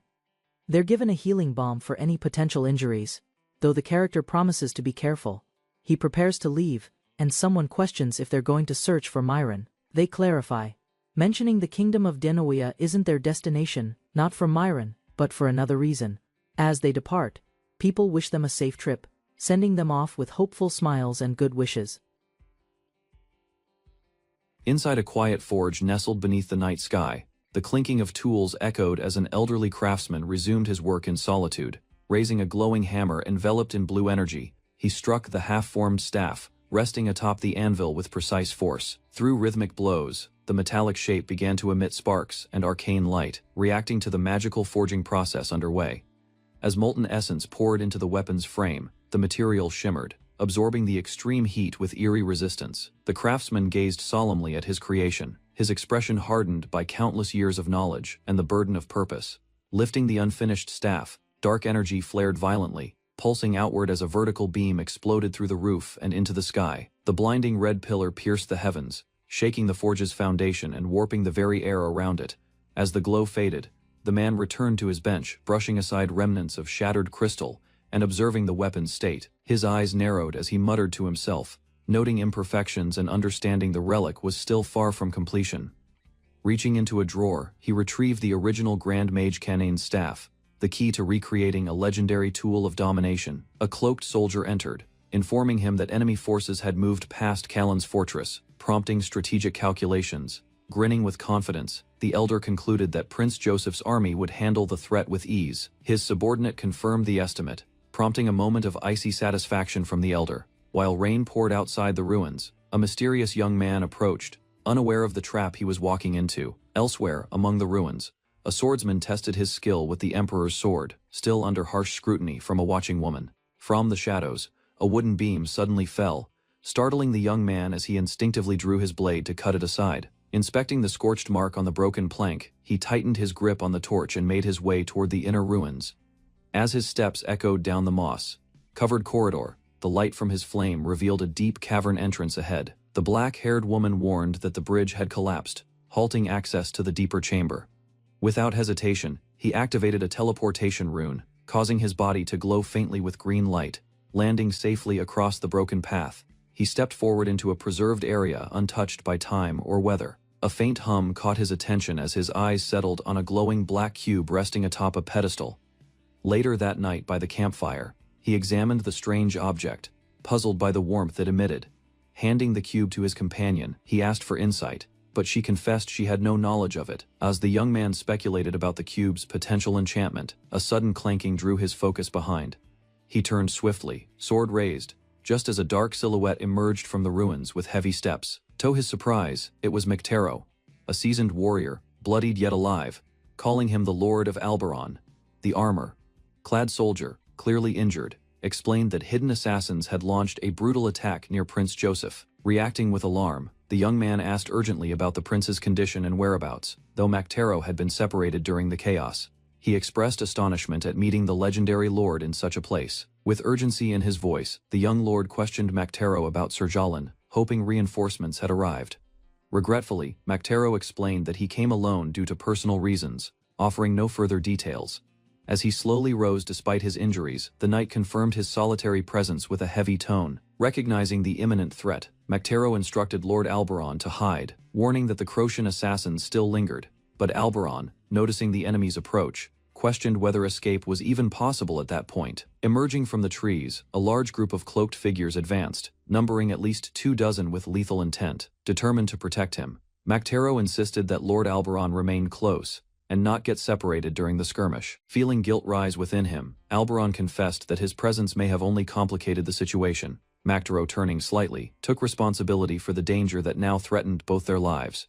As the assassins closed in, Mactero challenged them loudly, daring anyone to step forward and test their fate. With ferocity, he dashed toward the attackers, unleashing a storm of spinning chains powered by intense battle aura, striking multiple enemies in rapid succession. He created space between them and Lord Alberon. Mactero swung his blade with unrelenting fury, taking down opponent after opponent in a storm of blue and steel. But among the assassins, one cloaked figure countered with a surge of red energy, slicing clean through the defense. Staring ahead, Mactero's expression darkened as he realized the true threat had finally revealed itself. A cloaked enemy radiating ominous red energy threatened the armored warrior, declaring cruel intentions to tear him apart. A sudden realization struck the knight. His strength wouldn't be enough. His eyes widened in dread. Despite the hopeless odds, the knight chose to stand his ground. He told his lord to flee, determined to die alongside the enemy to buy time. With energy surging around him, the blonde warrior ignited his power, his presence now commanding the battlefield. Launching into the air, he soared toward the cloaked enemy, drawing his blade in mid-flight. Descending with force, he slashed toward the enemy. The cloaked figure barely reacted, startled by the sudden arrival and demanding to know who he was. The attack collided with violent energy, causing a shockwave as blades clashed. Sparks and light exploded from the point of impact. The knight, who had braced for death, stood stunned, his eyes locked on the mysterious blonde youth, saving him from certain defeat. Meanwhile, the enemy, clearly enraged, lunged again. Crimson energy flared as he swore that death would not come easily for them. Both combatants exchanged furious strikes, their weapons blurred under the sheer speed and strength of the duel. As steel met force, the masked opponent struggled to keep up. Sparks flew and power surged as their blades clashed in rapid succession. The blonde swordsman broke through the defense, landing a clean slice. Blood spilled as the hooded figure recoiled in pain and surprise. With renewed aggression, the masked enemy acknowledged the young fighter's skill. He pressed his hand down. The blonde man responded with a confident grin, impressed by the opponent's resilience, and admitting the fight was becoming entertaining. In a sudden burst, the cloaked figure charged, red aura flaring. Yet, the blonde warrior narrowly dodged. The blonde warrior delivered a swift blow, forcing the masked enemy to stumble backward, injured and gasping. Clutching his side, the enemy collapsed momentarily. The young lord stood firm, but before he could react, with a sudden twist, the masked man tried to fling his opponent off balance. However, the blonde resisted. A heavy strike crashed down as the young warrior retaliated, slamming the enemy into the ground with sheer force. Both fighters gripped their weapons tightly. In a flash, they separated and dashed at each other once more, blades glowing with power. Energy erupted when their weapons collided again, the impact shaking the battlefield. The blonde smirked and taunted his opponent, launching forward with blinding speed. The young lord landed a punishing blow that hurled the enemy across the clearing. The masked man skidded to a halt, panting heavily and trying to regain control of his footing. Blood marked his trail. As panic set in, his eyes widened at the sight of blades manifesting in the air. The blonde warrior summoned a rain of radiant swords above, dodging desperately. The cloaked figure tried to evade the falling blades. Explosions of steel and energy lit up the sky. Multiple swords rained down, forcing the enemy to defend from every direction. The chaos overwhelmed him. A monstrous spectral beast emerged behind the blonde warrior, the feral blade. The enemy turned just in time to see it tear toward him. The true face of the enemy was revealed, gravely wounded. He struggled to breathe, his life slipping away with every word. Falling to his knees, he expressed awe at the sword's power and asked the identity of his killer, naming himself the Lord of Alberon. He watched his foe collapse. The young lord turned and checked on the older knight, who stood injured but alert, locking eyes in silent recognition after the battle. Beside them, a bag of supplies lay open on the ground, revealing medical tools hastily unpacked to tend to wounds. While bandaging the knight's injuries, the lord asked about their attackers. The knight confirmed they came from Croti. Suddenly, the knight grabbed the lord's arm, begging him to save Prince Joseph from danger. Emotions overwhelmed the knight. Tears formed as he pleaded again, his devotion to the prince breaking through his composed demeanor. After regaining composure, the lord asked where the separation happened. The knight looked up. Meanwhile, Prince Joseph stood exhausted, surrounded by enemies, bloodied from the fight, but still defiant. The enemies closed in with weapons drawn. The prince, breathing heavily, showed no fear. One of the cloaked figures mocked him, raising a staff and preparing to strike. The odds were overwhelming. The mage activated his staff, releasing a surge of magic that unleashed a torrent of ice aimed directly at the prince. Crystals of frost engulfed Joseph, freezing him rapidly as he attempted to resist. His expression turned grim as the ice crawled up his body. Though trapped in solid ice, Joseph's eyes remained locked on his foes, unwilling to look away even as his body stiffened, and the magic sealed him in.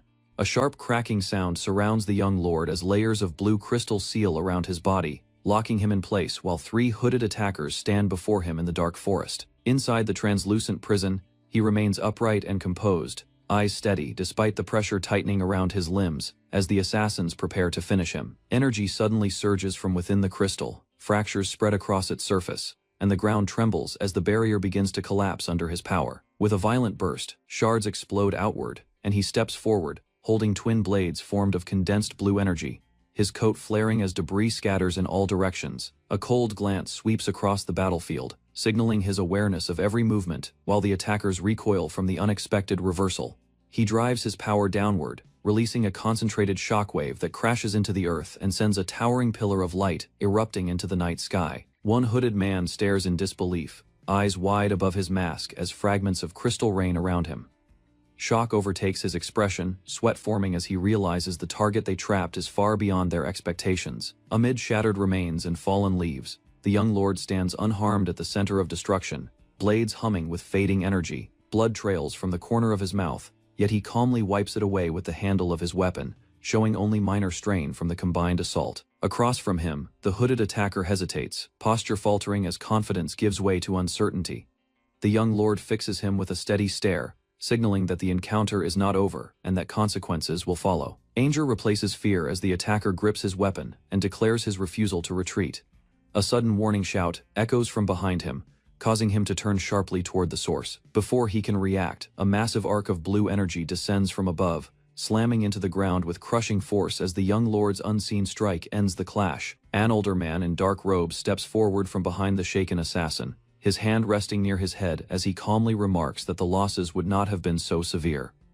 The hooded subordinate tightens his grip, anger visible in his posture. The young lord turns his head slightly, blood still marking his cheek, and directly identifies the mastermind who hired the assassin, known as Vinuvisha, to eliminate him. Without hesitation, the elder leaps down and lands firmly with his staff striking the ground, acknowledging that his name has reached even the kingdom of Valoran. The young lord raises his voice and questions whether the man before him is the same figure dismissed from the Iron Tower, exposing his past openly. A sharp motion follows as the old man swings his staff in a swift arc, the air bending around the force of the movement.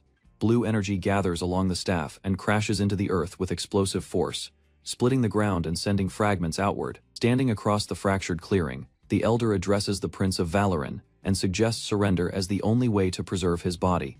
He advances steadily, the glowing staff dragging light across the cracked soil while issuing a grim warning of death or an empty funeral. Lowering his stance, the young lord grips his twin blades and remarks that the old man carries excessive pride. The prince launches forward in a high arc, releasing a wide crescent slash of blue energy that cuts through the darkness toward his opponent. Rather than retreating, the elder smiles with interest, praising the attack while preparing his counter. He lifts the staff and swings downward, releasing a powerful surge that collides with the incoming strike in a violent burst of force. Sliding back across the ground, the prince regains his footing, blades raised defensively as dust trails behind him. A confident smirk spreads across the elder's face as he admits he has not faced a worthy opponent in some time. Energy spirals upward around the staff in towering streams, descending toward the prince as the battle escalates into a decisive clash. The prince drives both blades downward in rapid succession, blue arcs colliding violently against the elder's staff, as waves of force burst outward in repeated clashes. Pressed close to the glowing weapon, he studies his opponent with sharp focus, acknowledging the man's strength while recognizing his own exhaustion from earlier battles. Breaking away, he pivots sharply and creates distance, boots scraping the ground as he prepares to reposition rather than meet the next strike head-on. The clearing briefly empties, trees framing a narrow path toward a river as the prince calls out, searching for an ally whose presence he cannot see. A sudden surge of blue force sweeps across the water's surface, catching him off guard as energy races toward his exposed side. A towering column erupts from the river, with explosive force, sending water skyward and hurling him into the shallows with a heavy impact. Coughing violently, he struggles to rise while the elder approaches across the flooded ground, questioning the honor of a prince who attempts to flee. His swords slip from his grasp and land in the shallow water, their hilts partially submerged as his strength falters. Desperation fills his movement as he reaches toward the fallen weapons, unwilling to accept defeat despite the overwhelming pressure bearing down on him. Before the final blow falls, a hooded figure appears between them, staff stained with blood and presence calm yet commanding. The elder halts mid-advance, turning with visible confusion as the newcomer's arrival interrupts his control of the battlefield. A swift motion follows, and the elder's weapon is knocked aside, clattering onto the wet ground near the prince's boots. The hooded figure issues a cold warning, threatening equal destruction if the elder refuses to withdraw from the clearing. Kneeling in the water, the prince looks up in shock as recognition dawns at the sound of that familiar voice. Across from them, the elder regains his composure and raises his staff once more, acknowledging that the tide of battle has shifted with this unexpected intervention. The hooded newcomer swings his staff in a wide arc, releasing a massive spiral of blue energy that crashes into the river and forces the elder backward. Caught in the rushing current of power, the prince shields himself with his arms as the water twists violently around him. Moments later, the river suddenly grows still, leaving the elder standing alone as he scans the surface and realizes his opponent has vanished. Confusion crosses the elder's face while he searches the quiet clearing, unable to sense where the prince has moved. Without warning, a green-cloaked figure appears behind him in swift motion, closing the distance before he can react. The ambush forces the elder into sudden alarm as the hidden ally positions himself for a decisive strike from the rear. A massive surge of blue energy crashes into the river as the silver-haired spearman strikes downward, sending water exploding outward in sharp waves. The river twists violently beneath the force, currents spiraling while the forest behind him remains still and dark. When the spray falls, he stands balanced with his spear planted, eyes scanning the surface as if expecting retaliation from behind. A hooded young swordsman appears in a swift green blur, closing the gap without hesitation. A glowing slash cuts across the air, but the spearman pivots and blocks with the shaft of his weapon, the clash cracking loudly, using the rebound. The older warrior drives forward and leaps, raising his spear for a crushing counterattack. Boots skim across the water as he dashes, gathering speed before launching himself high into the night sky. Suspended above the river, he descends with force while the hooded fighter tracks the movement calmly. The younger swordsman shifts aside at the last instant, forcing the spear to miss its mark as both land apart. A close view of the spear's ringed hilt reveals fresh blood, evidence of the battle already fought. Spearman turns toward the remaining men in the trees, asserting control over the situation. The hooded noble lowers his blade slightly, allowing one injured survivor to withdraw while maintaining vigilance. With a sharp motion, the spearman releases a wide arc of energy that sweeps across the sky.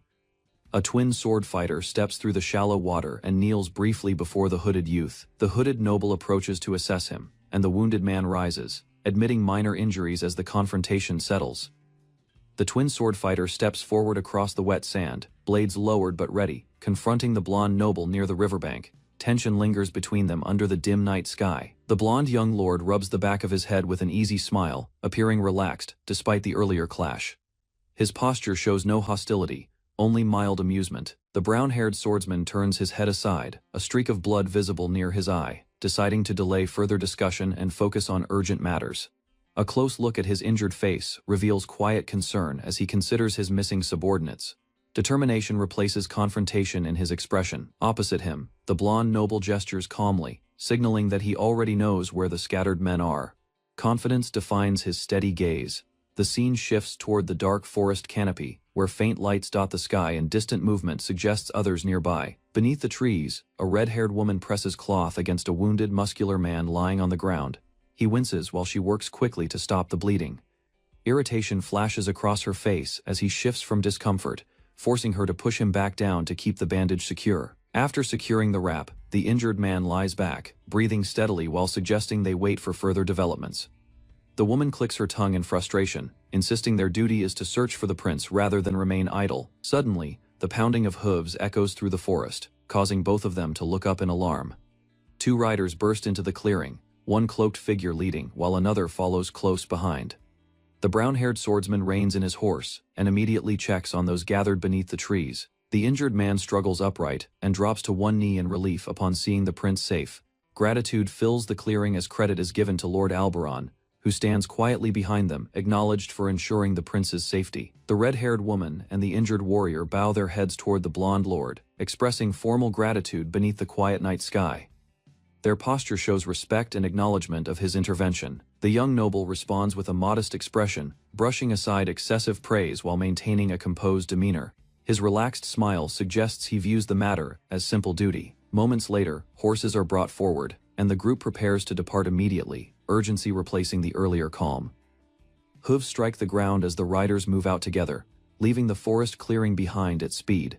They travel along a sloped path under the starlit sky, maintaining formation while keeping watch for threats. During the ride, mention of the nearby Kallan fortress arises, though hesitation surfaces about heading there directly.